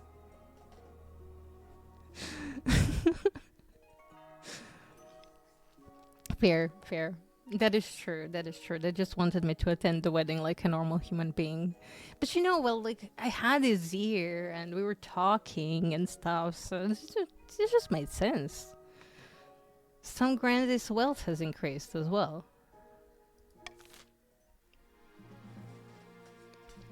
Okay, someone will think that I'm favoring Grandis more than the other people. Their trade is at 10. Prying eyes. I'm curious. Your Highness, you are of course the greatest monarch of the century. Is there something you're after? Your Grace, I seek only to tell you the truth as I see plain. But your power could be even greater. That comes for us all, but what if it didn't have to? What if you could be the greatest monarch for all millennia? I won't lie, that sounds delightful. Most pleasing, Your Highness. I think we may be of one mind, and I believe you are strong enough to take the opportunities I hold. I can arrange more meetings so that we may discuss this matter further. The door bursts open. Ah, so she got to you first. No matter. The counts have agents everywhere, and they've been building up your strength. But there's something more sinister afoot. Their ultimate aim is to recruit you into a cult of immoral blood drinkers. What a tale. All we want is to help the monarch. They have been helping me a great deal. Countess Lin shoots you a quick smile. The High Inquisitor looks furious. This is heresy of the highest order. The council must know. I mean, you can force the monarch to officially refuse to join the cults. You can prevent the counts from seeking private audiences with the monarch, which would delay their scheme for a season. Or you can leave them to their business. I will not interfere in this matter. It will be entirely up to you.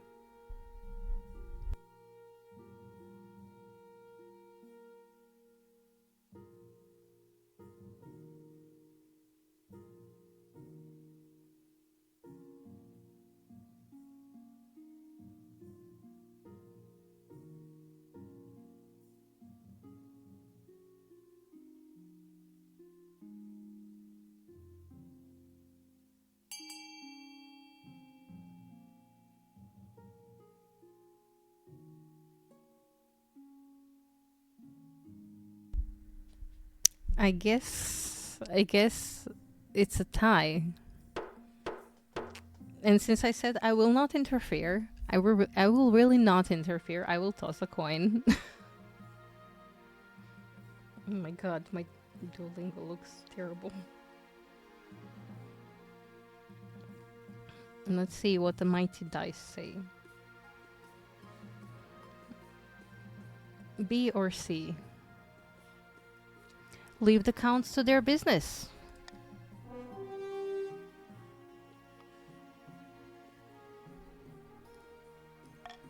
The mighty die has spoken. Or the mighty coin, actually.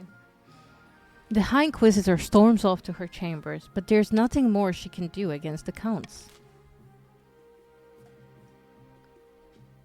In the last, we have foul play afoot.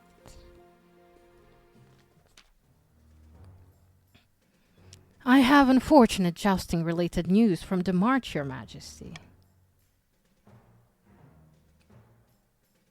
You really don't like jousting, do you?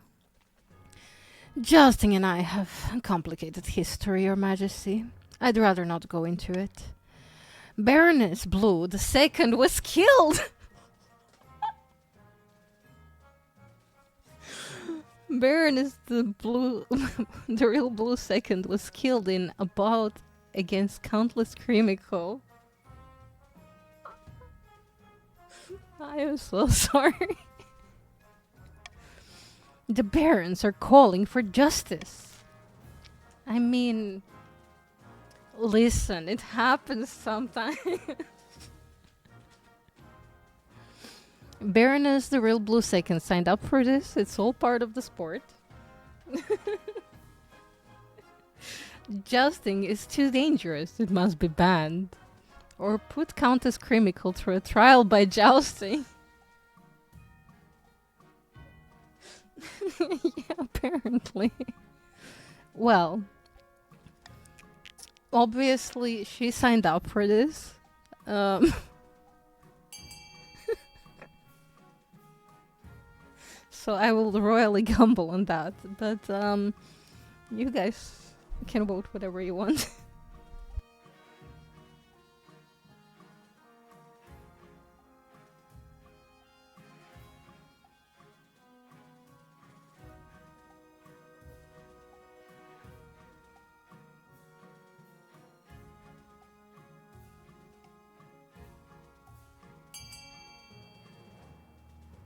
Okay.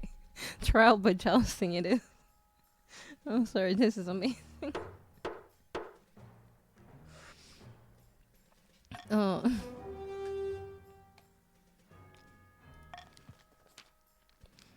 Of course, the best way to handle a jousting conflict is with more jousting. Oh, our stability fell a little, and we had to pay a little, but it's fine. The trial takes place on the rainy afternoon. Countess Crimical rides out, grim-faced, set to battle against Evamy, who has been named the judge for the occasion. The battle is swift and brutal. Evamy unseats Crimical easily. Countess Crimical is found guilty of sabotaging Baroness Blue's horse before their battle. She's taken away for execution. All the death and drama wisps to the jousting, fad into a frenzy. It continues to spread. Damn. Damn. The deception, the drama.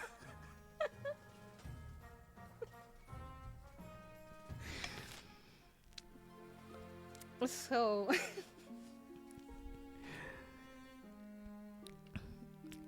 yeah, and yeah, this was an eventful season.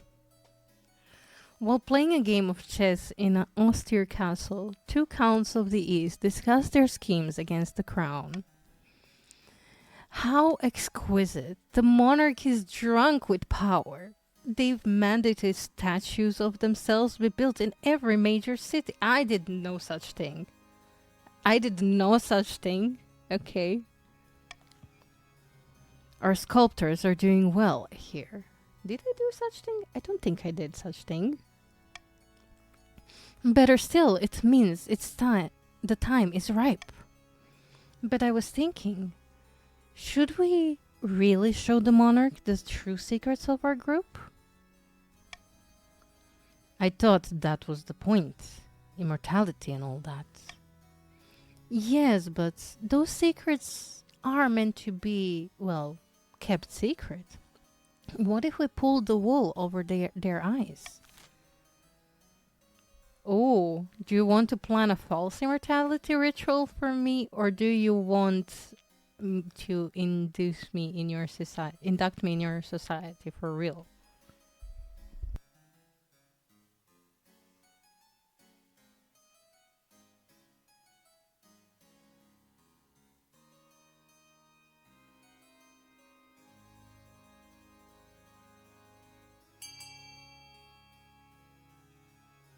Hey, one of us, one of us.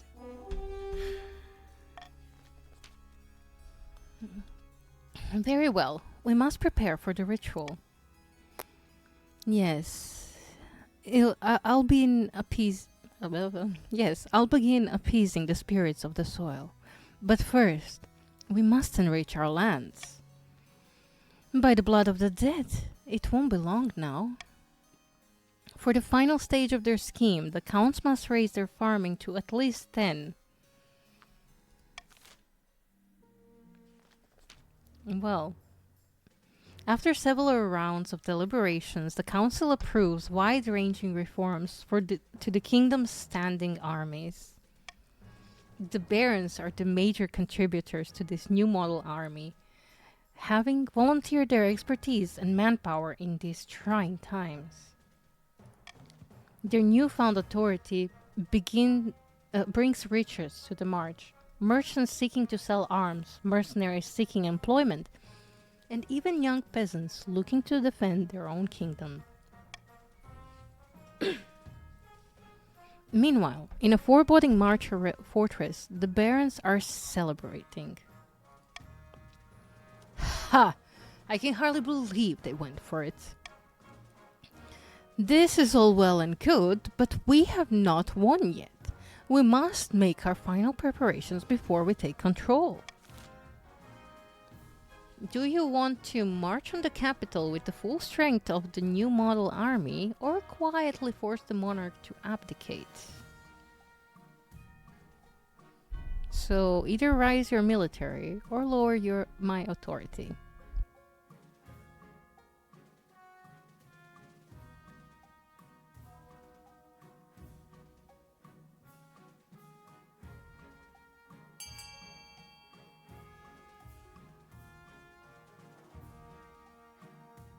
I see. I see. Well, let's see how this fares for you.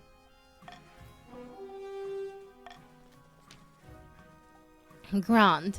It is settled then, says Baroness the Real Blue the Third. With our new model army in control of the kingdom's military, we need only knock the monarch down a few more notches to force abdication. For the final stage of their scheme, the barons must lower authority to 5 or less. Which, granted, could be easier than it seems.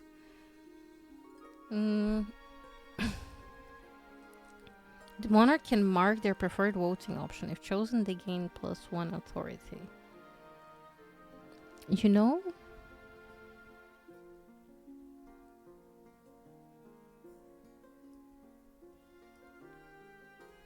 Mm.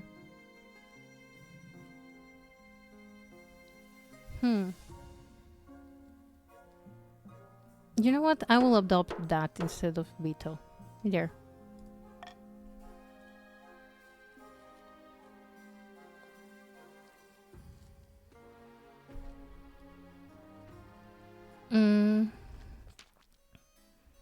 Tithe trouble.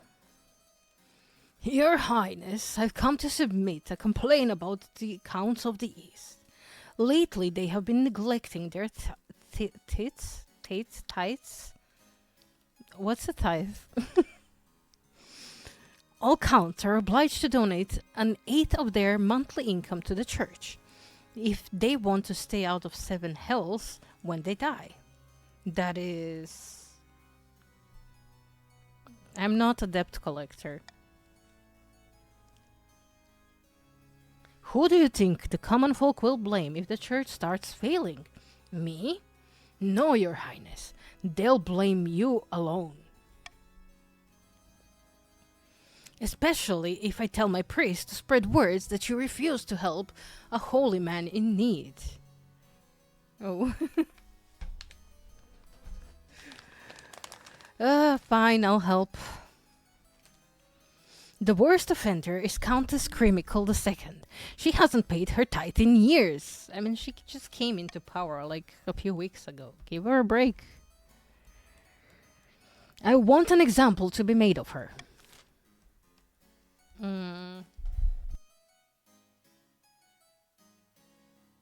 So we can order the counts to pay for their tithes in full, which would mean all of them, I guess. Toss Countess Crimical II in the dungeon as an example to the rest. We don't want to do that. The counts should be exempt from paying tithes. Do nothing to address the problem.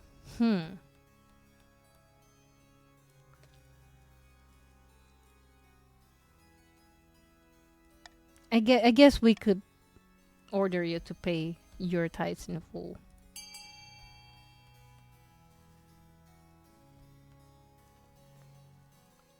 Exactly, Crimical.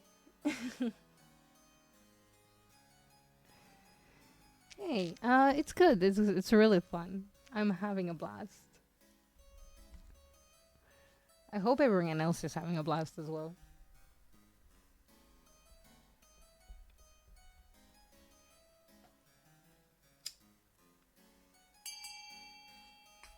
Hmm.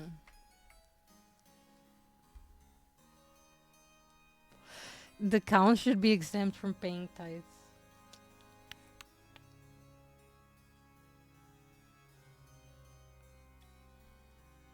Wait, are we tied?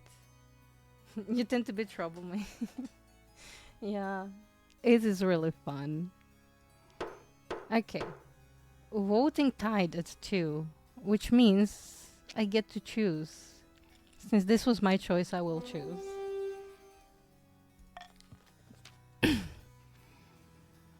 By the blood of the dead, how are we to bear the burnt of all this tithing and taxation? I'm left with scarcely enough money to keep my horses. But you're kept with enough money to keep your horses. The counts grumble, but the archbishop is grateful for your support. The church grows in the east. I'm sorry. Mm, jousting fever. Let's check that. I regret to inform you of all jousting related petition from the March, Your Majesty. Why the regret? It's a splendid idea. Your Majesty, we must reinstate jousting as the official justice system of the March.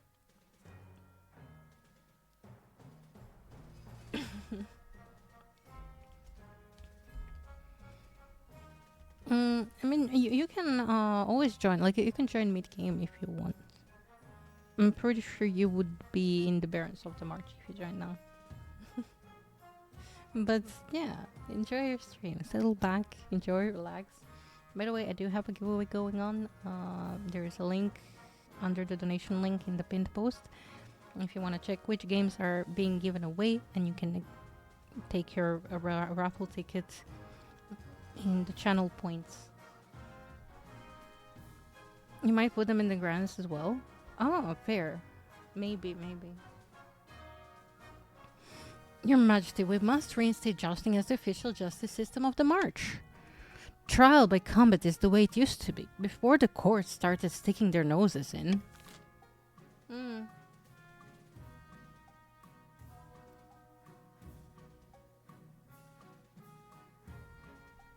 I mean, I personally may prefer courts, but then we could accept it's a healthy way to resolve disputes. What do you guys say? If it's a tie, I'll toss a coin again.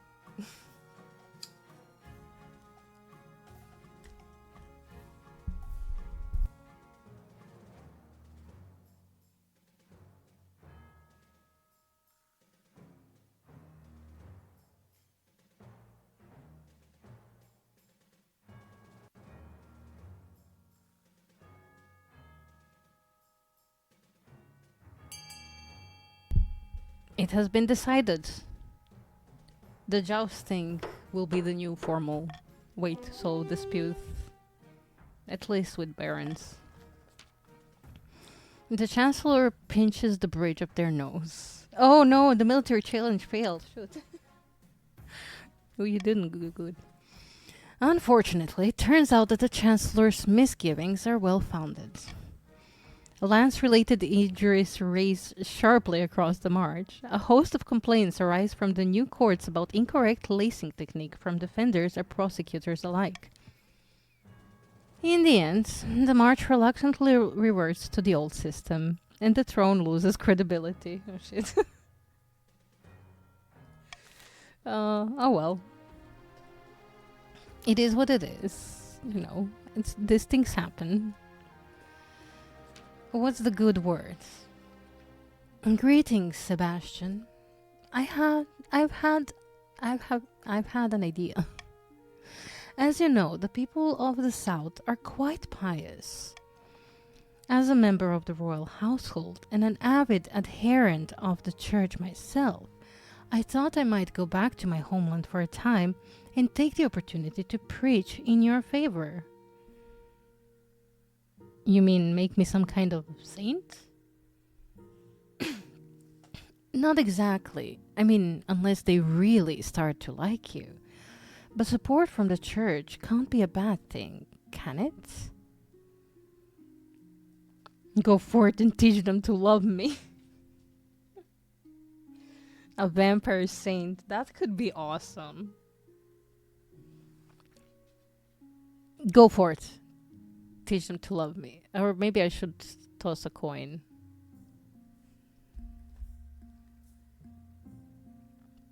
I will toss a coin.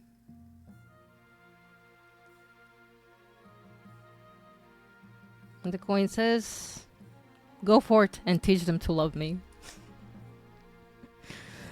Praise be. I'll make the preparations immediately. Word spreads fast that the King Consort is planning a tour of the South.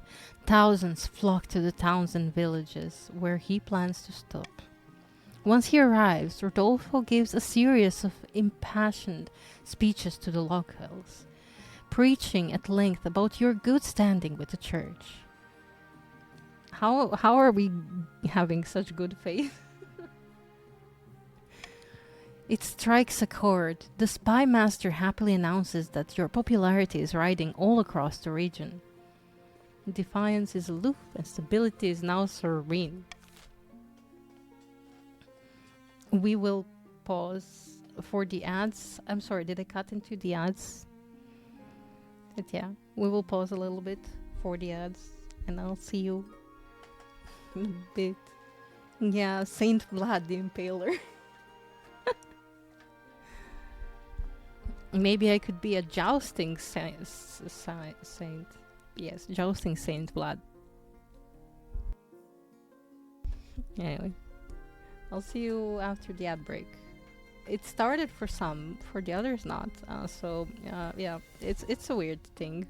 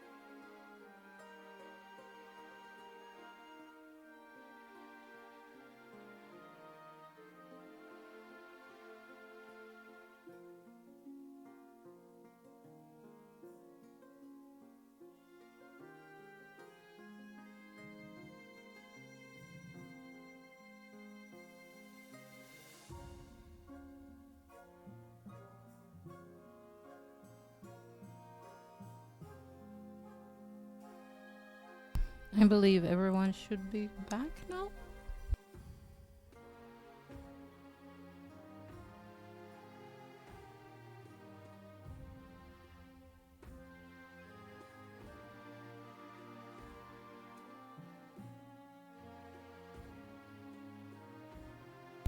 I will wait till my ad break thingy goes off though, before we end the season.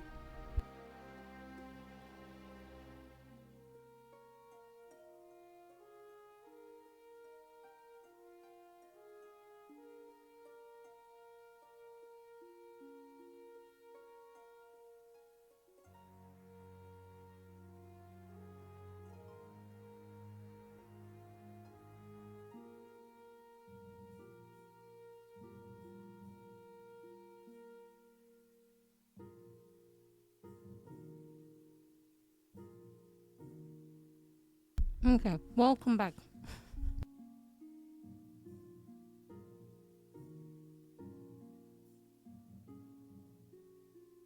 Sorry, my mouth was full. End season.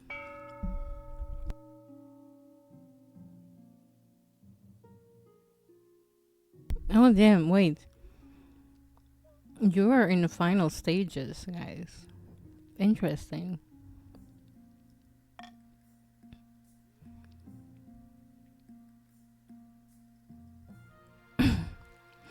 My heir. Let's find out about my heir.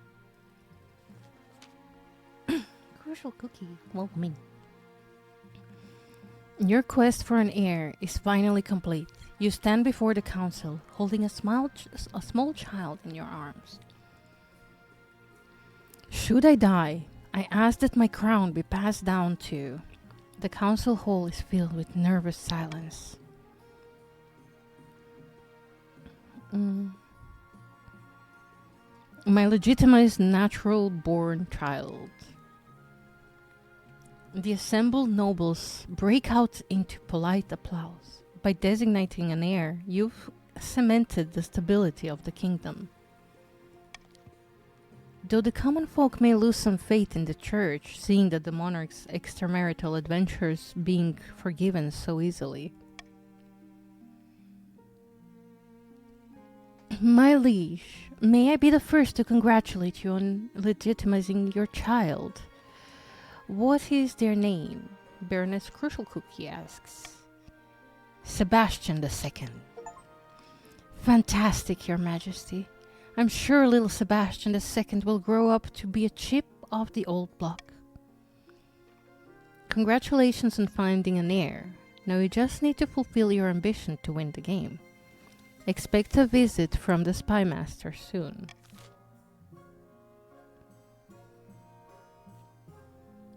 Yeah, we could still get that farming a little bit higher, but we didn't have any farming opportunities. Your Grace, Your Majesty, Countess Lean has been having prophetic prophet prophetic dreams, prophecy related dreams. It is true. I can part the veil betwixt now and some ways off. I look to the future and it speaks through me. No more, no less. For example, I dreamt of Baroness Crucial Cookie being beheaded. Prophetic. Thanks. And I saw a vision of Grandi News body floating away on dark water. What? Please, Your Majesty, have her foretell the future for the council. We could gain insight into great mysteries. Throw this charlatan into the dungeon. I mean, we could make Countess Leanne an official advisor. That would improve our farming. I really want to improve farming.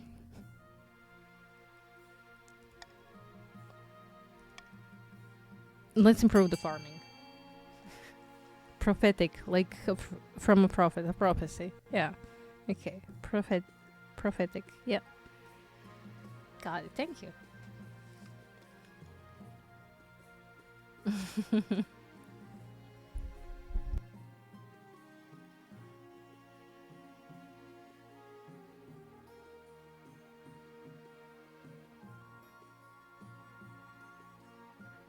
Cast your votes. I will leave it a little bit longer.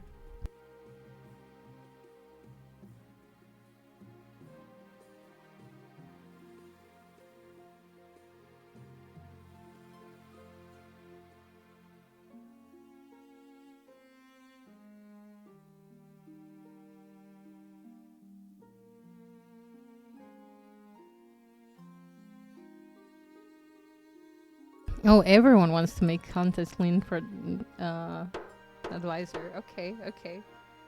We're doing it then. What does that mean for the council, though?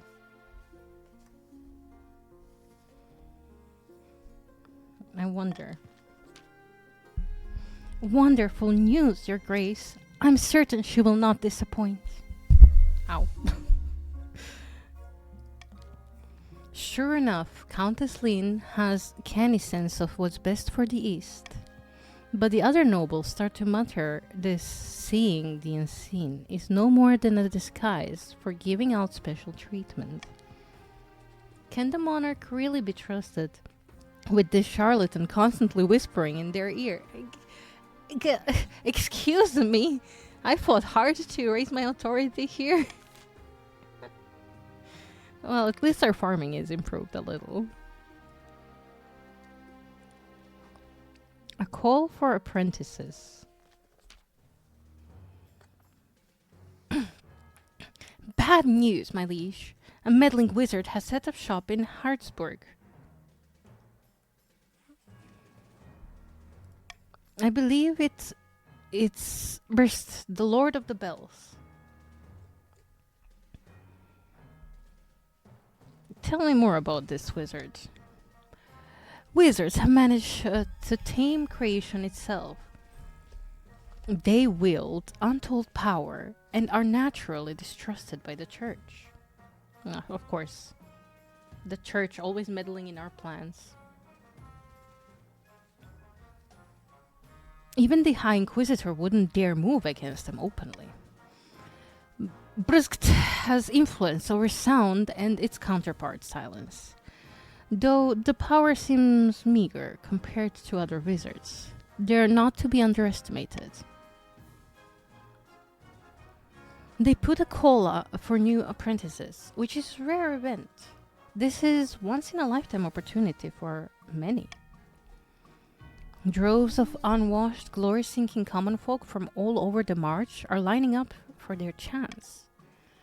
Not just peasants, I knew, have also decided to apply. The competition will be fierce, but those peasants are no match. I will be the most powerful noble this council has ever seen. You couldn't put your clothes on if it wasn't for your servants' help. We can't let this go ahead. To have potential wizard on the council would present a clear and dangerous conflict of interest. A conflict of interest? How? Wizards answer only to themselves. Their power is unmatched, such that entire kingdoms cannot stand against them. Even an apprentice on the council would be disastrous. Grandy New could use magic to interfere with votes, or you for that matter. Then we shall assemble the council. Cheers, Your Highness. So, I will leave this entirely up to you. You ready? Vote starts now.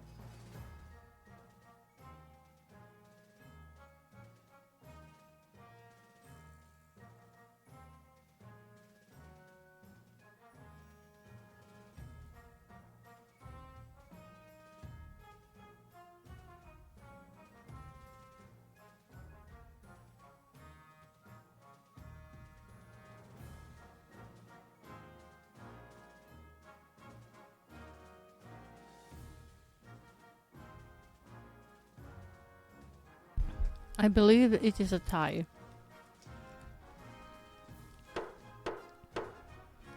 Mm.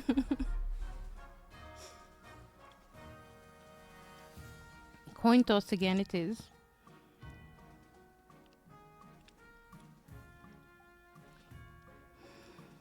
We shall forbid you from traveling to Hartsburg.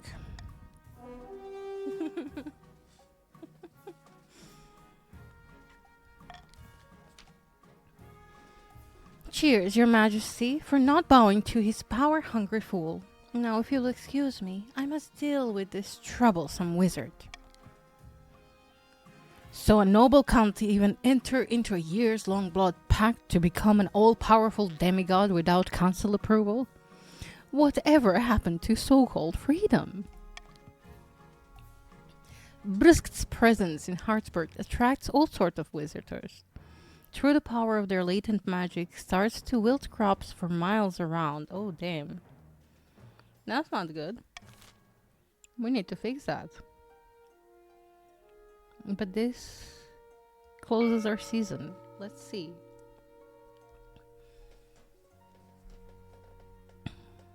I guess we could construct another aqueduct. And that could definitely be good for us. But I will leave you to decide. We have cathedral, theater, aqueduct, stadium, monument, and a prison.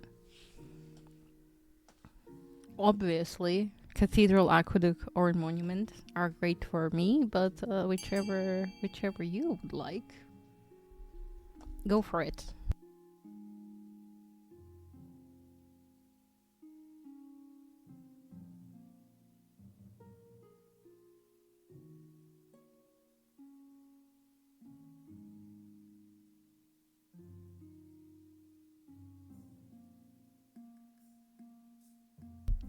That is a lot of founding to the cathedral. Sorry, to the theater. You really want to undermine my authority. You got 20 more seconds?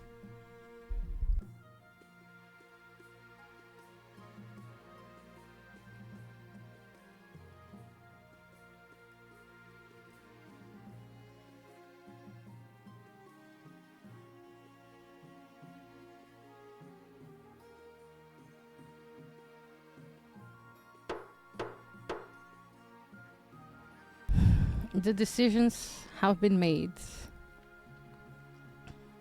We shall have a theater and a monument, which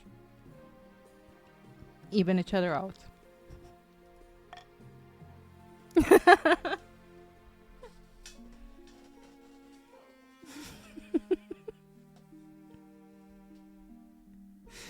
You did indeed. A terrible curse. Oh no. Grandinu rushes into the council chamber, breathless and in disarray. By the blood of the dead, you look like you haven't slept for weeks. That is because I've been placed under a curse. Look, my hair is falling out in chunks. Perhaps you're ill or old. It was one of my peasants. I saw it in their eyes. She's an evil witch. I mean,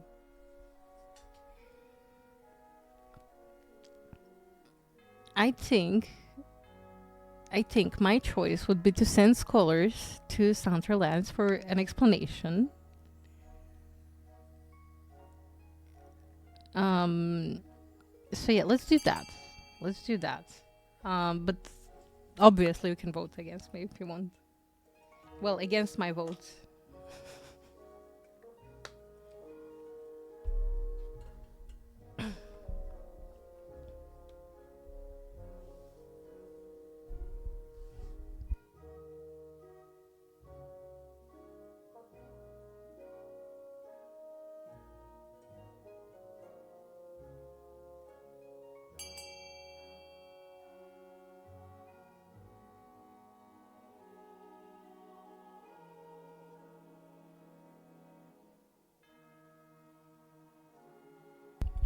Okay.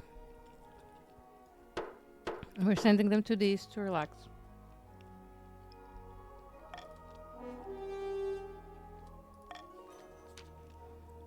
Yes, yes, that would be wonderful. A change of pace, some fresh air.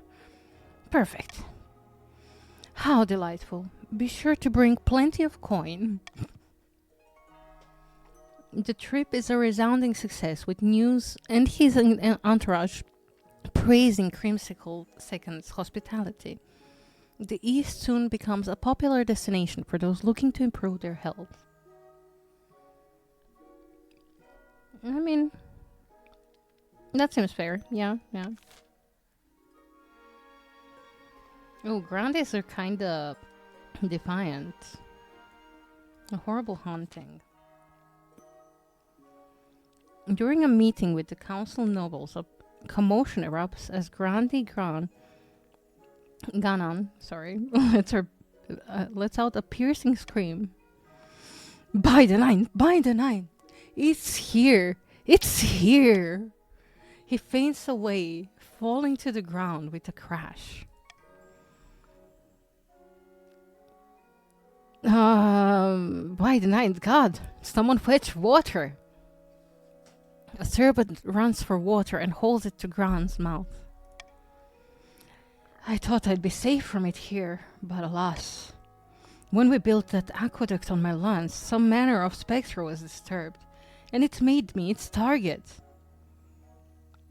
Why would a ghost care about you?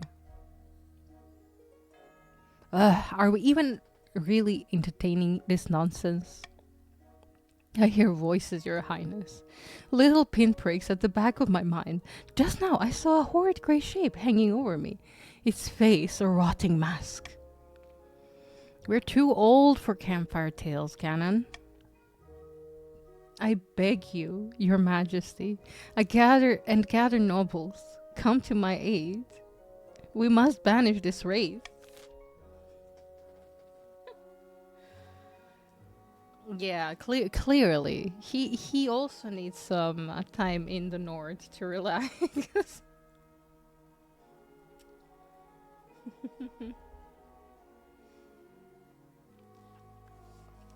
mm, we could just research the lands. Mm,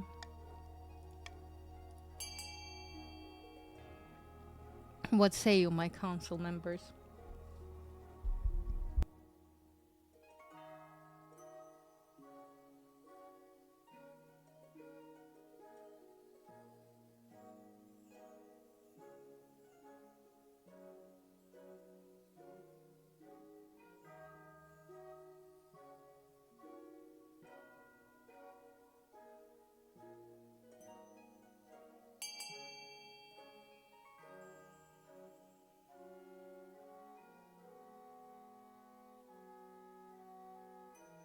I guess research it is.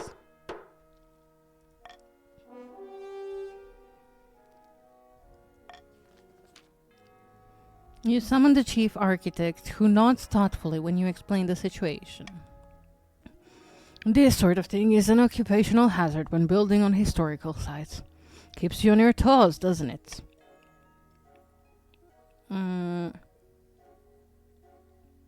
This aqueduct wasn't built on a graveyard or something, was it? I hope not. He hurries off to Qual University to delve through the records. You can only hope Ganon's troubles do not get worse in the meantime. I hope so.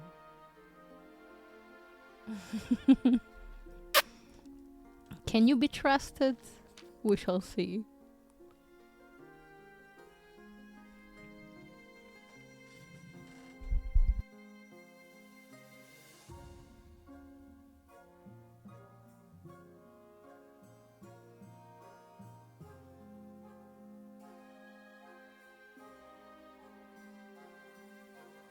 Sorry, I just stuffed the last bite of my food in my mouth. We're good though, we're good. We can resume. At the start of your reign, you said you wanted to be the parent of the nation.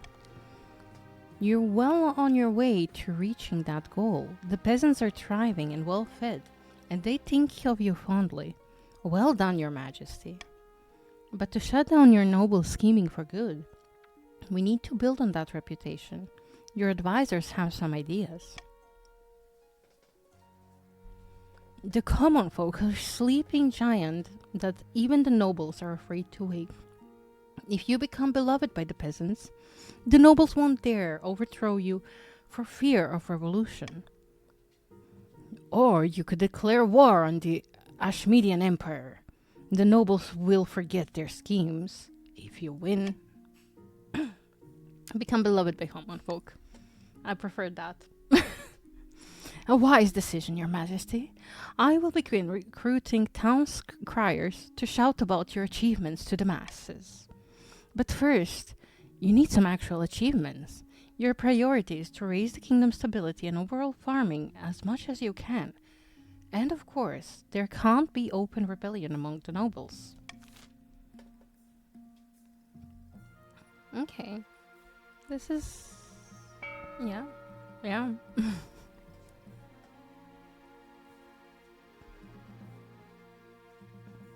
The grandees make 500 wealth from a series of canny investments. The other nobles gain 200 wealth.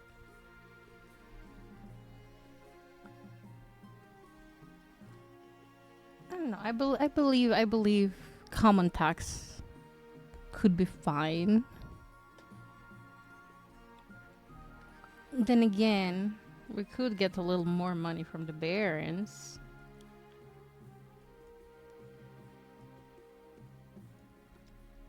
Let's go with the common tax. None of you crossed me yet. Too much.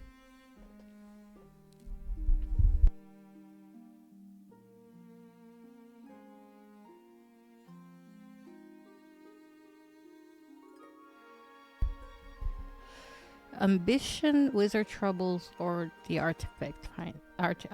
architect findings. I think we're gonna go with the architect findings first. Your Majesty, I discovered something interesting about the land on which Ganon Haunted Aqueduct was built. What did you find? This goat... goat?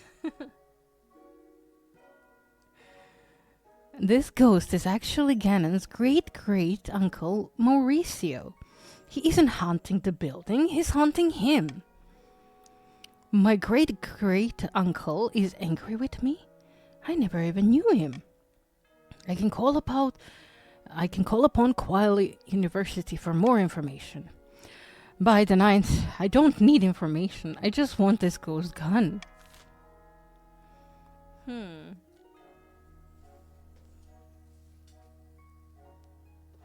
Do we want Ganon exercise? Do we want to continue researching this great-great-uncle Mauricio? Or ask Ganon to find out what the ghosts want? I'll leave it up to you. It's completely up to you.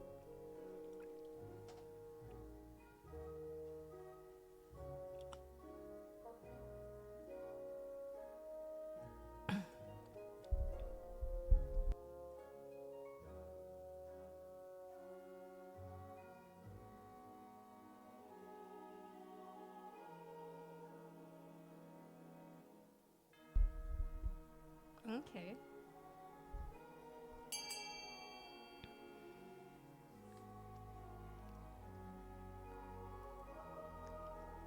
Ah. Okay. Coin toss time.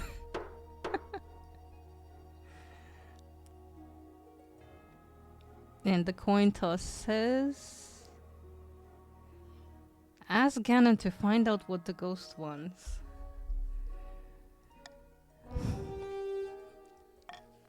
Neither would be my option, by the way. You want to talk to this ghost? What if he's a demonic spirit sent from the seven hells to corrupt mortal minds? But the will of the council is obsolete. Ganon hurries away to do as you say. Hopefully, great great uncle Mauricio will be as talkative as he is irascible. And now we're gonna address the wizard troubles. They seem to have been going, like, for the worse. More troubles in Hartsburg, my liege. Ever since the Lord of the Bells arrived to train their apprentices, everyone's been hearing strange noises in their heads. No one can get a proper night's sleep.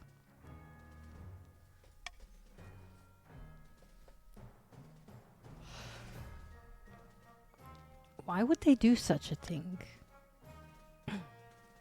Wizards are so powerful that they're surrounded by cursed ambient magic. If they stay in one place too long, it seeps into soil and citizen alike.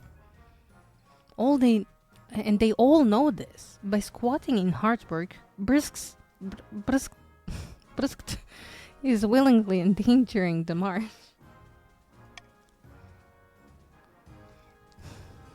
I'll assemble the council. Thanks, Your Majesty.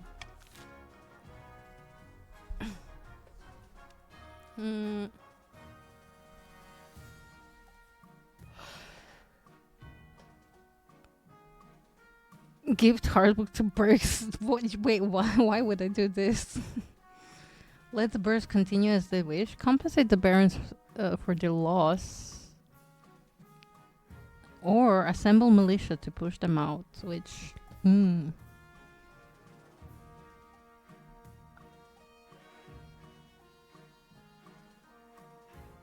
Why is everything here in Burke's favor? Brisk's favor.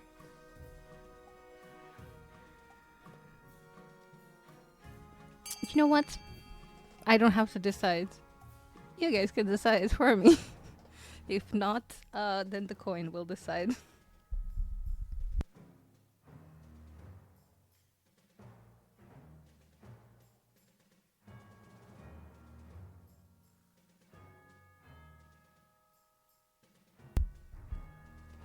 Spooky magic man.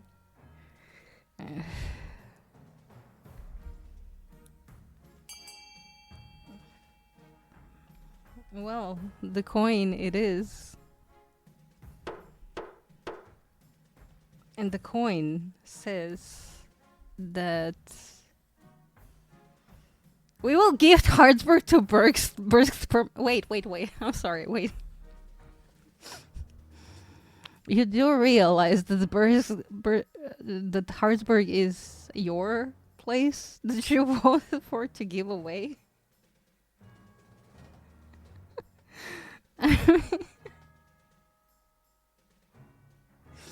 The March agreed to this trade. Okay.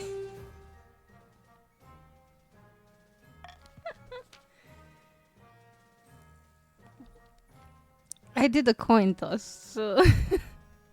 Hey, you voted for this. You can't be serious. What about all the people living there? You literally voted for this. As it turns out, most of them move away.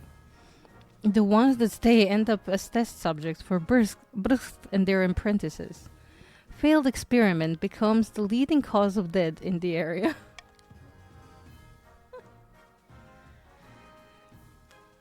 I mean, you gave away your own city.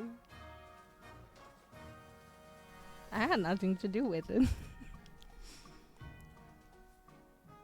On the other hand, Brusk is most thankful, sending gold as thanks. It doesn't take long before Crucial Cookie is singing a different tune. Okay. Well, I suppose it's only a few hundred common folk, and I heard Burst is making a remarkable progress. I like this outcome. Your Majesty, the common folk are swayed as easily as dandelion in a gale. I'm confident that we can make them adore you. This will be the biggest public relations campaign the kingdom has ever seen. You'll tour the kingdom giving speeches. Town criers will declaim your great deeds from every corner. Can't we do things to actually help people? The nobles would never accept it. You need to secure your hold on power. Then you can pass whatever reforms you'd like. A few days later, the Chancellor is helping you prepare for your first big speech. Mm. This is the fifth one this week. I know, I know. Did you think becoming a beloved public figure was easy? You're hustled out onto your palace balcony, below which sea of expectant and unwashed faces gaze up at you.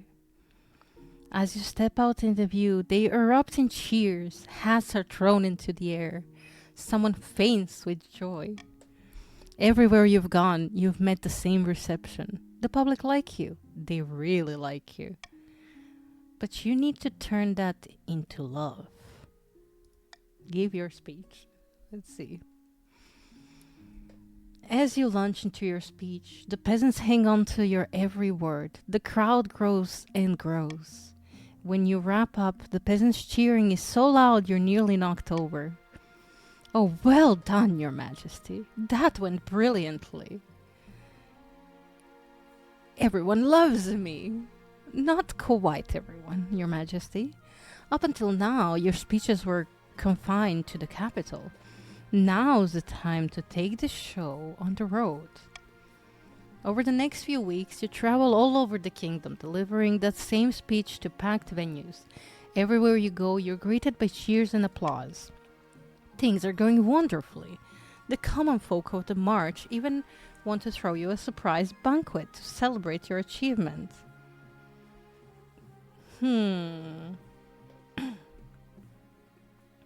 If it's a surprise party, why are you telling me? If I've learned anything as a chancellor, is that surprises should be avoided.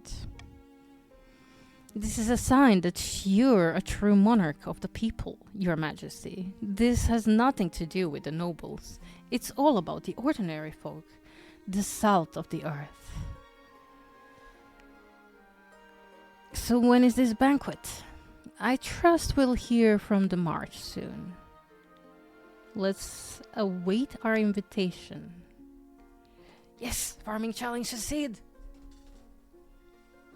After a few weeks, the Chancellor slides into your settles into your office, looking very pleased with themselves. Your Majesty, the townsfolk of the march are ready for you to visit.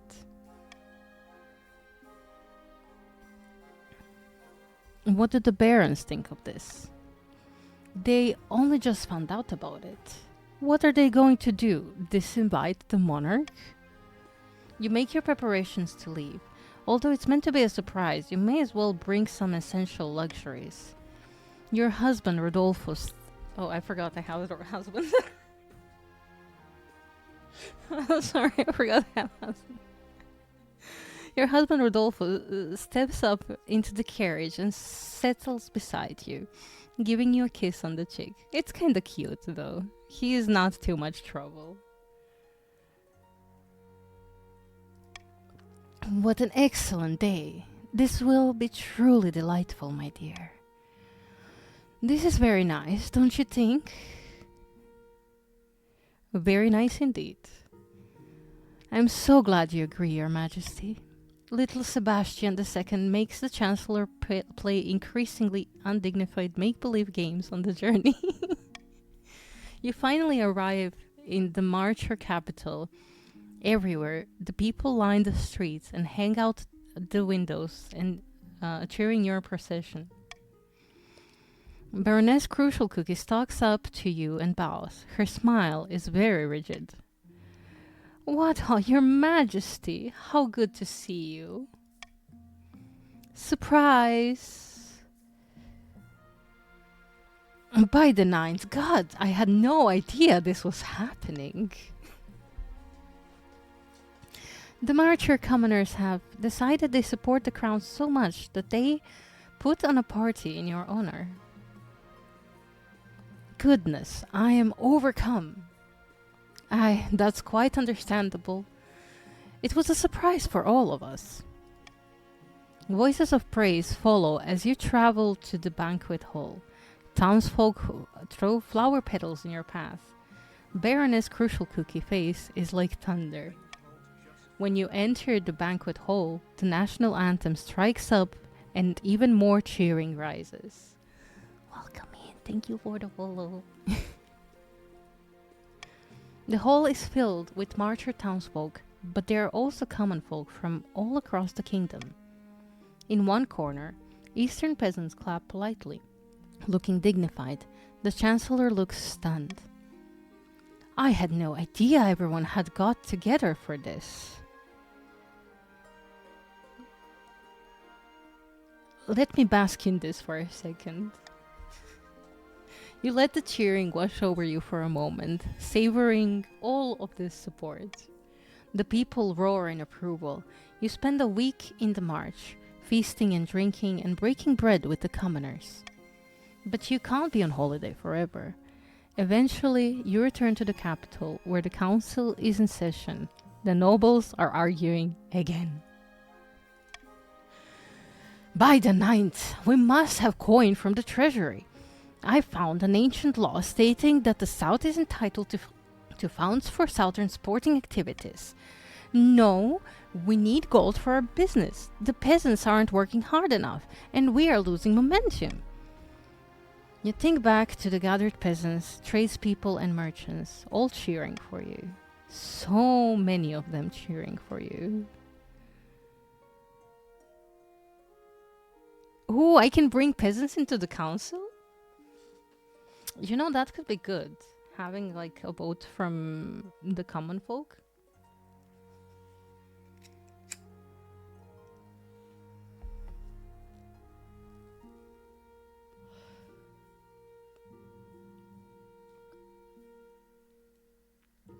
Time for a change. I'm bringing the peasants into the council. What? Bringing peasants to the council? Democracy. You lock eyes with her, and you can tell she's thinking back to the banquet in her town. Your Highness, of course.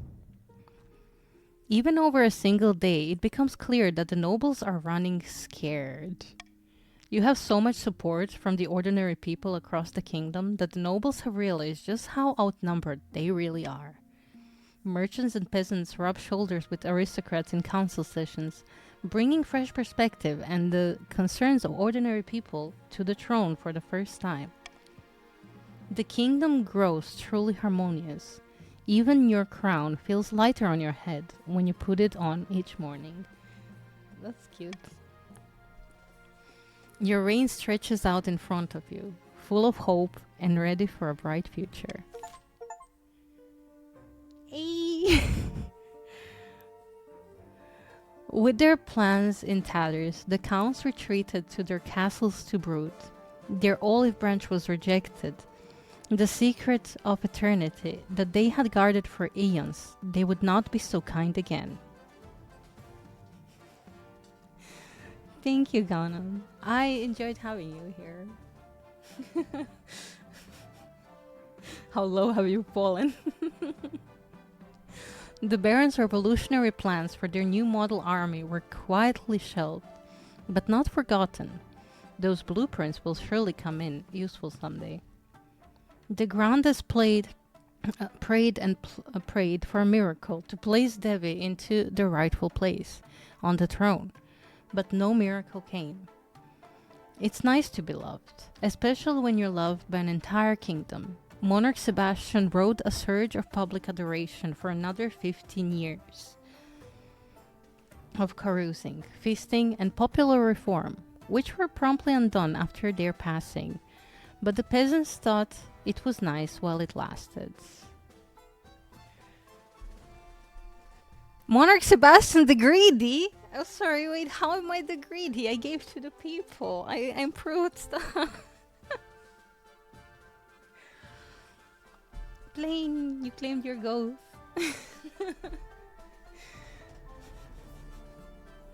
This is the cool game. We will take a teeny tiny break now though, and we will switch to Cult of the Lamb. We played this for like 3 hours more than I originally supposed to play it, but it was so much fun. I think we might do this more often, not just on special occasions. Yeah. Thank you, Cookie, for joining. Thank you, everyone, for joining. This is like a lot of fun. Mm, yeah. Wealthiest noble was Creamsicle. Creamicle. I don't know why I keep calling it Creamsicle. I'm so sorry. And the poorest noble, Ganan. I'm so sorry, Ganan. Thank you, Blaine. I really appreciate it. Do claim your goats if you haven't already. Do join in the giveaway. I am giving away a bunch of games. Today we're gonna roll the wheels later on at the end of the stream, and we're gonna roll 11 wheels because we're giving away 8 games, 8 games, and 3 DLCs for The Sims. Well, 3 kits for The Sims, my personal favorites. So yeah, do join in for that. If you want to check the list, it's up there. Claim your raffle tickets. If you want to participate in for everything, you can do so as well. 1 ticket can get you as many entries, well, as 1 entry per thing, but as many games as you want. Uh, yeah, this was awesome. I loved this. It was so good. Mm, small pause, however, because the doggo, I think, is in need of a walkie, and I need a stretch. But I will leave us on the Cult of the Lamb screen, so you know what's coming next.